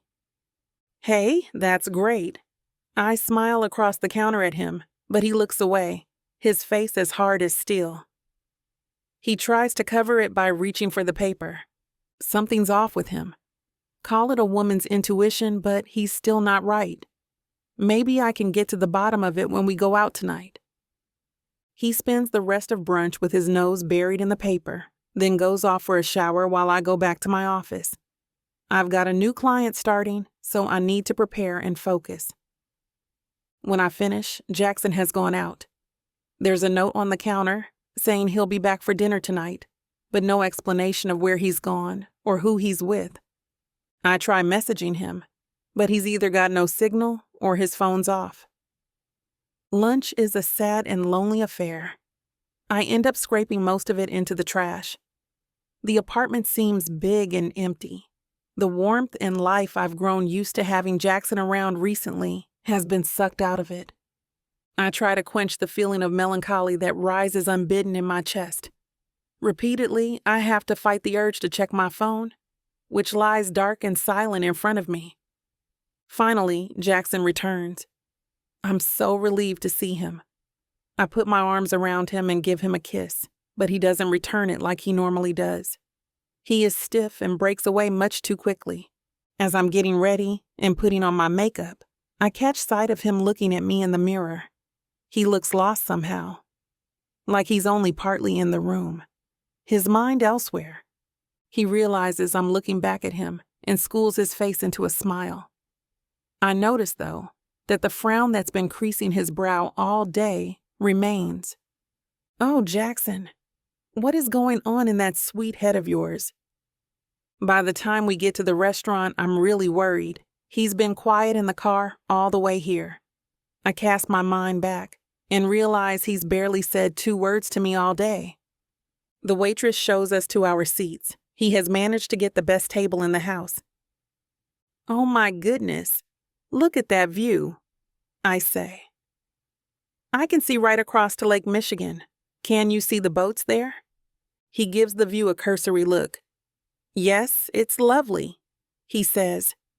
This dinner is going to be hard work if he keeps this up. It's like the light has gone out of his eyes. He seems flat and disengaged. That creeping feeling of foreboding haunts me again. I signed up a new client today, I say to break the silence. She's pretty phenomenal. She builds kit cars, puts them together to people's specifications. No response. Fancy a new car? I say with my best cheeky grin. No, not right now. His answer arrives in the same flat tone. I was kind of kidding. I don't know how to break this mood he's in. My dad must have done a number on him when they went for their little talk.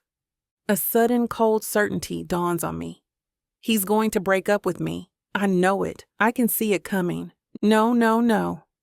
I won't believe it. He can't. It's a shame you couldn't join me for lunch today, I babble. I made that prawn coriander and avocado thing you love. It turned out really well. You missed a good one. He gives me a half smile but doesn't engage. My heart is actually hurting right now. You know I'm always lonely without you when I have to eat alone. I'm grasping at straws, I know I am. I just want to stop feeling like I'm sinking, drowning in a pool of my own misery. Our meal arrives, and for a while we eat in silence. I try again. Haley called earlier. She wants me to go spend the day at that spa this weekend. We've been planning to go for ages. You don't mind, do you? Because if you've got plans for us, I can cancel with Haley. I'm sure she'll understand. Well, she might hurl a few choice words before she calms down, but she'll understand eventually. I give a laugh that sounds brittle and fake in my ears.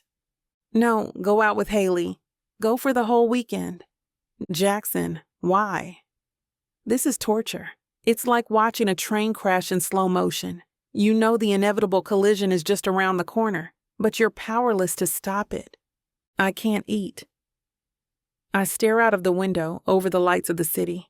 All those people moving around like ants, all living their private lives, oblivious to my breaking heart and the pain that's threatening to engulf me. You remember that client I have? The yoga instructor? I get a brief nod in reply. Her podcasts are really doing well. She's got a massive following. I don't really know why I'm still talking. Some need to fill the gaping void, I guess. I go back to staring out the window. Jackson has his head down, eating methodically. I don't think he's looked at me once since we got in here. I'm suddenly grateful for the private booth we're sitting in as the tears start to well up in my eyes. I blink them back and pour a generous glass of wine for myself. Do you want some? I ask, my voice cracking. I just can't hold it in. He finally looks up at me. I take a large gulp of wine to try to hide the fact that I have tears coursing down my cheeks. April, I'm so sorry, Jackson says. We should end this. Chapter 44. Jackson. April doesn't say a word. She looks pale as she carefully pushes back her chair and stands. I want some kind of a reaction from her. I want her to throw the water jug over me, or tell me I'm a bastard or something. To watch her carefully collect her bag and jacket without saying anything and walk away is torture. I hang my head in shame and sorrow. I feel grateful for our private booth as the tears start to trickle down my face. I wipe them furiously on my napkin and sniff. Every fiber of my being is screaming at me that I'm making a mistake. Every nerve in my body urging me to get up and go after her. I have to keep telling myself that this is the only way. My decision is right. I know it is. So why is it so hard to stand by it? Why does it feel so wrong? April does not deserve all the nonsense that goes with my lifestyle. The media hype, the twisting of the truth, and the blatant lies. I hope one day she will look back and understand my decision. I hope one day that I will be able to accept it too. I take a deep breath, trying to calm my jangled nerves. A waiter walks past and I ask for the bill. I've got to get out of here. I look into my future and it looks hollow and shallow again. Life back on the road. Living out of hotel rooms. Getting waited on by strangers. I find myself walking down the busy road. A group of women obviously having a hen party surround me. They are loud and pissed. One of them recognizes me. Jackson, it's Jackson Haynes, right? I love you, you're amazing. Come on, stay away from him, Shelley, another one says. Sorry about my friend, she's pissed. I can hear them arguing as they drag the girl away. But I just wanted an autograph. I'm sure he wouldn't have minded.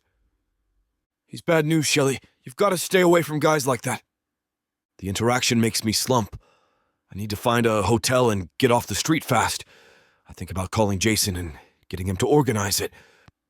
But I can't bear the thought of talking to anyone right now. The hotel room, when I find one, is small and smells musty. I order a drink on room service, then do my best to get to the bottom of the bottle. Tomorrow, LA, tonight Oblivion. The flight's a drag and is not helped by a cracking hangover. Jason sends a car to pick me up. He wants to see me at his office. I explained what happened, and he wants to meet up so we can work out how to manage it. His office is a penthouse.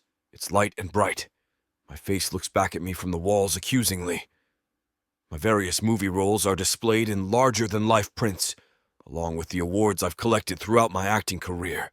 The sum total of my success arrayed before me. What happened? He asks from behind his huge glass desk.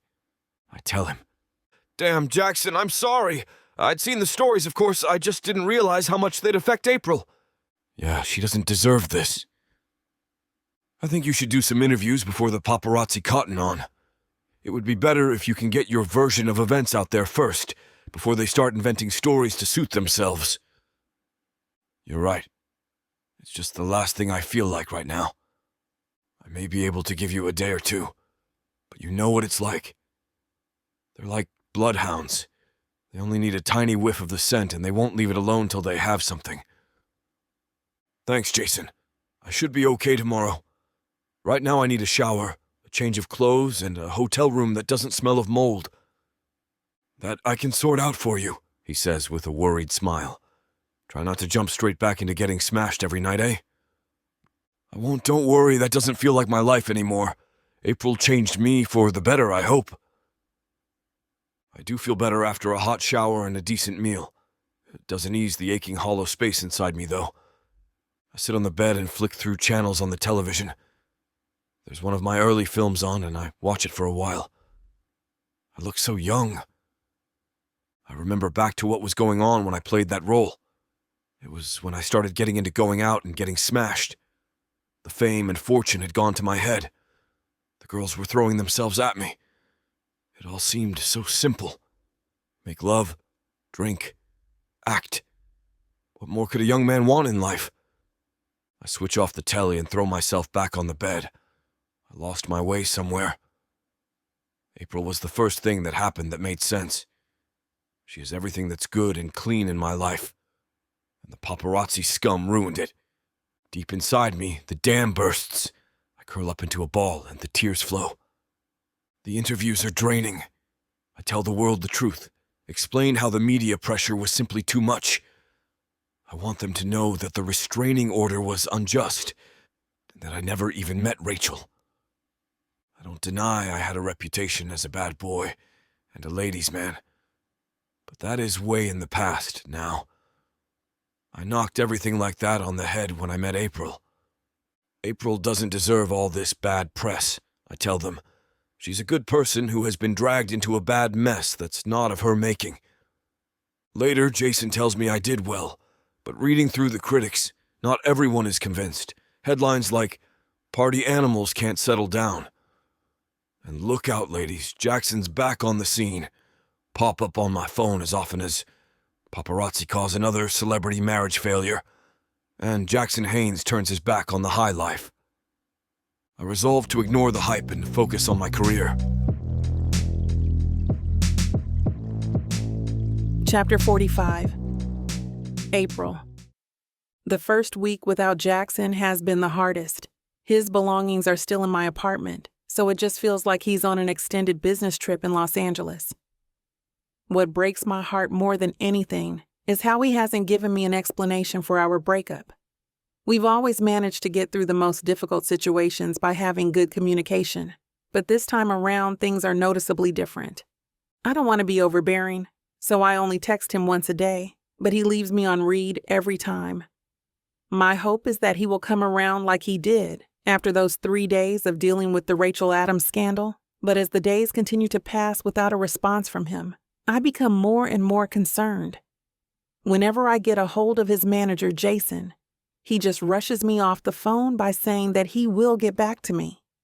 I'm no longer being acknowledged as the wife, and instead it feels like I'm being disregarded like a journalist from the tabloids. It's not until the next week when Jason says that he will meet me at my apartment on a random Wednesday afternoon. He shows up as promised, but with a small stack of documents in his hands. When he hands them to me before sitting on the couch, he avoids my eye contact, and his facial expression is very much a grimace. I become aggravated as my eyes hastily scan over the divorce papers. Then I toss them onto the coffee table between us. My arms cross over my chest as I sink into the love seat while glaring at him. I don't see why he couldn't bring these to me himself. Jason raises his hands to me in a surrendering stance. Don't shoot the messenger. Jackson is very busy at the moment. He has been landing appearance after appearance in LA. I mutter under my breath as I turn my head to stare into the open door of the guest room with Jackson's things still scattered around the room.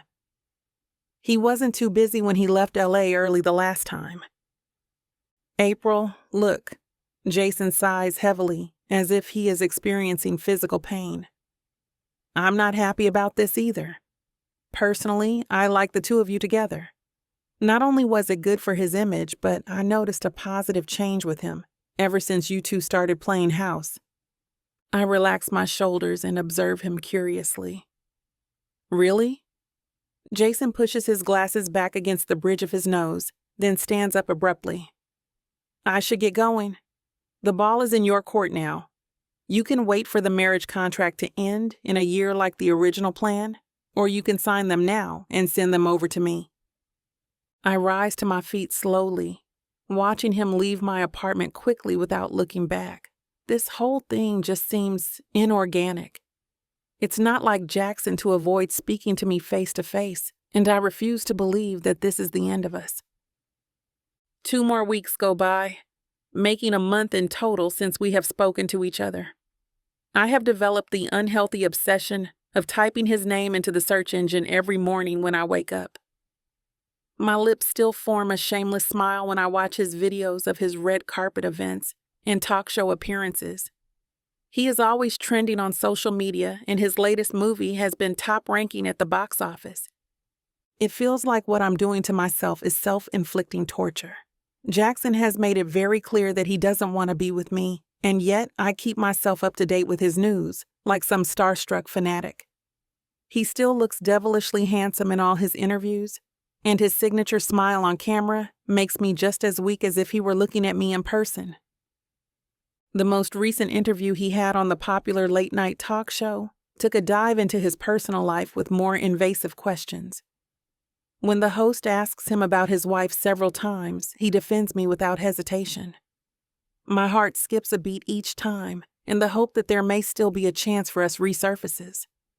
I carry out my same routine the next morning, typing in Jackson Haynes into my search bar while I sleepily squint my eyes at the bright screen of my phone from my comfortable bed. This time, a new video of Rachel Adams pops up, which causes me to gasp and quickly sit up. My eyes widen as I press the play button, and it turns out to be the discovered CCTV video of that fateful night that took the headlines by storm. A narration of the video begins with a deep male's voice describing the events in the video. As you can see here, Rachel is talking to a random guy who is not Jackson. The video fast forwards and then pauses at the timestamp when Rachel reappears drunk with the man carrying her outside to his car. If you look at the time here, it's 11:24 p.m. when Rachel leaves with this man. Now let's fast forward to when Jackson arrives. The video speeds forward again, then pauses and zooms in on Jackson entering the building. The narrator explains in a more attention-grabbing tone. Jackson wasn't at the venue until 12:18 in the morning. This new evidence debunks all of Rachel Adams' claims that she was hit on by Jackson because the reality is that they never even crossed paths on that night. My mouth is agape at the conclusion of the video, and I rewind it to watch the entire thing again. Suddenly it feels like all of our problems have been resolved and the looming dark cloud has been lifted. I optimistically go to my call log, click on Jackson's name, and anxiously place the phone to my ear. Come on, Jackson, pick up. I feel distraught when it goes straight to voicemail, then attempt a few more times, but end up with the same result. Chapter 46. Jackson. It has been killing me to ignore April's texts and calls over the past month. The truth is that I feel riddled with guilt for bringing her down with my drama. Before I came into her life, she had her successful career and a private life. I am responsible for causing her to lose her biggest client and for all the negative publicity she has received. As painful as it is for me, I've had to accept that she is better off without me hindering her life any further. The security video of Rachel leaving the party before I arrived has gone viral overnight, and I've been receiving non-stop calls from all the media outlets. My PR team is working around the clock to discover the identity of the anonymous poster of the video and how an original copy of the CCTV video can be obtained. This new development could be a key element in getting the restraining order against Rachel dropped once and for all. Jason shows up at the penthouse condo I've rented out in his usual busybody fashion. He paces back and forth in my living room as he starts planning our next course of action. This is the best news that we could have received. It feels like we have a loyal ally out there balancing out all the anti-fans. That alone should make you feel victorious, right? Jason, you're making me dizzy. My eyes follow him from left to right as I sit comfortably in the center of my Navy couch. Can you please have a seat? Sorry. He picks a spot to stand in front of the picturesque curtain wall overlooking the city from the 36th floor. You know it's impossible for me to sit still at times like these. We've turned a new leaf, Jackson. We can absolve you of all charges, and you can return to your wife with your head held high. I turn my head away to avoid his gaze. I've done enough damage to her reputation as it is. She's far better off without me. What? Jason releases a frustrated growl as he walks over and sits in the armchair across from me. I'm tired of being the middleman between you two. You still care about her, and she obviously still cares about you. Oh, because she has been texting and calling me that makes it obvious that she would take me back after everything I've put her through. She's probably just seeking an explanation which she is entitled to. I place my arms over the top of the sofa and recline back further. Jason moves to the edge of his seat as he assertively expresses his point of view. There is still hope, because she hasn't sent over the divorce papers. Don't you think that if she had any resentment towards you, she would have ended everything already? She's a busy woman. I take a deep pause to consider other possibilities, and she might not know how to process the document, so she's held off on it. Jason chuckles absurdly. You can't be serious. The woman comes from a family of lawyers. It honestly sounds like you're just making up excuses. What are you running from? I stare at him with widened eyes. Damn, I hate it when you're right. I know. He nods at me confidently. So what are you going to do now? I stand up abruptly like a man on a mission. I'm going to get my woman back. That's the spirit. Jason stands up and pumps his fist into the air. I hop on the very next flight to Chicago, anticipating how April will react to my impromptu visit the entire time. She has every right to be upset with me, but my hope is that she won't take too long to accept my apology. Emilio is there to pick me up when I arrive, and we are able to stop at the local florist right before they close. I retrieve the diamond necklace that I had Emilio purchase with my credit card while I was on the plane. Then I head into the residential building with my nerves through the roof. I debate whether I should knock or just use my key and end up standing in front of the door for over a minute. Suddenly the door swings open and April stands there watching me as if she expected me. My mouth is agape as I hold her gaze and I become an idiot who has never spoken to a woman before. How?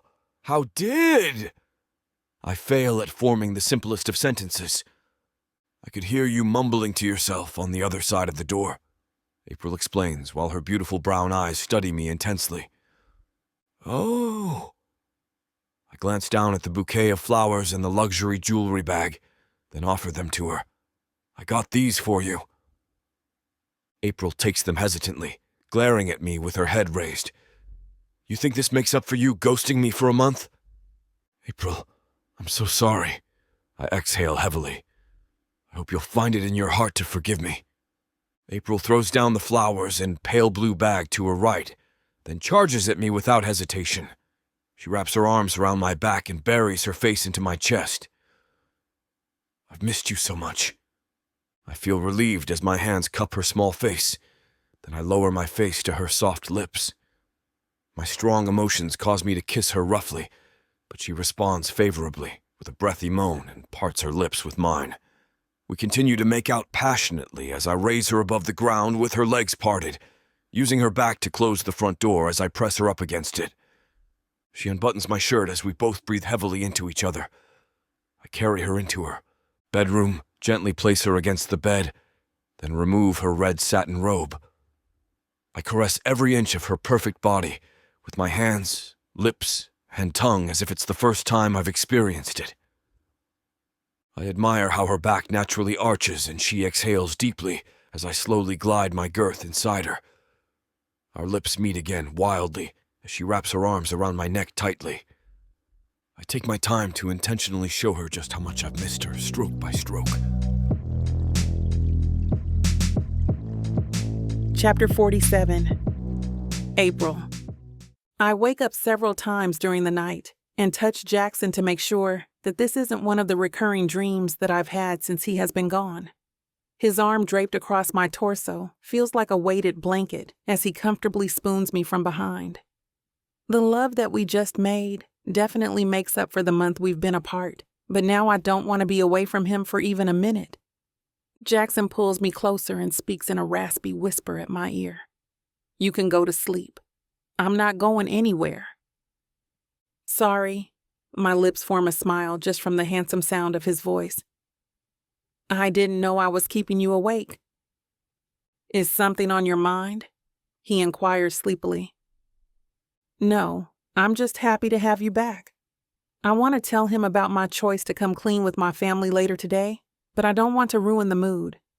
He responds to me by softly kissing my shoulder, then drifting back to sleep. When I wake up in the morning, I'm surprised to find Jackson has already left.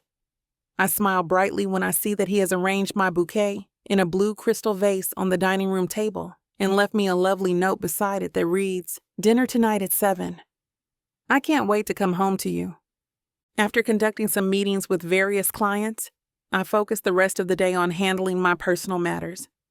I feel lighter than I have in a while as I drive to my mother's house for afternoon tea.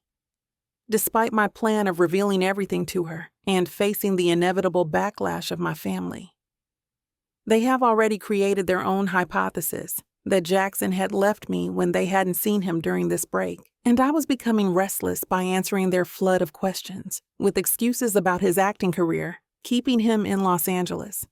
Diana greets me with a grand embrace at the front door, wearing a large olive hat that I've never seen before.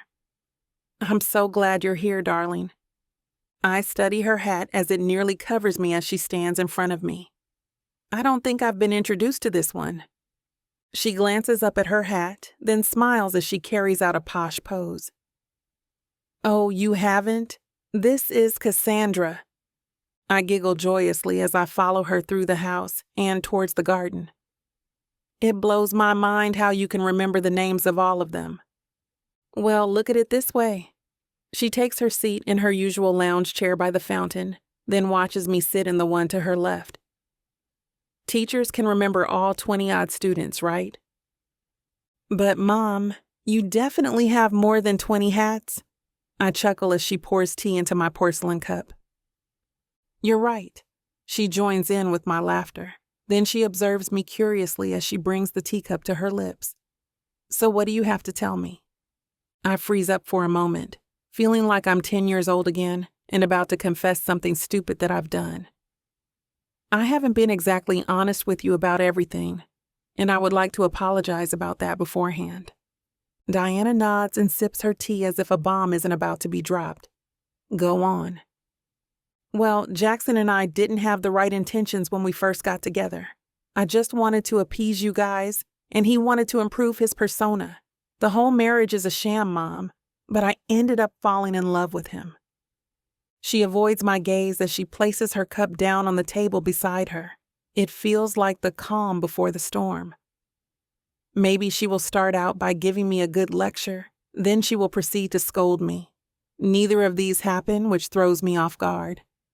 Diana smiles at me widely. "I know, darling." I sit up abruptly and turn my body to face her. "You know? How?" "I found out when your father found the marriage contract. You know he is incapable of keeping anything from me." She reaches for her cup and sips from it calmly. This is certainly a plot twist. My mother is calm, cool, and collected while I'm practically having a meltdown. I gather my thoughts and steady my breathing before responding. "Dad found the contract? How come hell hasn't already broken loose then?" "Your father may be easily angered, but just remember that I keep the lid on him. I told him not to interfere because I wanted to meet Jackson first. You know I believe in giving everyone a fair chance without any bias," Diana explains. I still battle with the shock as I process everything she is saying to me. "So you've really known all along?" Diana nods sincerely. When I met Jackson, I felt that he was a good person. He showed his true character when he defended you in front of everyone the first time he was here. You may not have known it at the time, but I already knew that you would fall in love with him at that moment. Oh my God. A lump starts ascending in my throat, and it gets to the point where I can no longer keep it down. Mom.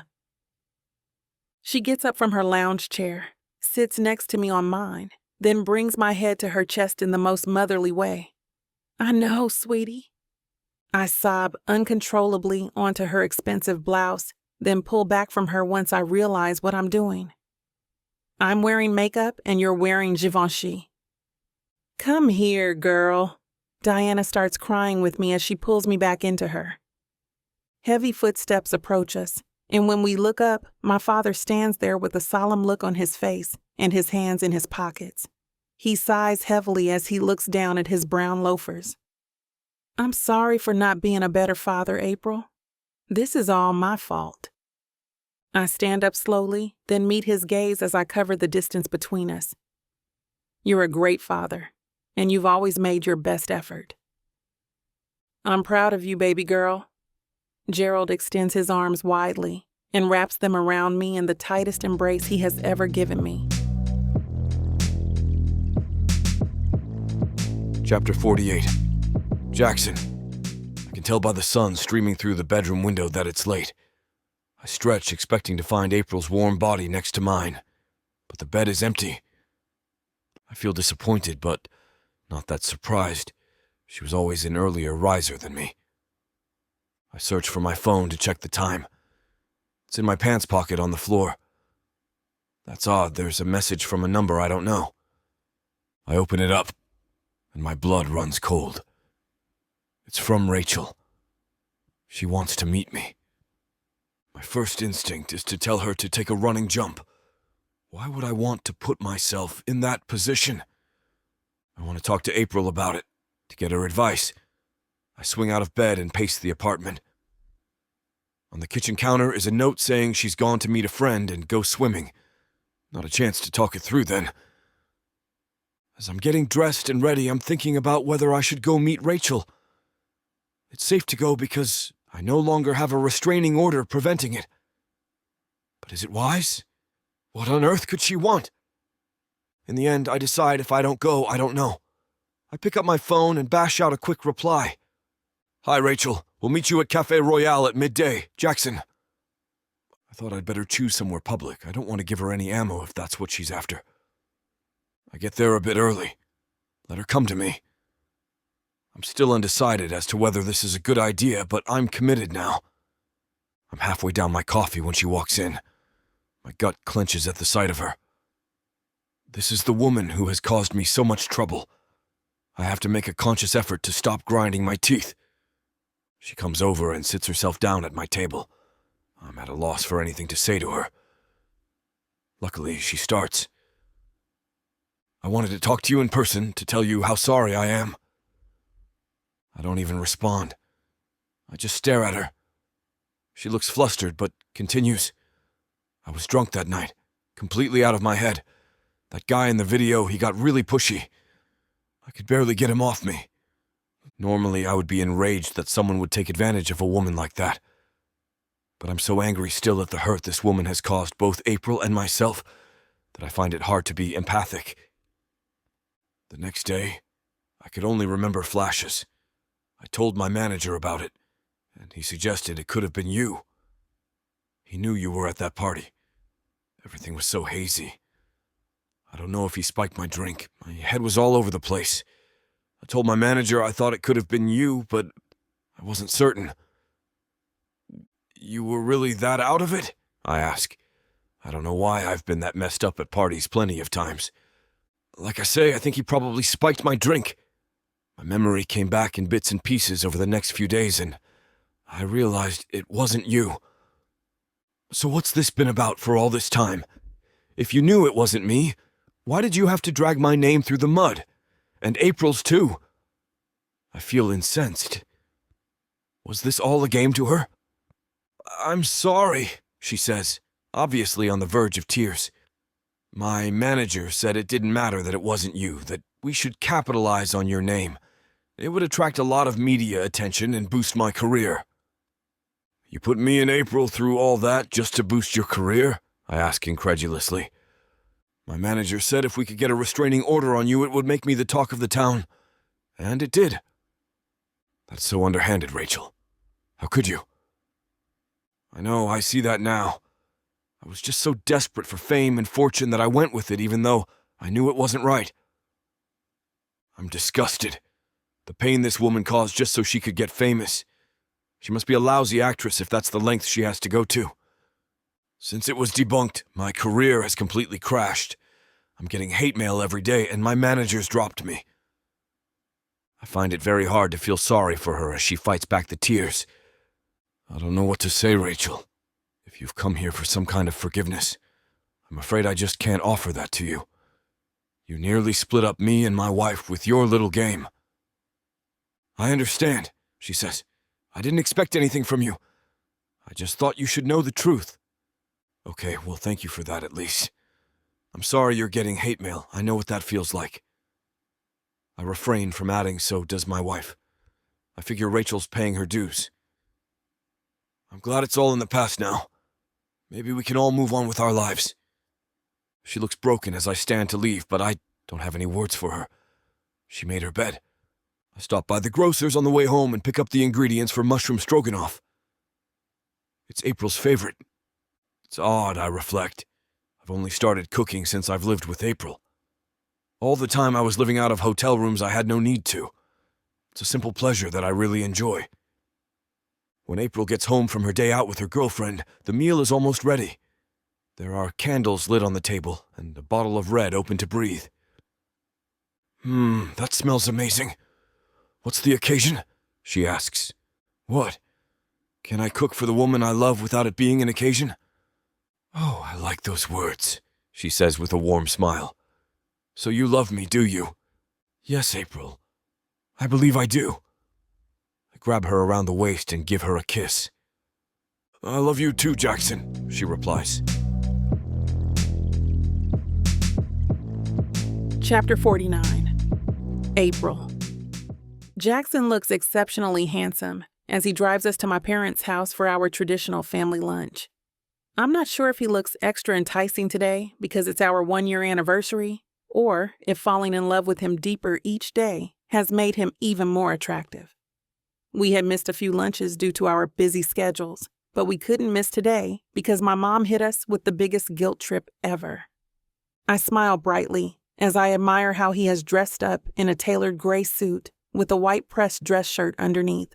He wears his signature dark sunglasses and looks ahead as he drives comfortably with his left hand gripping the steering wheel. I start to bite my lip inadvertently, then my eyes widen as he catches me in the act. He chuckles heartily as he glances at me several times. I didn't realize until now that it's possible to have a stalker as a wife. I giggle, then playfully punch his right arm. It's your fault for being so damn fine. That's you. Jackson winks at me, then sighs heavily as we stop at a red light. I'm still disappointed about our change of plans today, though. I had some big plans for the day. I know you probably planned all these things, then my mom came in and sabotaged you. I reach for his idle right hand, then engulf my left hand inside it. I promise I'll make up for it tonight. You can look forward to it. Jackson appears to nearly accept the bait, then he reverts back to his teasing. You Kleins always get your way, huh? I give him a lighthearted smirk as I shrug my shoulders. I don't know. You'd have to ask one. I've been a Haynes for the past year. He seems to smile brighter after my statement. His hand lifts mine within his grasp, then he kisses it softly before moving the car forward when the light turns green. I love to hear you acknowledge that. Just because we were actually faking it when we started doesn't mean that we didn't sign the documents. It's still important for us to celebrate these milestones, right? Absolutely. I can't take my eyes off of him, feeling more obsessed with him now than when I first fell for him. You look stunning in that dress, by the way. Jackson offers the sincerest smile. I glance down at the white dress with lace that cinches at my waist and flares out to the middle of my calves. My mother is going to love it, that's for sure. She loves extravagant things like this, but I feel a bit overdressed for our lunch. It's okay to be overdressed on a special day, Jackson explains as he pulls the car into the long driveway. We are greeted enthusiastically by my mother, who instantly compliments my dress, then leads us to the garden as expected. Once we get there, the thoughtful decorations catch me off guard. There are white and silver balloons placed everywhere, along with a matching banner draped across the top of the greenhouse that reads, "Happy Anniversary." My family claps and cheers joyously when we enter the center of the garden, where the long table has been removed. I place my hands in the center of my chest as I feel touched by the beautiful gesture. Suddenly, Amanda steps forward and hugs Jackson first, then embraces me warmly. I smile at her brightly as we hold each other's hands after the hug. "I'm so glad you're here. You're in on the surprise too, then?" Amanda responds with a knowing smile, then nods at something behind me and to my left. When I release her hands and turn around completely, I notice Jackson down on one knee. "Oh my God." I cover my hands with my mouth, tearing up before I have a chance to stop them from rolling down my face. "April Simone Klein Haynes, this year with you has been the best year of my life. Despite the drama and the hurdles we had to jump over, we became closer as we faced adversity together. I love you now more than ever, and now in front of our family as witnesses, I would like to officially ask you to remain by my side for the rest of our lives. Will you do that, Mrs. Haynes?" I nod several times while I sob euphoric tears. "Yes, I will." Jackson removes a velvet box from his pocket, reveals a ring with an even bigger stone than the one I currently have. He rises to his feet and slides the ring onto my finger next to the original one. Now we're official. Our family chants and cheers even louder than they did when we entered. I giggle pleasantly as I place my hands at the side of his face. He wraps his arms around my lower back as our kiss expresses the utmost passion. The lunch that I was lured to has turned out to be an anniversary celebration that is planned down to the most minute detail. There is a small orchestra playing as we all dance, and champagne is served by the hired staff. Food is served, and there's even a wedding cake with miniature dolls of myself and Jackson in the center. After we open an abundance of gifts, Jackson and I slow dance together in the center of the garden. There is a warmth surrounding us that I never would have expected to manifest in our early days. I finally have the validation from my family that I had been seeking my whole life. Jackson smiles at me charmingly as we slowly spin together. This turned out to be perfect. I had planned a more private proposal, but of course your mother threatened me into doing it here, since she didn't get to be a part of our elopement. I giggle heartily as I observe my mother and father amorously dancing together across the garden. I'm not surprised one bit. That's true Diana fashion.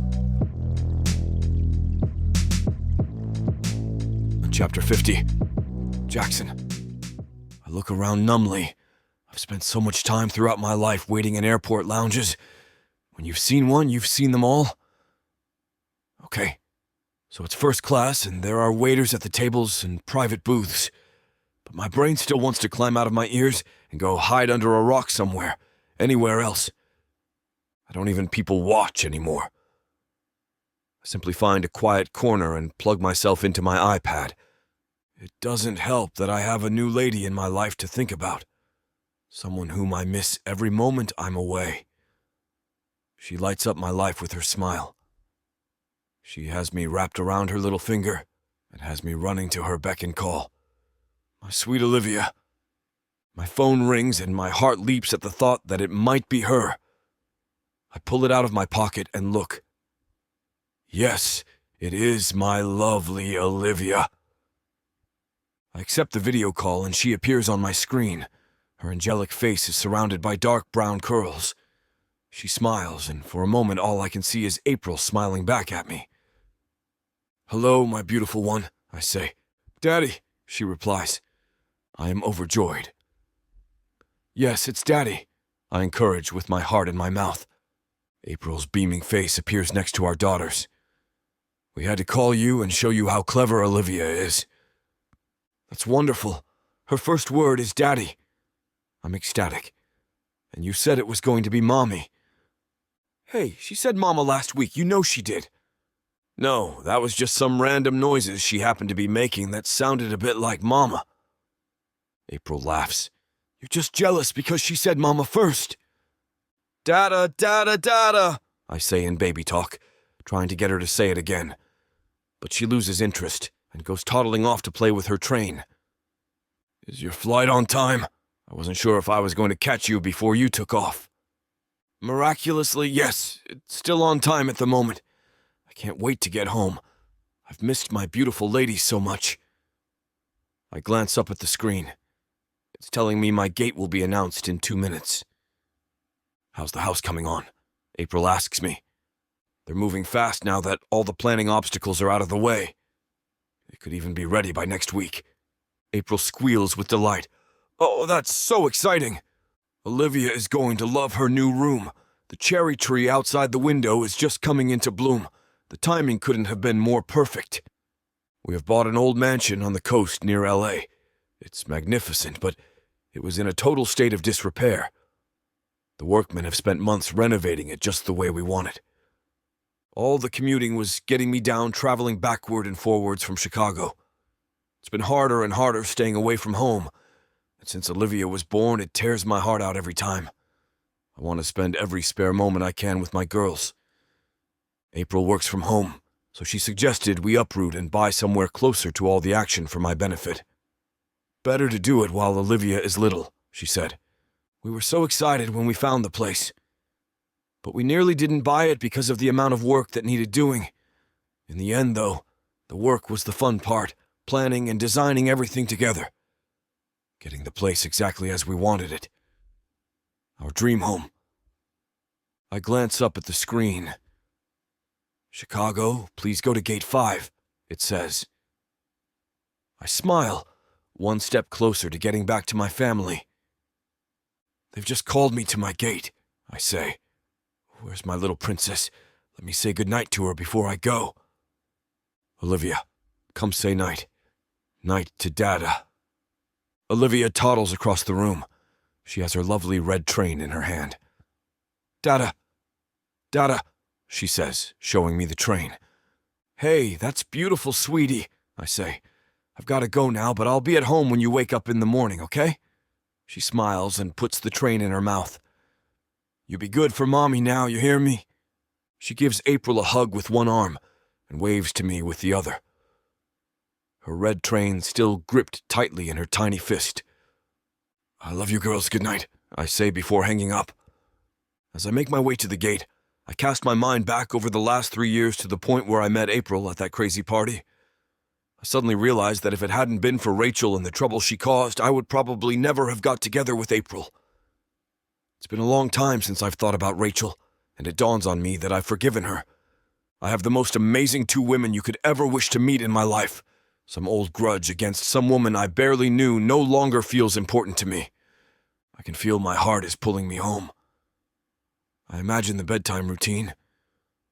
Supper would be some horrible baby goo that Olivia thinks is wonderful, followed by bath time. The trick with bath time these days is getting her to keep some of the water in the bath. After the bath, April will carry her to the bedroom and get her in her pajamas. Sometimes she can be a pickle, but mainly she's really quick so she can get a story. Her favorite at the moment is the 3 little pigs. If you do the pig noises right, it makes her laugh and join in. I often sneak into the bedroom after she's fallen asleep and watch her peaceful face so relaxed in its slumber. Sometimes she smiles in her sleep, which is adorable. I look forward to the fast approaching time when I no longer have to commute. There will be more time for play. There will be beaches and sandcastles and our own private pool. The grounds even have their own stables. I can imagine Olivia when she's a little bit older riding around on her own little pony. My daydreaming of our bright future carries me home to my family.